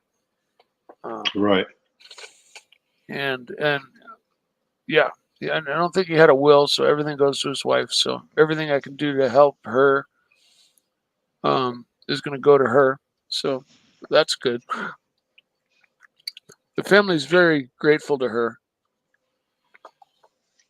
Oh, that's good. So there's no real problems between the family or anything like that. That's good. No. I mean, she came up for his last days and helped do all those things that nobody wants to do. Yeah. Good day, Saad. Salam alaikum. Mike the Snake. Saad's asking, how are you? I'm fine. I'm fine. As good as can be expected, right? Yeah, I mean, it's been 2.5 hours. I don't know. It hasn't set in really yet. I don't even know how it's going to set in. I don't. The relationship we had was kind of strange. So, I don't know how I'm going to end up feeling, honestly. Right. But I'm just gotta let it evolve. Oh, well said, Mike. Well said. We've all gone through this, obviously. Well, grief is, it's so selective and so dependent on the actual person involved. Right. I think you said it best. Just ride the wave, the wave, and don't let it surprise you, and just enjoy it for the bittersweet moment that it'll bring, and it'll evolve eventually to a place of pleasant memories. Yeah. But, it's been kind of the last 5 years have been really rough, to put it mildly, because I had my house burned down. Almost had my house burned down a year ago. I lost everything in the first fire. Been struggling ever since. Last Thanksgiving, my father crashed his airplane and was nearly killed. Almost lost his leg. And he is completely recovered, by the way. He's back playing golf. That's great. It's fucking he's my hero. Yeah.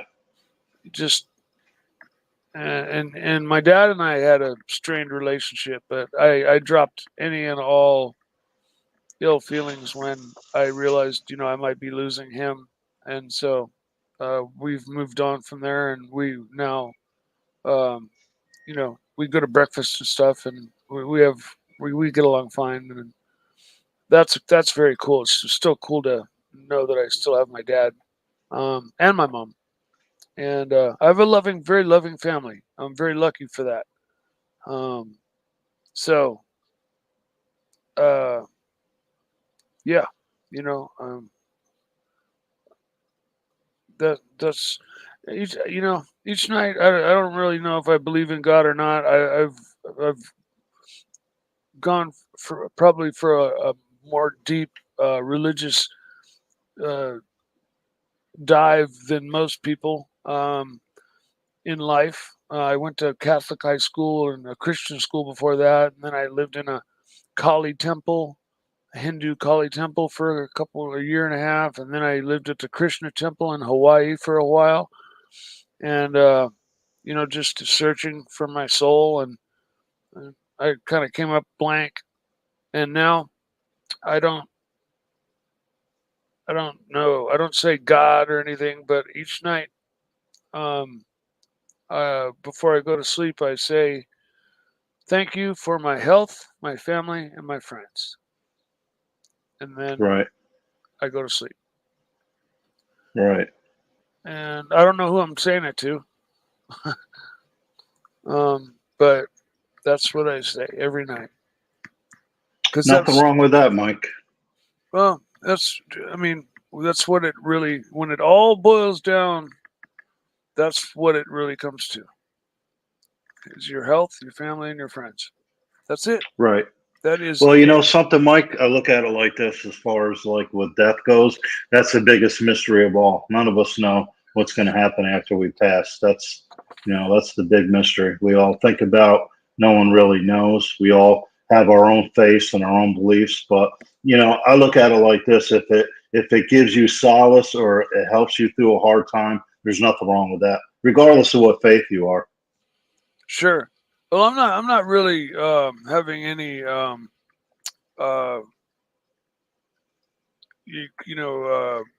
complications with dealing with that. I've been declared dead 3 times for over 4 or 5 minutes each, and I remember being there. Then I remember waking up. There was nothing in between. There was no white light. There was no nothing. So I don't have anything to say on that. Right. I think I just mean in general, Mike, as far as life goes, Oh, for sure. And as you get older, it's just going to happen more often. It's true. People and your family, your older friends, and your parents' friends, and your parents, and everything like that. It just happens more often.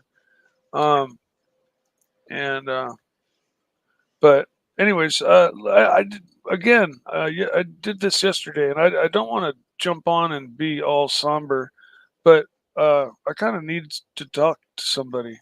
That's all. That's all right, Mike. That's what we're here for, man. We're a community, and we should be able to laugh and cry together and be there for each other. That's what it's all about at the end of the day. But at the same time, I don't want to fucking just bum everybody out. Mike, if this isn't a good excuse to come on here and air your feelings, what is?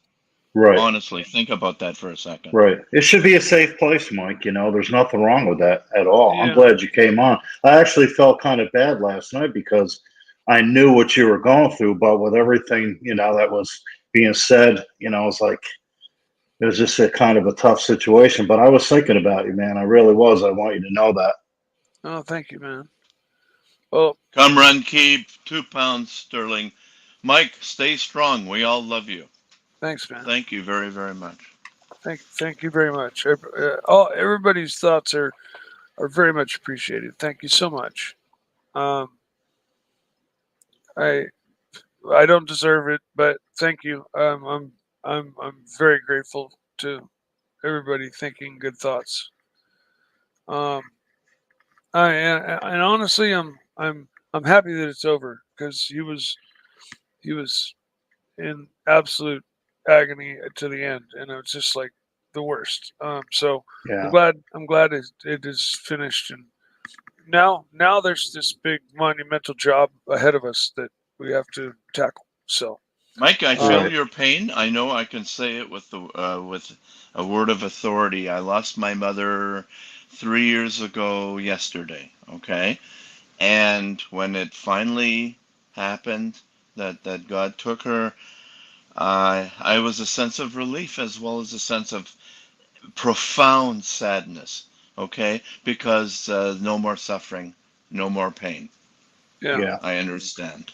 I lost I lost my mom and dad within 4 months of each other during COVID. So, you know, they both passed away right in front of me. So, you know, I know it's tough. You know, it's grief is a very personal thing, and it's like Justin said. You know, you have your, you know, you just got to work through it any way you can. And I think at the end of the day, you know, I believe in God personally, and that kind of helps me get through it, because I want to think that, you know, I'll see my mom and dad again, and that gives me a little bit of peace.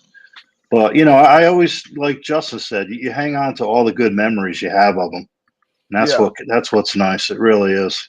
Yeah, So we all know what you're going through, Mike.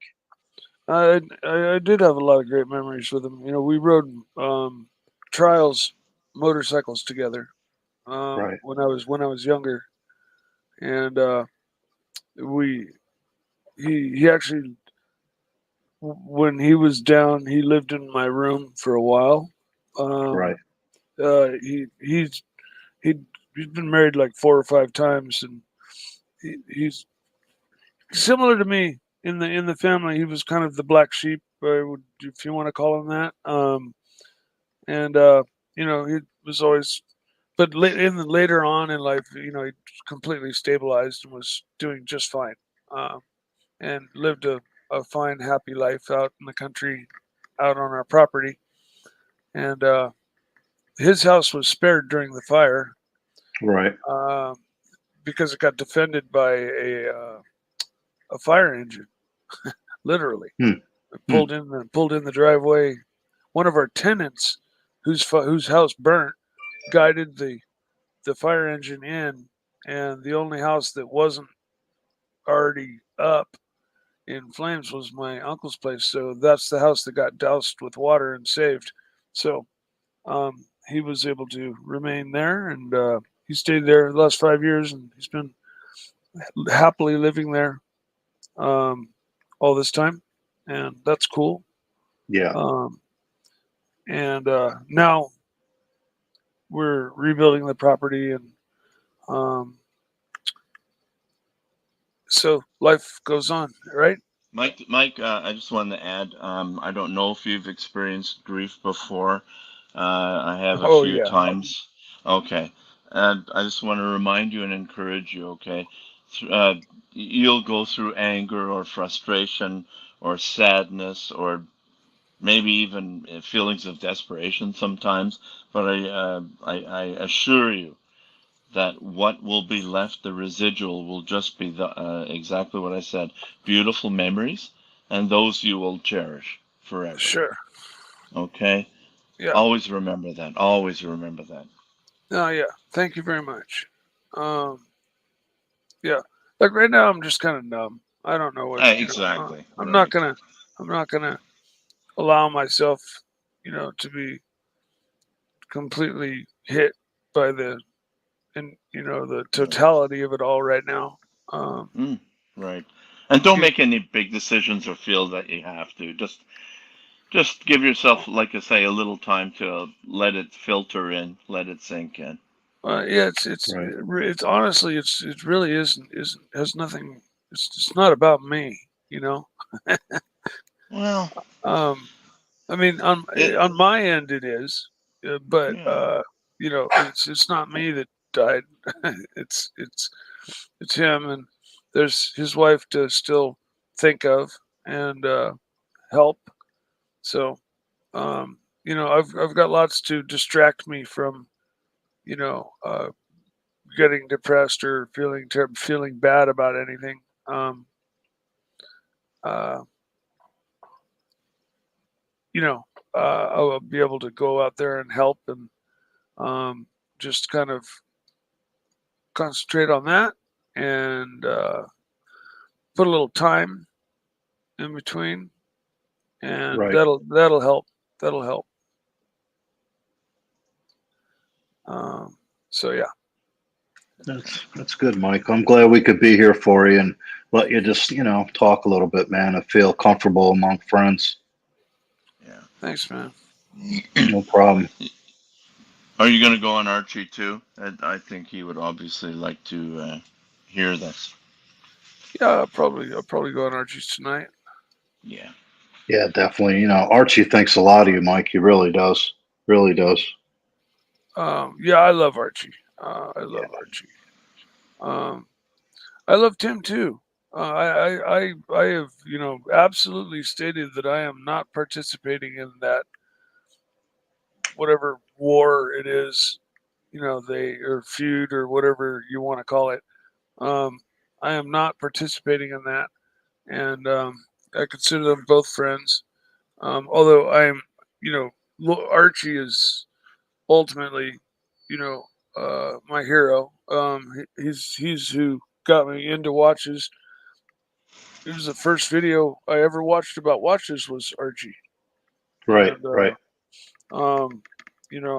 I'm lucky and honored to be welcome on his show regularly, and we talk occasionally, just outside of the stream, and yeah, I consider him a great friend. He's a great person. I love Archie. Well, you know something, Mike? There's no reason why you have to take sides at all. I mean, there isn't. There's no, I'm not. I don't. Right, right, and that's their little squabble, and right. I'm not gonna join in. It's by doing so, I gain and lose certain friends or people, because once you've taken a side, then those that are on the other side are now your enemy, and I don't want that.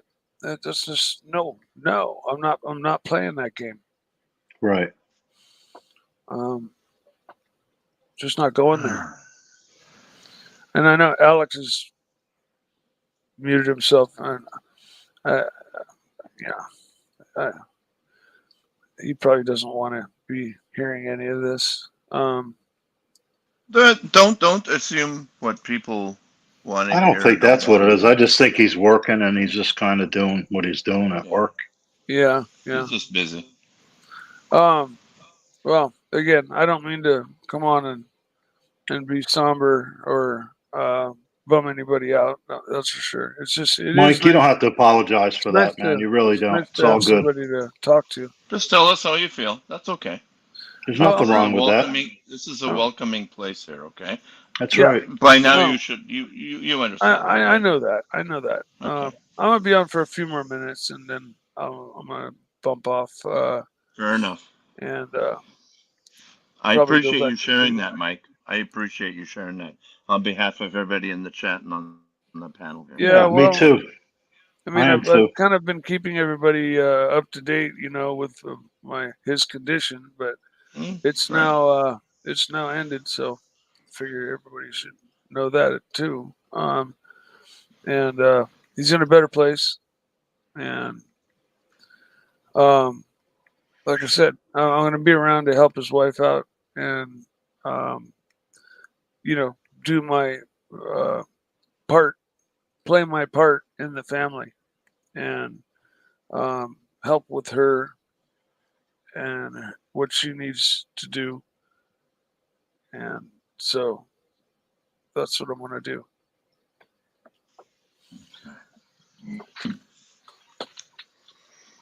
Yep. And I think that's the right thing to do, Mike. Just do what you feel is right. Be there for your family, and you'll get through it, man. Yeah. That fucking dog ate my socks again. Love this little dog. I say that very facetiously. Is it a puppy, Mike? No, she's a little rat terrier. Little rat, huh? she's more rat than anything. She's a rescue, so she's really skitty, and she's just never been the snuggly, want to snuggle up with you and sleep under your arm like my other dog was. Even after all this time, Mike, you've had her for quite a while. Even after all this time, she fucking runs straight into her crate, and that's where she sleeps at night. That's where she finds comfort, is in her crate. The safety walls. People can't get at her. Wow, really? I think she was probably beaten or hit previously. Definitely.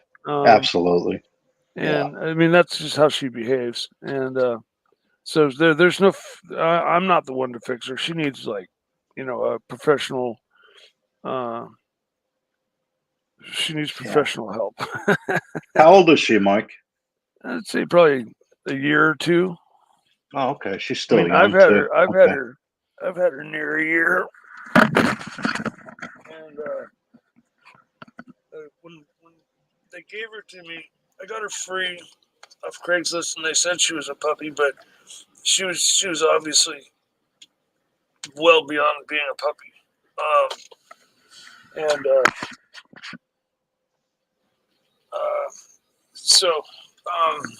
I took her in, and she just turned into being her and my other dog got along famously. So I just let things go. I let them play, and then Scooter passed away. My other dog, and so then I was stuck with her alone, and she's just not the dog for me. That's just plain and easy to see. And so I'm in the process of trying to rehome her. Short of taking her to the SPCA where she might get put down or something, I want to find a home for her. So she won't come up on your lap, Mike, or anything like that, huh? She just goes in her crate? Hell no. If I say, come here, she'll nut up and think I'm like trying to lure her over to hit her. And, man, that's too bad. So, yeah, she's just remained a skinny little, constantly scared dog that will bark at anything strange. And she's just she acts like an abused rescue, basically, which is what she is. Right. And,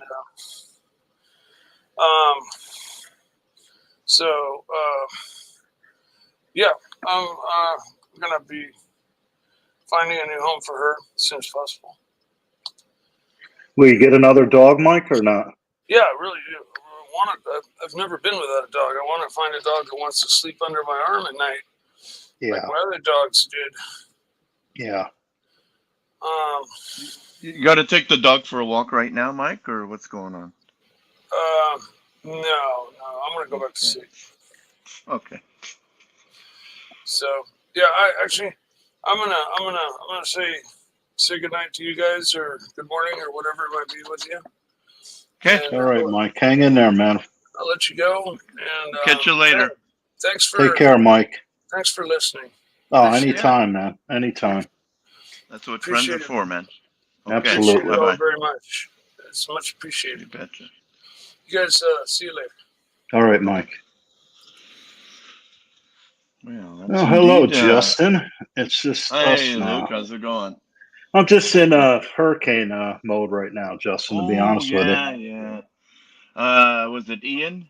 Hurricane Yeah, Ian? Is that Ian. Yeah, it just got the winds just went down to 115 from 125. So I don't know if it's going to stay like that. But yeah, the big worry is when it hits Tampa. That's like I don't think they've had a big storm that hit Tampa in 100 years. So that could be really devastating.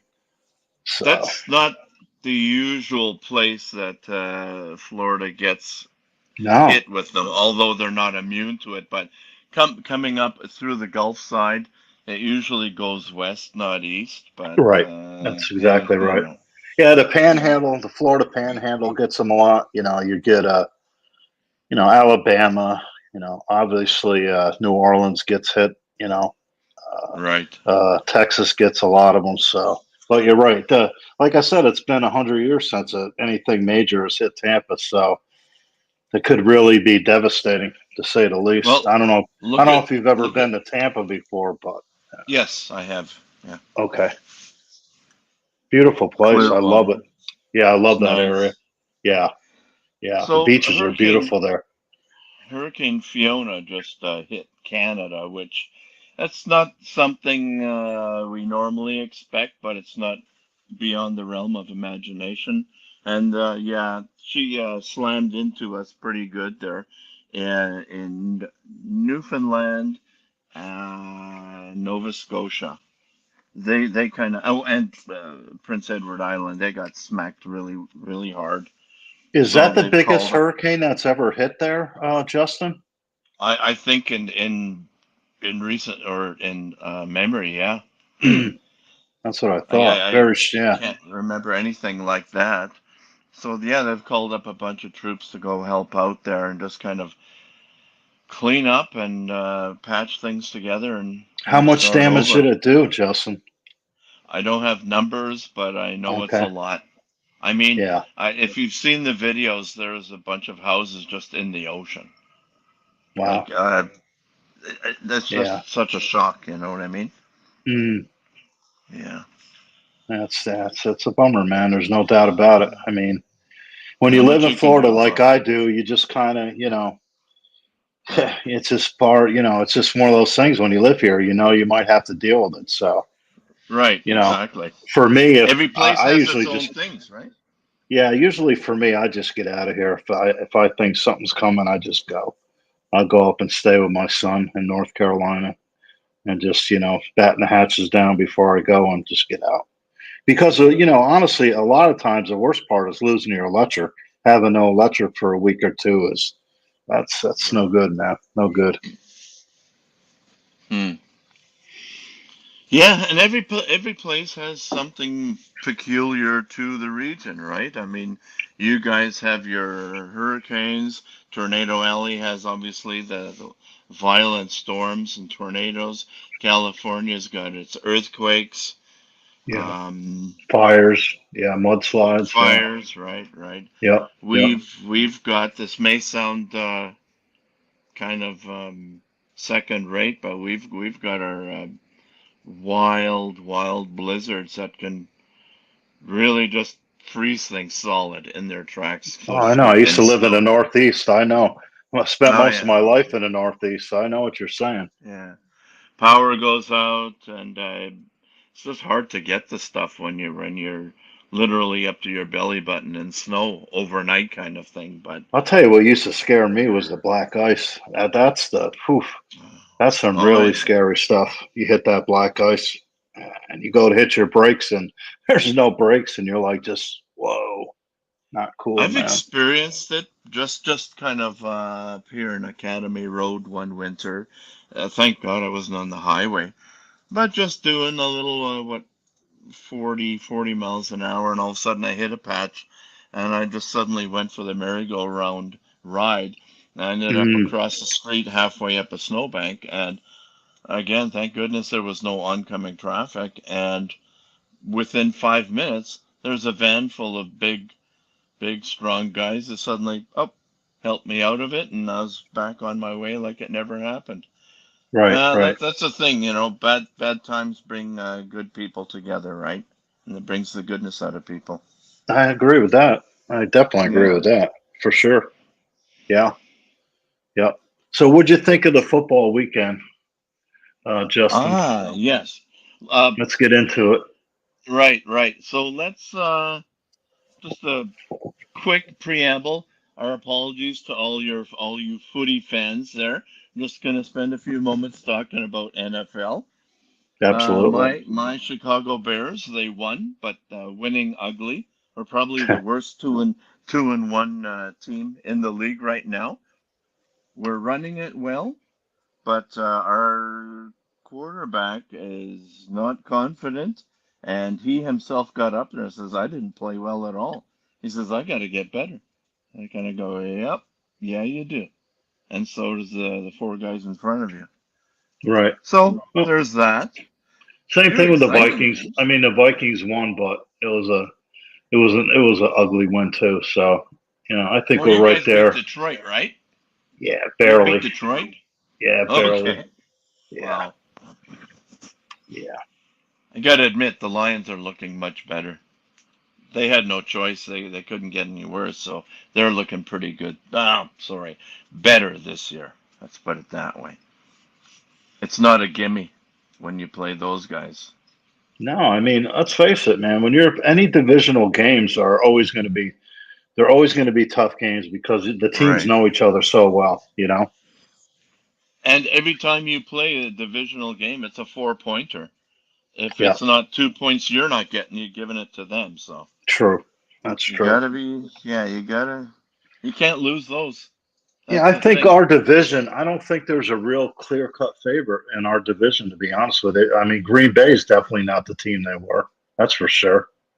Yeah, I know. And they're beatable. Yeah, That's the we beat thing, them. right? We beat them handily the first game of the season. So, it's like 23-7, which really surprised me, to be honest with you, when they beat them Yeah. like that. And now the Bears, the next team they play is the Giants, and they're just better than they were last year. They've got a good running game too. So we're just gonna have to step up.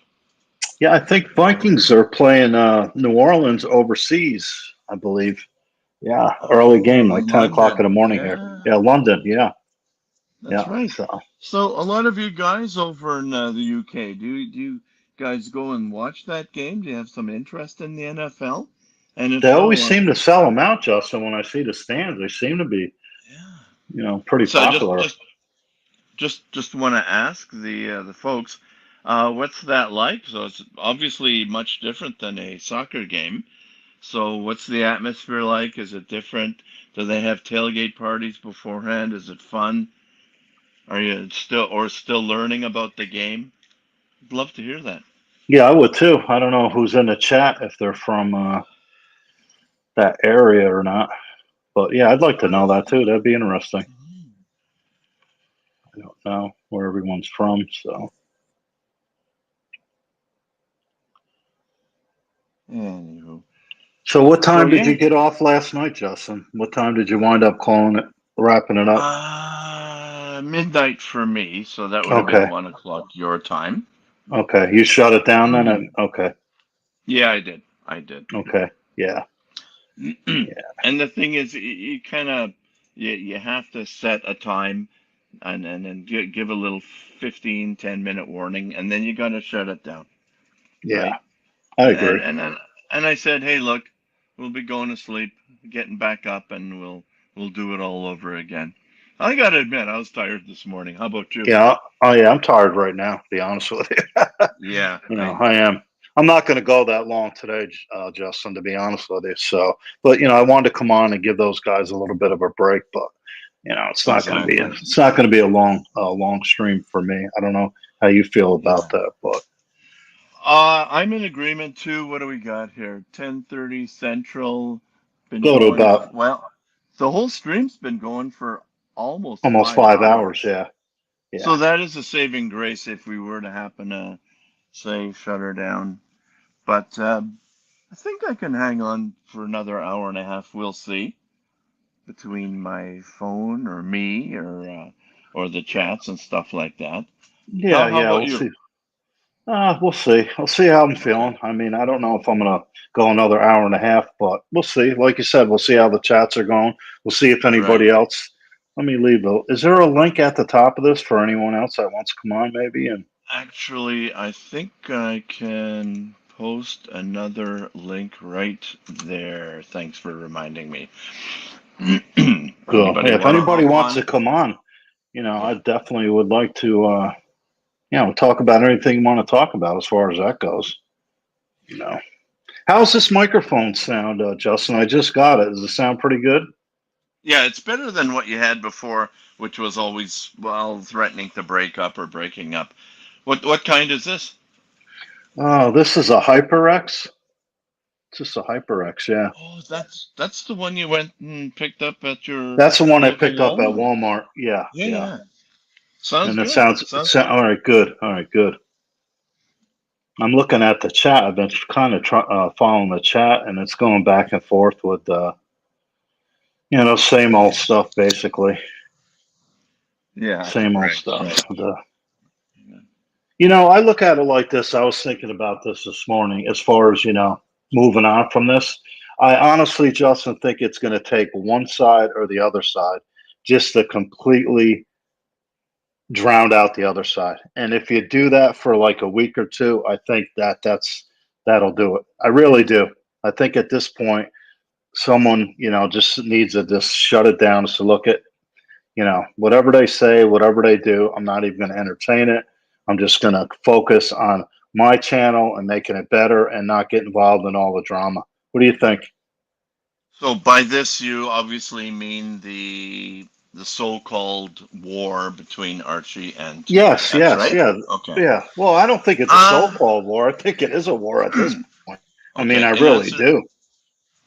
In answer to your question then, uh that's the thing. Instead of lobbing grenades, which kind of it's in the last few days it's been pretty heavy duty.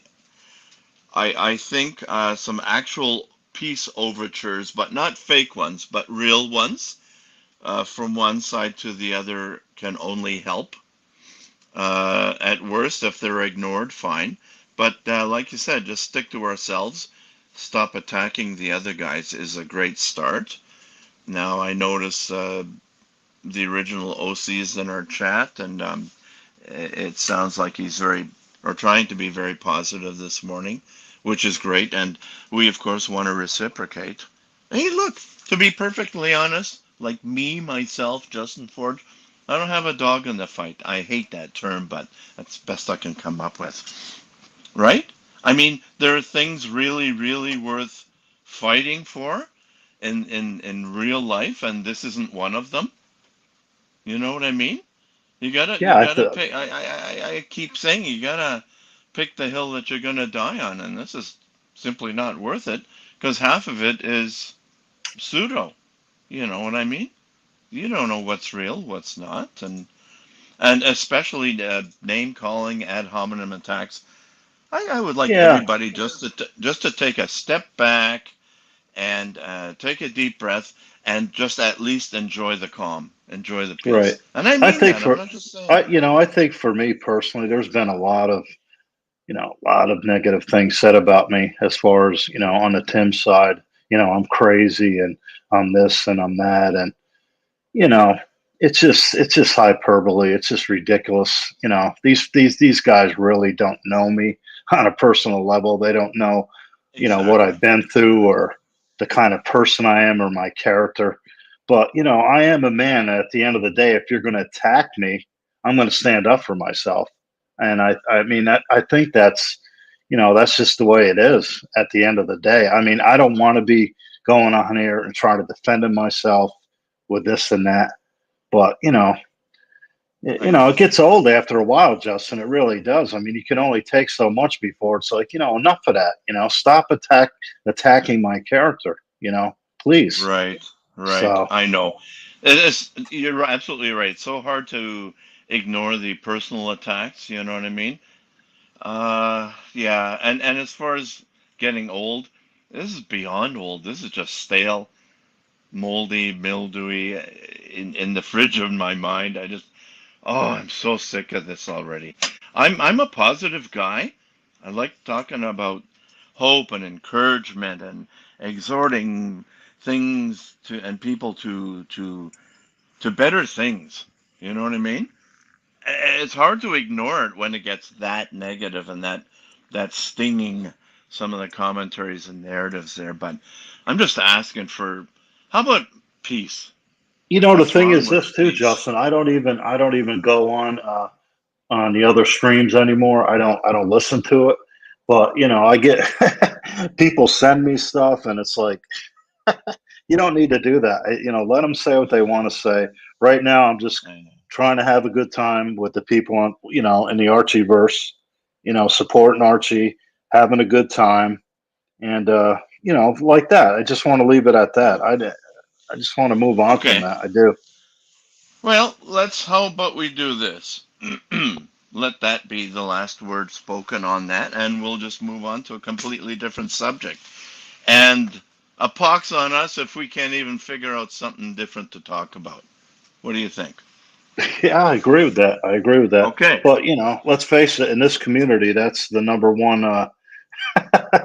That's what's No, talked about the most.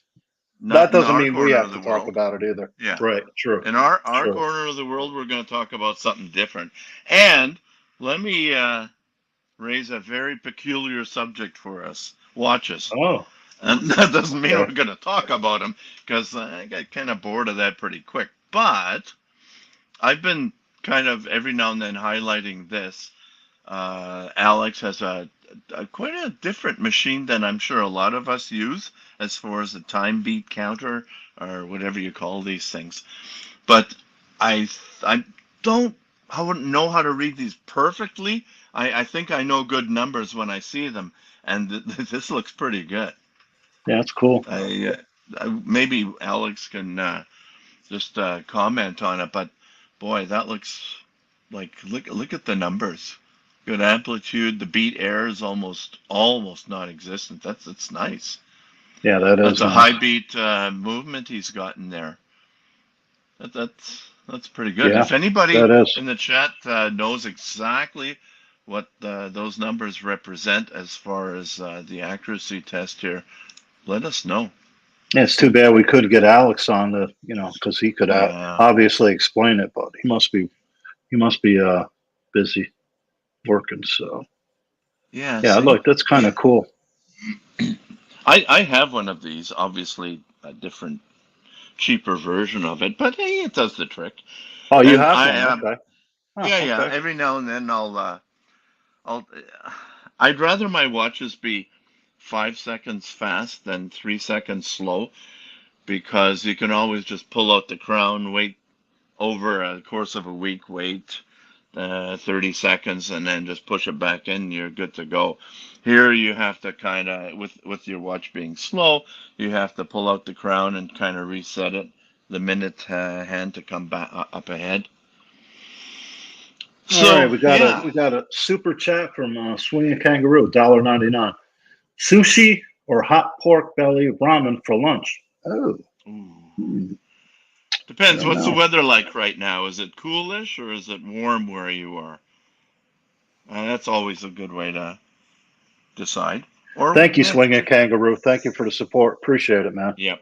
Thanks. I love Swinging Kangaroo. He's one of my favorite people on in the community. He's just a real positive, good guy. You know what I mean? Yep. I like him. Good guy. Alex, can you hear us? Yeah, sorry, I can hear you guys.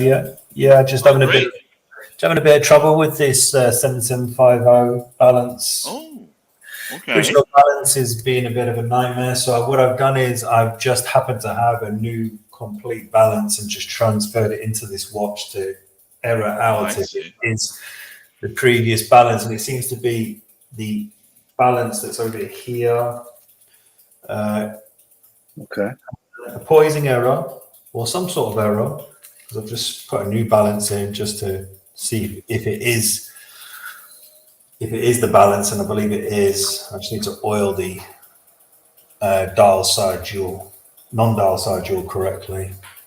We're looking at that meter there. and trying to decide if those were good numbers or not, and they seemed okay. I just want to double check the lift angle. I'm sure it's 49. Some people leave it on 52. I just want to double check.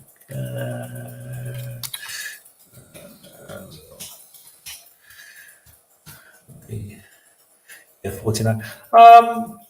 To be honest with you, the amplitude, I need to just double check the watch is fully wound. Amplitude, would like the amplitude to be a bit higher, so I just need to check that the balance, the mainspring is at its highest slip, because as you can see, the amplitude is climbing now. I'd like to see that at 270, 280. So I'm just going to wind the watch and make sure that the amplitude is higher. But the amplitude is not fantastic. Normally, like on mine, it's obviously a much cheaper machine, but I normally see two parallel lines kind of going up at an angle. This one's showing something a little different. What would account for that? Because it wasn't in beat error. So the amplitude you saw before was because of the hanging positions. So in hanging positions, the amplitude is less than it is dial up or dial down. But when you see two lines, it's because the watch is in beat. Now, a lot of people always say the amplitude should be super, super high.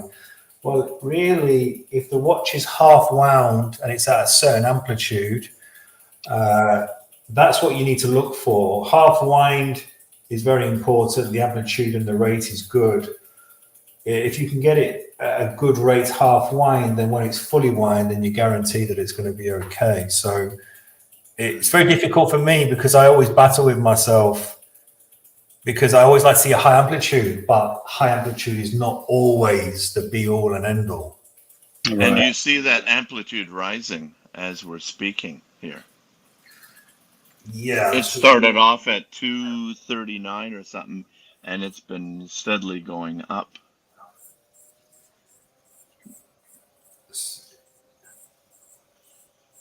Right, so now watch is fully wound now.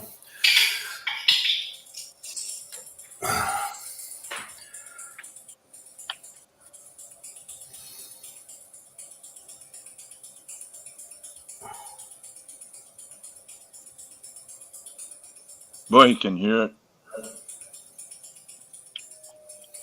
So I made sure that the mainspring was slipping in the barrel, which means that the mainspring's at it. The mainspring's slipping, which means that it's at its highest point. So as soon as it hits up, so you can see 296, 295, dial up. What's important is the hanging position. So I'm just going to put it in crown down position now.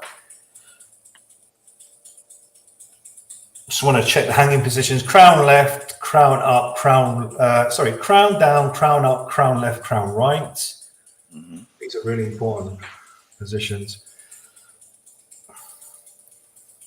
Naturally, you're going to see the amplitude lower because both pivots are working. Do you know what I mean? Because the balance is hanging, both pivots are causing friction. Yeah.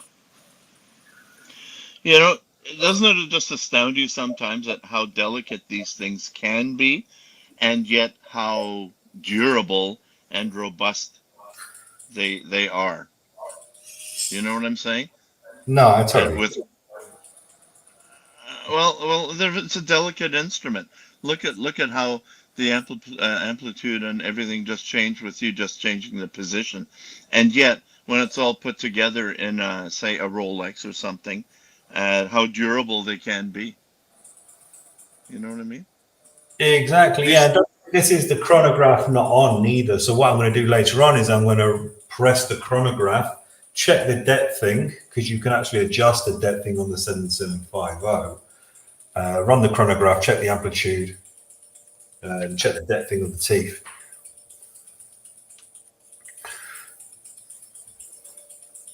What's the most fun thing for you to work on? Most fun? Yeah, if there is such a thing. As in watch-wise? What do you like?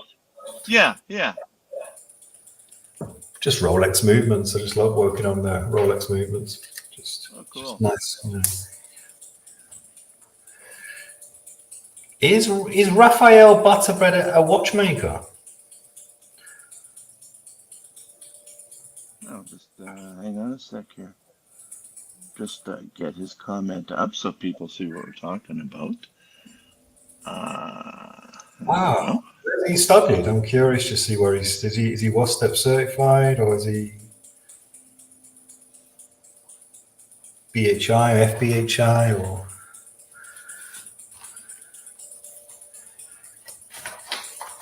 So you're saying a statement like this maybe indicates maybe more than just a passing interest, like a hobby? Yeah, I can tell. Yeah, I usually can tell. Cool. Interesting.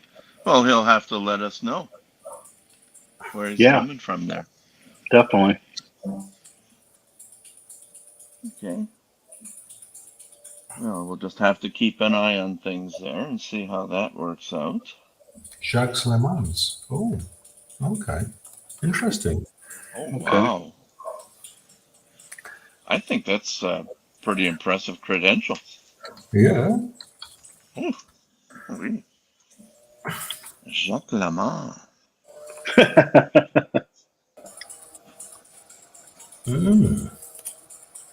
I'm just looking at their watches now. Interesting. Jacques Le Mans. A question for you, Alex. Do you service La Mania 5100 movements? It's not really my favorite, but I'll do it. No, but yeah, interesting. Yeah, no, I'm just being honest. What do you think of that 5150 movement, Alex? The 5150 La Mania. Yeah. Just check, see if I've 5150 La Mania. I actually did a La Mania movement when I was doing my WASTEP, when I was studying. You see, the 5150s, those are the vintage movements, yeah? Because La Manias aren't they? They're not really something that I work on every day. I tend to work on modern stuff, to be honest. Yeah. Do you like the Valjo, the 7750 though, or is that a decent movement? This is the 7750, Luke. Right. The thing with the 7750 is that parts are still available, and you can usually error out the problem. On vintage, it can be a cause of concern, to find problems or to get access to parts, or have to make parts, which it takes a lot longer. But more modern stuff like the 7750 is nicer to work on. It's just from an opinion. That's a pretty robust movement, though, isn't it? Overall, the 7750, the Valjo. It's a robust movement, yeah, definitely. Yeah. We've got the Taquera one here. Yeah. I actually have it in my Vitronox. I have a Mach 6. I don't know if you've ever heard of that, but I have that movement in there. It's been pretty good. Pretty good movement. Vitronox, yeah. But they use a 7750, don't they? Yes. Yeah, on mine. I got a Mach 6, so yeah. The 7750 gets a lot of heat because of the way the rotor spins in one direction. It makes that right. Yeah. And it's quite thick as well, thickish. It's with a case. When you case it up and everything, but I suppose it's quite thick. But it is,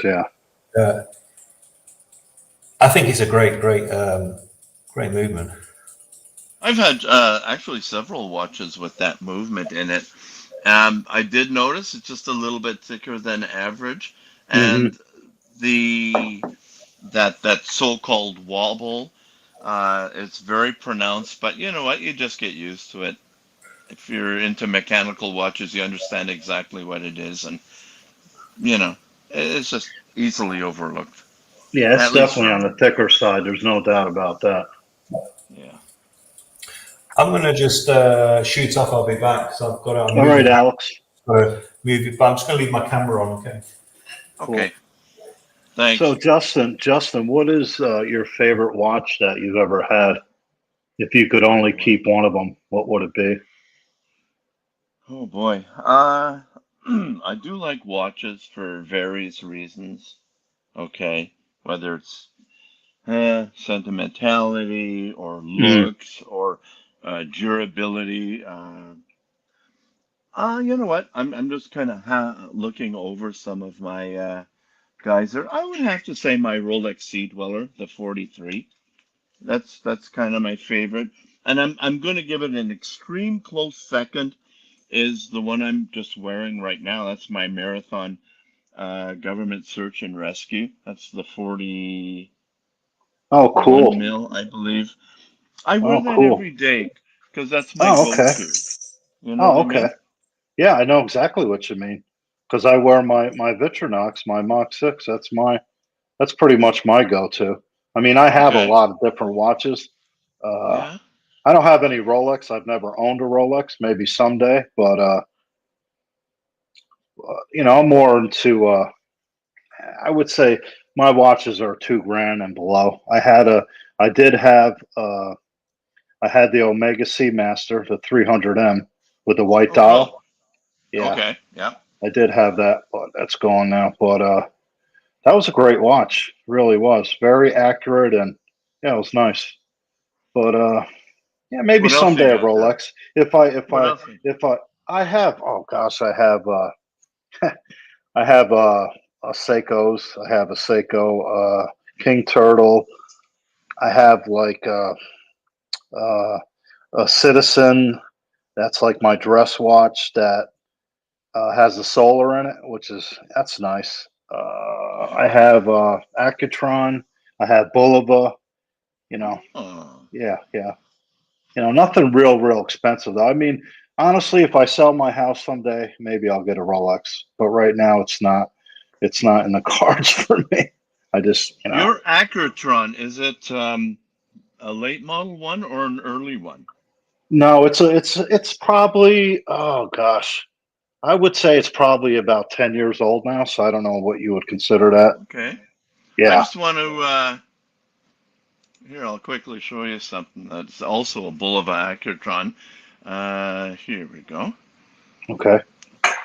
Actually, can you see that? Yes, I can. Yeah, I can. I got that one in St. Thomas. I just saw a poster of the watch. Yeah, give me a second. I'll go grab mine. I'll show it to you. Sure. By the way, we'll just kind of go through some of the other watches that I have here. These are in no particular order, by the way.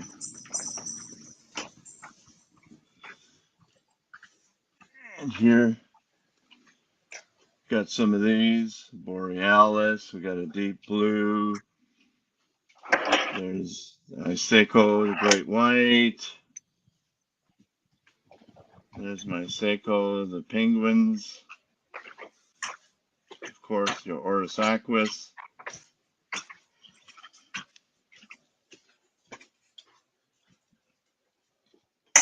Oh, yeah.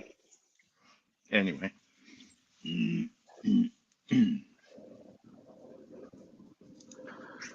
All right, let me turn my camera on. I'll show it to you. Sure.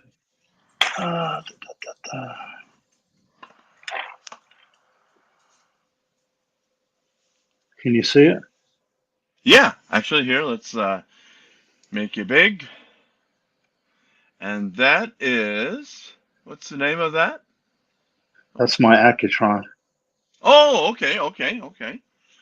It's cool. It's kind of got an open heart, so to speak.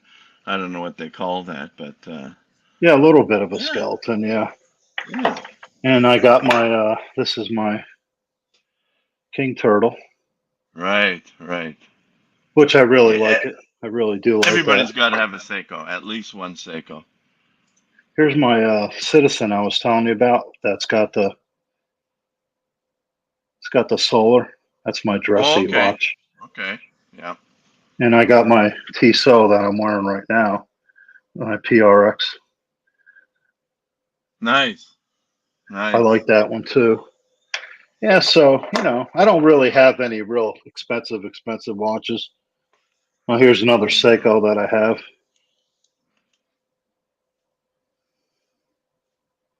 Oh, is that a Flight Master by chance, or Yeah. no? That's Yep. oh, no, it I is. don't think Okay. it's a Flight Master. Is it a Flight Master? I Jeez, don't I don't know. know. I'll be honest with you, it was my brother's watch who passed away a couple years ago, and Okay. I don't. Yeah. Like you said, watches can mean a lot of different things. So. Sure. And that was his. He had just bought that right before he passed away. Oh. Dirk Diggler, The Big Show, Luke. That's funny. Here, I'll show you a couple of more Seikos while we're at it, since we. Okay, cool. Here's the. Oh yeah, ready and go. Okay. Okay. So yeah. Oh wow. We've got the Kinetics. There's the black. Okay. And then there's wow, you got a lot of Seikos. Nice. Oh yeah. There's I like the yellow Sport. dial. You don't have the orange monster, huh? Justin, no orange? I had one. I sold it to a friend. He liked it more than I did. Can you see the C Star? Yes, I can. 1000, which is really cool as well. So you're a Seiko fan then, overall? Yeah. Sure. Yeah. Then I've got. I like. Wow, you got a lot of watches. Damn, man. Yeah, I know. I got too many. I got my. What is that? What is G-Shock. that? What is that with the blank screen on it? What is that? Oh, the Garmin. Okay, it's a cigar. I'd say okay. Actually, that's my golf watch. That's funny. Yeah, that's your golf watch. Okay. yeah. My Right, glycine cool. and Come on, where's the heavy guns at, Justin? Come on now. They're in the safe. Safe. Yeah. Okay, I got you. Yeah. I'm too lazy to go in and get them. Now, what do you have? One Rolex, or do you have more than one? Okay. I have one. That's the rule. That's the household rule. Only one Rolex at a time. We're not rich. What do you think this is? Kind of attitude. Yeah. Which, hey, I'm totally good with that. You know what I mean? No, dude.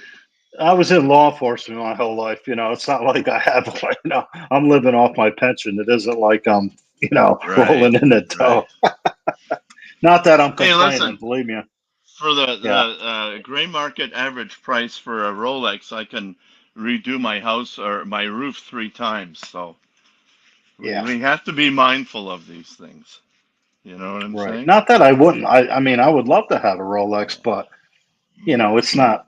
There's a lot of other things that I would like to do with that money besides buy a Rolex. Let's put it that way. Yeah, would like to do or would have to do. So this is the nature of home ownership. Well, that's true too. Especially when you have a home, right? The roof you might have to replace it. You got to keep some.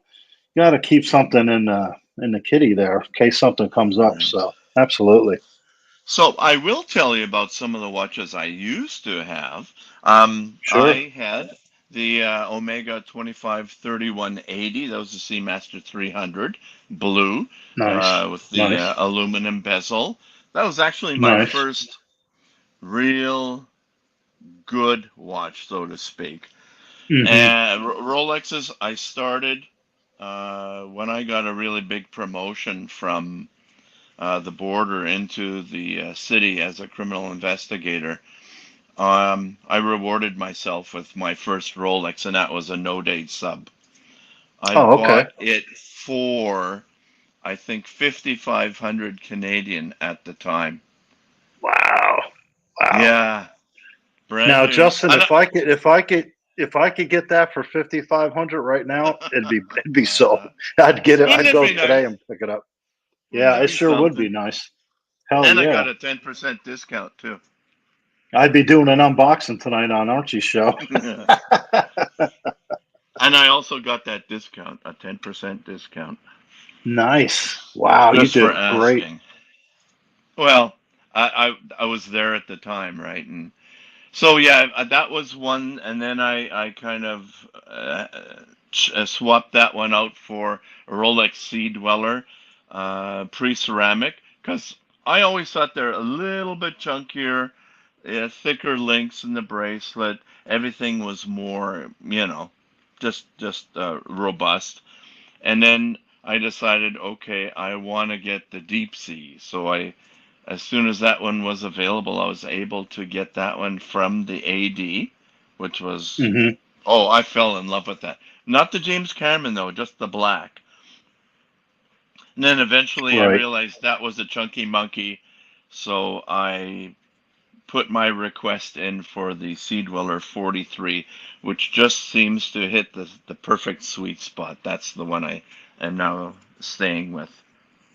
Now, do you wear that a lot, Justin, or not? Well, when I first got it, I wore it for a year and a half. I couldn't take it off. But then I started thinking, you know what, you got to wear your other ones. And I had, in the meantime, reacquired my Marathon, which I just love for various reasons, the durability, accuracy. I can see it in the dark. And you kind of realize that, you know what, that's your everyday watch kind of thing. You know, Rolex has come out for the weekends or special occasions, whatever your preference is. We got a super chat from Swinging Kangaroo for $1.99. He said, you got to love the 2008, 2009 MSRP. Yeah, no doubt. You got it, Swinging. For sure.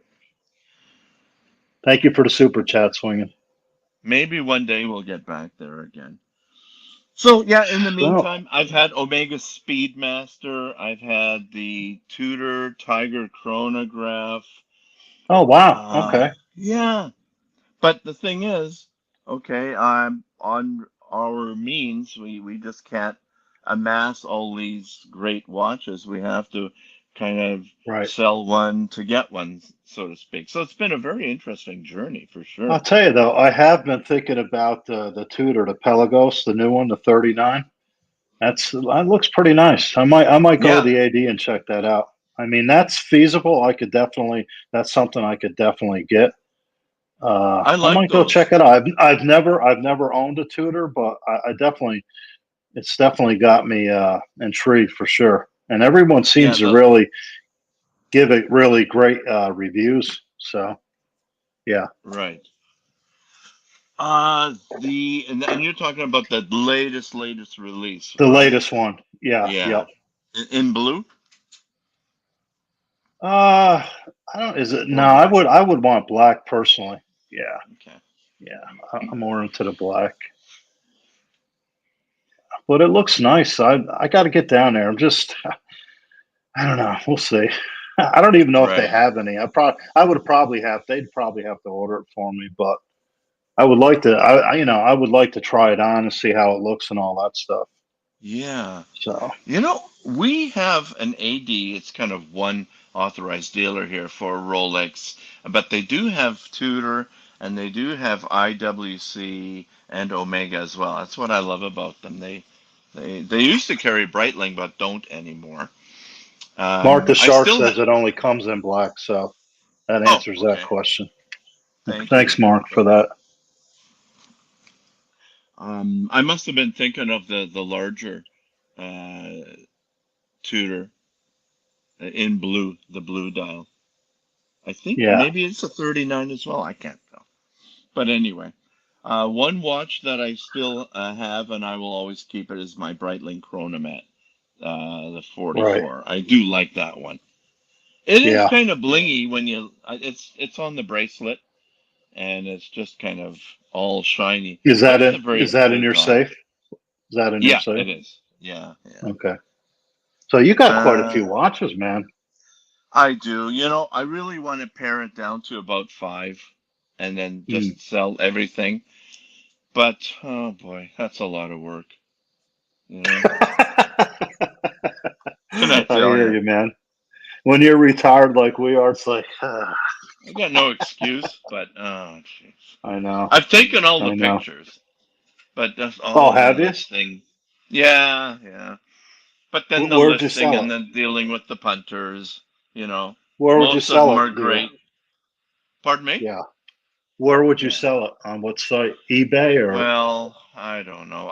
I've had good success on Chrono 24. It wasn't without its adventures, but I don't even mind. Here's the fees. Just let's do this. It seems the safest. You know, I've dealt with eBay as well, but it just has so swung in the favor of the purchaser that kind of scares big me time. now. Oh, you know, it really has. Hey, we got a super chat. Fat Windbag Ben, thank you. 10 pounds. Thank you, Fat Windbag. Well done, hosts. Doing a good job. P.S. Luke, ignore the haters. If you don't, it means they are living rent free in your head. Oh, absolutely. Yeah. Oh, for sure. Absolutely. That's why I don't, Fat Windbag Ben, that's why I don't even go on those channels anymore. You know, so, you know, it's all good. Hey, you know what we learned about Fat Windbag Ben? Apparently, I know he's a Scot, but he also speaks Italian. Yeah, that's what Curly was saying. That's kind of cool. That's kind of cool. Yeah, man. that is cool. Is that Fat Windbag Ben? Is that like your second language, Italian, or let us know? See, It's I kind of don't see cool, man. Italian coming. Hey, I don't see Italian coming from that face, but maybe that's not him. I just that avatar throws. Oh, that's not. Oh, that's definitely not him. That's absolutely not him. I would say that. That's definitely not him. You can't say never. It might be. Yeah, I know. I probably shouldn't even say that, but I don't. Let's put it this way. I don't think that's him. Let us know if Fat Windbag Ben. If it is, it is, man. No offense. Hey, Luke. If it is, I think he needs 2 airplane seats, not just the one.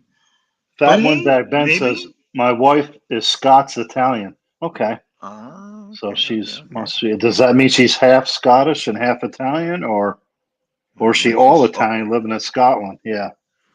Let us know. Apparently, they own property down there, so naturally you're gonna speak the language. Cool.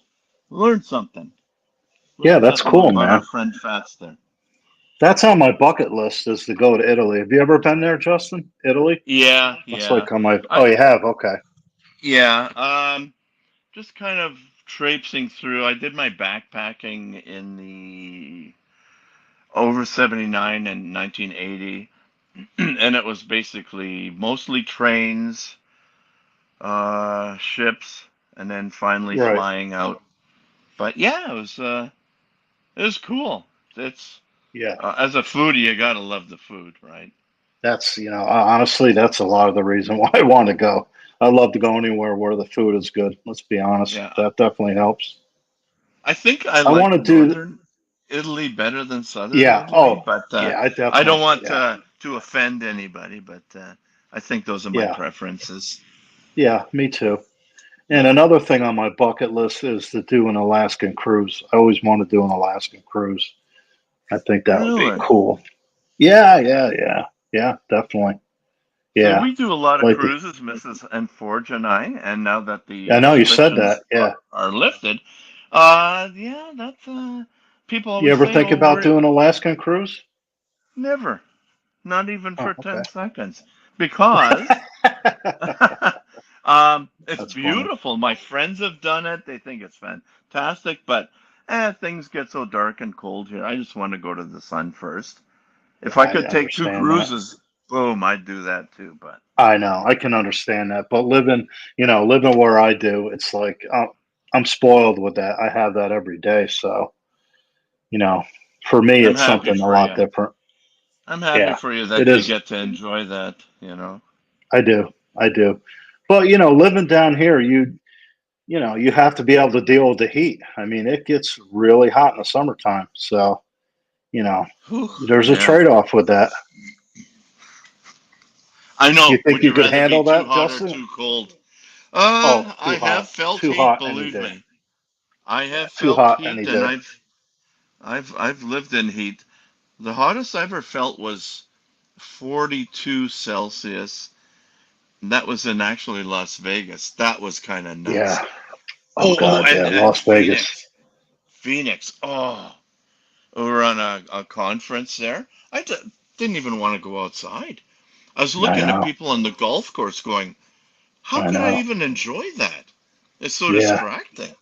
Yeah, I used to go out to Vegas all the time because my brother lived out there. Man, you get off the plane, it's like, holy shit, man.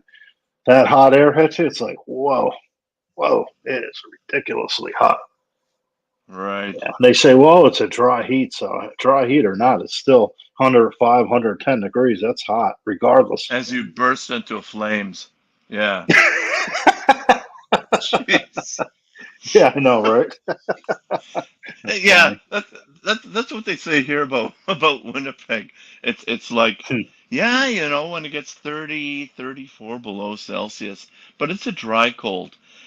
Yeah, but when you have to pick up your ears after they've fallen off, that just doesn't mean anything anymore. Yeah, right. That's true. It really is. And it takes the fun out of it. It does. It really does. So, where's your next cruise going to be? Have you planned it out yet, Justin, or not? Anything in the works? My wife is wanting us to go back to Cuba. We've been there 3 times. Cuba's a really cool place. The people are just fantastic. The the tourism infrastructure is just ever improving. Just building up to, I don't say world scale, but just getting up to more at least high European standards and stuff like that. So that's cool. We shall see. I think it's just in the next couple of days, all those restrictions are going to be lifted. So now we can at least talk about this again. Oh, cool. Cool. You But guys in are the probably meantime, chomping at the bit by now. Well, yeah, it's got 2 or 3 years of pent up traveling energy there, right? Yeah. I hear you, man. You guys are ready. If it's a cruise, one of my favorites is just either from Fort Lauderdale or Miami straight down to Aruba. Okay. Okay. And then Right. catch the ABC Islands, Bonaire, Curacao, come back to Barbados, and then hop, skip, and jump back your way to the Virgin Islands, and then back home. Ooh, that sounds nice. That sounds nice. Yeah. Now, what do you guys beautiful. usually do? A 7-day cruise, or do you go longer than that? Well, the one I just described is more of a 10-day cruise, but I think Right. we could start with the 7-day cruise again. Either one. Now, do you go on a diet before you go on the cruise, or no? I don't have to, and I'll tell you why. I have actually. Did we just miss a super chat by chance? Hang on 1 second. No, we missed that one. Okay, We got that. We got that. fair enough. I'm keeping an eye on it. Yeah. I don't have to go on a diet because last time I cruised, I lost weight. Wow. Okay. Really? Yeah. Well, because How the hell did you do that? So much walking. These ships, okay. They're over 1,000 feet long, almost 250,000 tons. It's just so much walking, and there's no we don't do elevators. It's up and down stairs, and I just go counterintuitively as to what maybe a lot of people do. Is just, hey, you could eat 24/7, but I like food, but I don't like it that much. Where I just eat. Yeah. So to gouge yourself. Yeah, I hear you. yeah, I mean we have fun, but I'd rather eat small amounts that has a real punch to it, or just looks fantastic, very colorful, very tasty. But then I just move on. I don't sit there and chow down to a 10-pound bowl of pasta or this or desserts. Let me ask you something, Justin. What cruise line do you think has the best food, if you were to pick one, if you could? Oh boy, I've only experienced 1, 2, 3, or 4. It's the food and how it's presented as because every cruise line has a buffet, right? Where it's kind of mass eating, and I didn't like the way Princess presents their buffets. It's kind of crowded and congested. Royal Caribbean rocks. The food is excellent, but it's just so much space where you just really don't end up bumping into people all the time. I love how they set that out in their Windjammer cafes. We've done Norwegian, and their food is really, really good as well. So boy, they're very competitive, all of them. You know, Yeah. I've heard Yeah. MSC maybe not so fantastic for food, but I've Okay. never been on those cruises. You know, Last one I went on was Celebrity, and it was fabulous. Really, really good. Yeah. yeah, I was You on been a on Celebrity celebrity. before? Yes, I have. Okay. Hang on, Mrs. Forge. What was the name of the celebrity solstice? Right? Yeah, I got norovirus on that, so I'm going to have to Oh. exclude my commentary.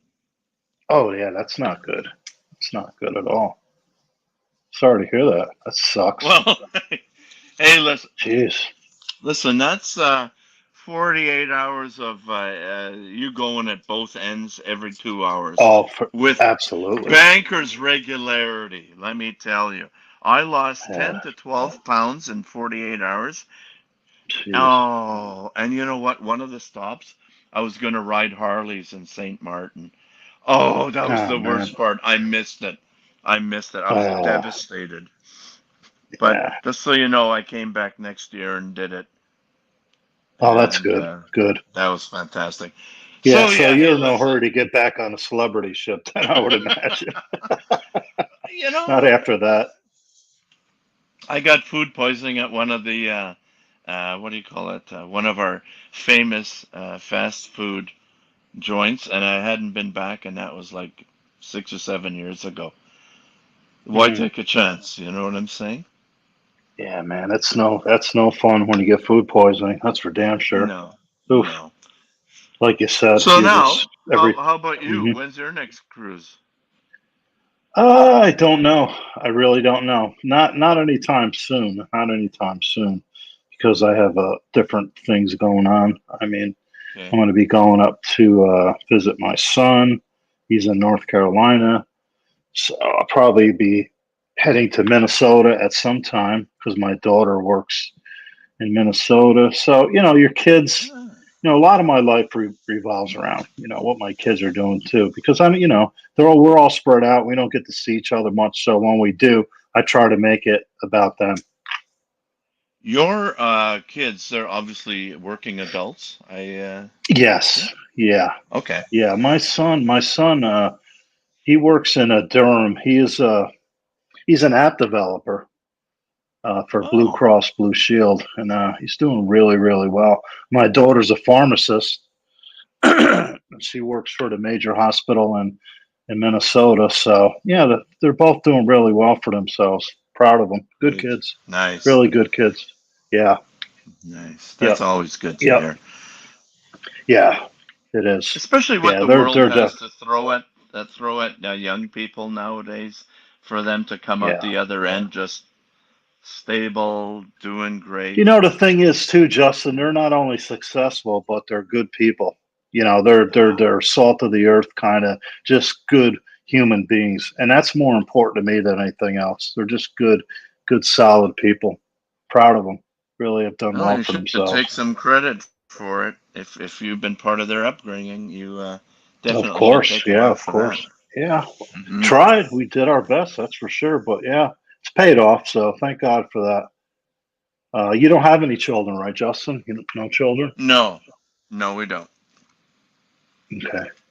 Yeah. So when you have kids, it's a little bit different. I mean, I don't know. Any free time that they get, I try to.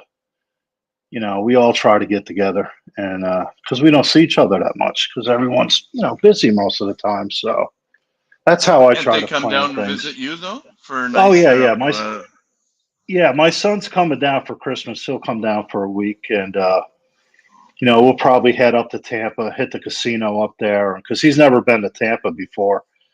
And it's beautiful. I love it up there. Beautiful beaches, and yeah. We'll probably go down to Miami for a day or two, and it'll be good time. Good time. So yeah, I'm looking Do you like forward to the seeing him. West Coast better? Do you like the West Coast better than the East Coast, Florida? I do like the West Coast better personally, and I say that because I like going in the ocean, even though on the West Coast it's the Gulf. They don't call it the ocean; they call it the Gulf. But the water is much calmer, so I like that, and I think it's I like the scenery better on the West Coast too. So, Okay. but I'm happy where I'm at. I like the town where I live. It's mostly retired people. Everyone's really nice here, and everything is real close, which I like. 5 minutes away if I got to go to the store. It's very, very convenient. So You don't happen to live on a golf course like Lex reports and drive around in no, a golf cart, do you? no, I don't. No, I don't live on a golf course. No, I live in a community, but not a golf course. There are a lot of those though in Florida. That's for sure. A lot of them. Yeah. Do you But have gates in your community? no, no gates. No, it's not gated. Okay. No, no. Not to But be a snob, but I've seen these just gated communities. And I kind of go, it's not so bad. no, absolutely no. It's not so bad. No, I don't think it's bad either. It's just this happens to be one of the communities where there's no gate. A lot of the communities are gated, which, Do you know whatever. what our gates are in Manitoba, where I live? The weather. No idea. Oh, the weather. Okay. The weather is our gates. Okay. There's just so many people that just wouldn't bother showing up just because of the winter, and you just can't Okay. sleep around in the parks on park benches. Right. It's just impossible. So Now, when does your winter start, Justin? I mean, like December, would you say, or is it before then? When it gets, full force. October, usually Halloween is the exact day that the first snow falls and stays.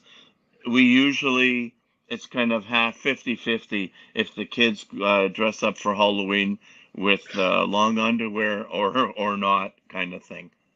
You just never know what they're going to be walking through. Right. But, that's kind of what we set our calendar by. Right. Yeah. So it lasts right through what, like April, or when does it start somewhat getting decent?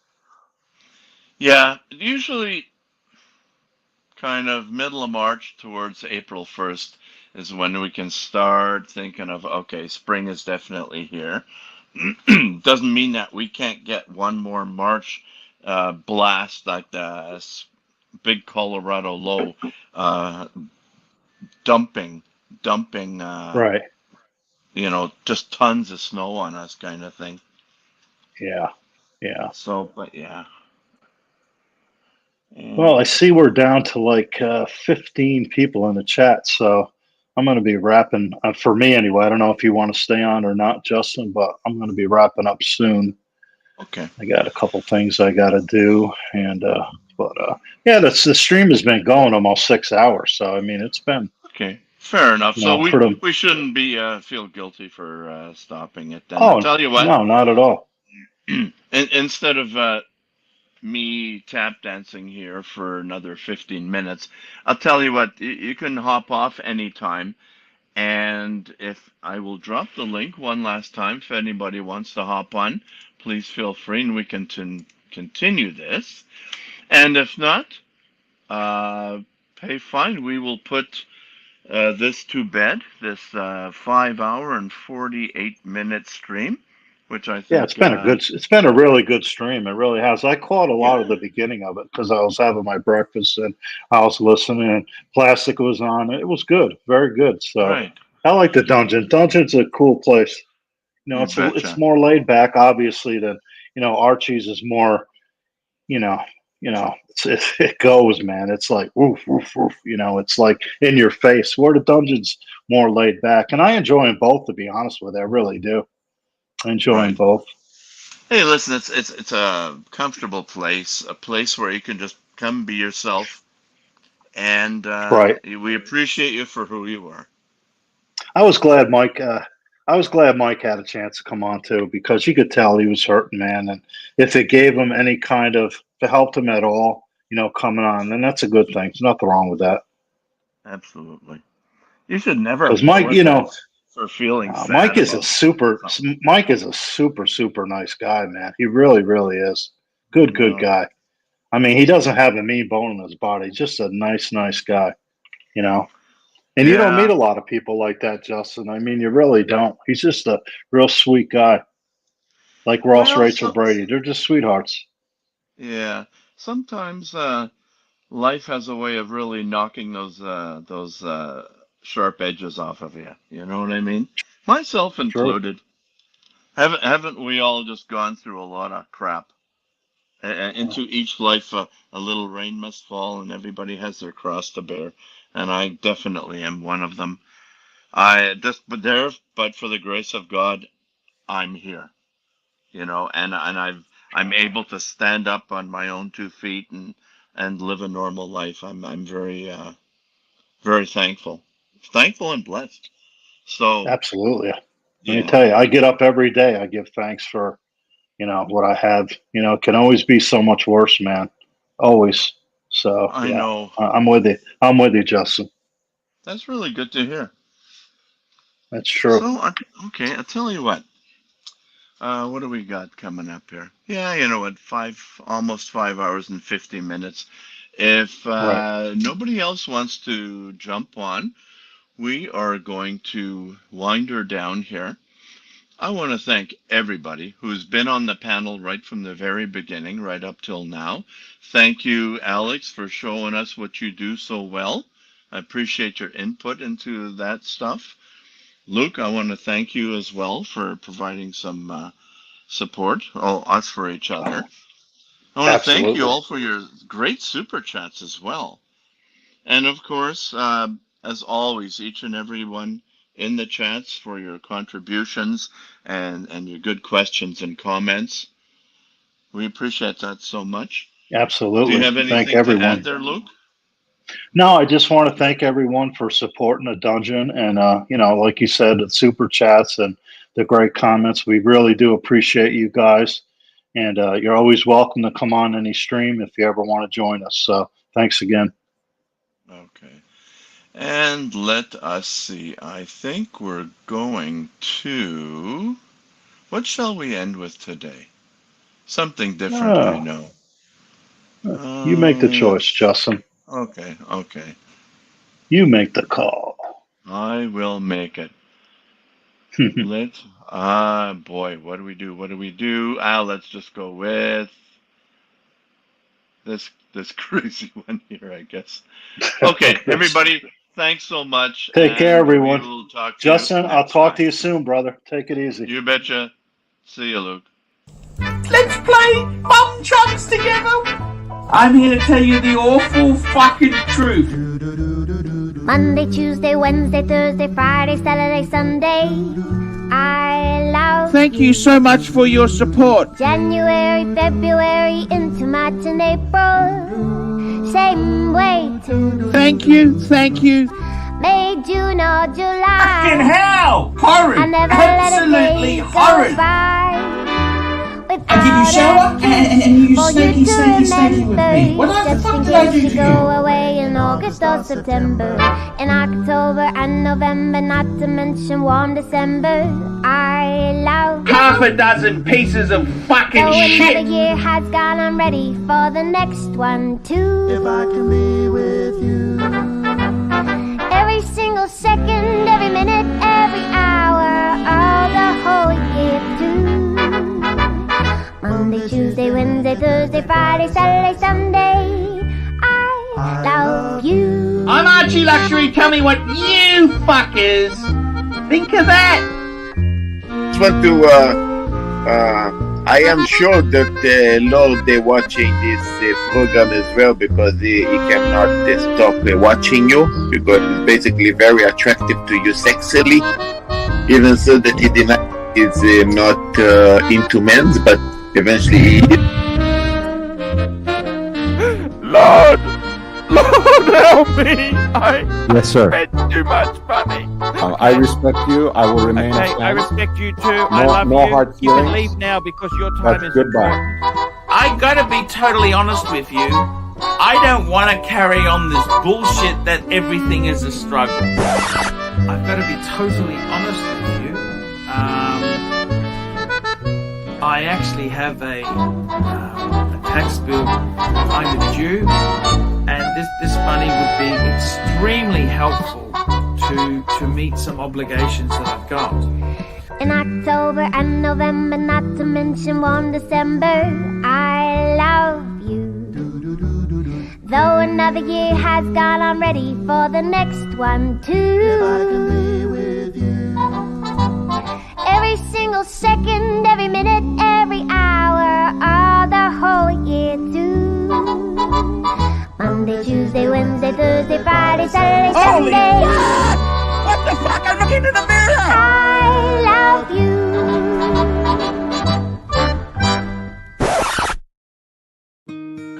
Hello, Archie, my old friend.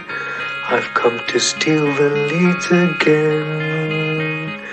And while Eeyore is sleeping, you will find me softly creeping. And the super chats that were planted on the street were all from me. From the dollars and pounds of shysters.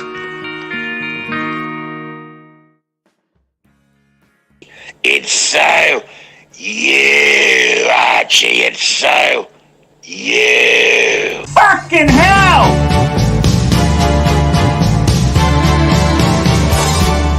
Oh yes, I'm the great pretender.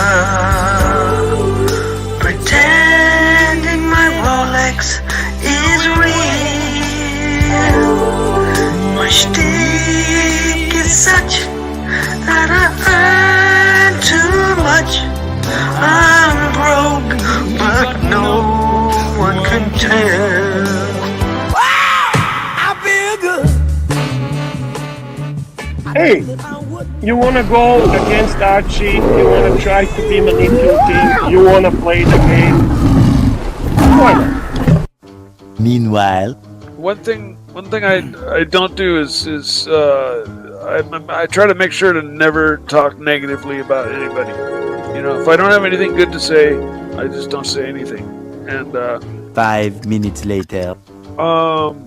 then fuck you, bullshit. Can you stop your fucking noises, dude? Bullshit. Fuck you, it's automatic bullshit. Just stop it. Well, I'm not talking bullshit. I don't talk. Okay, bullshit. I don't know what's happening. Sometimes I talk too much.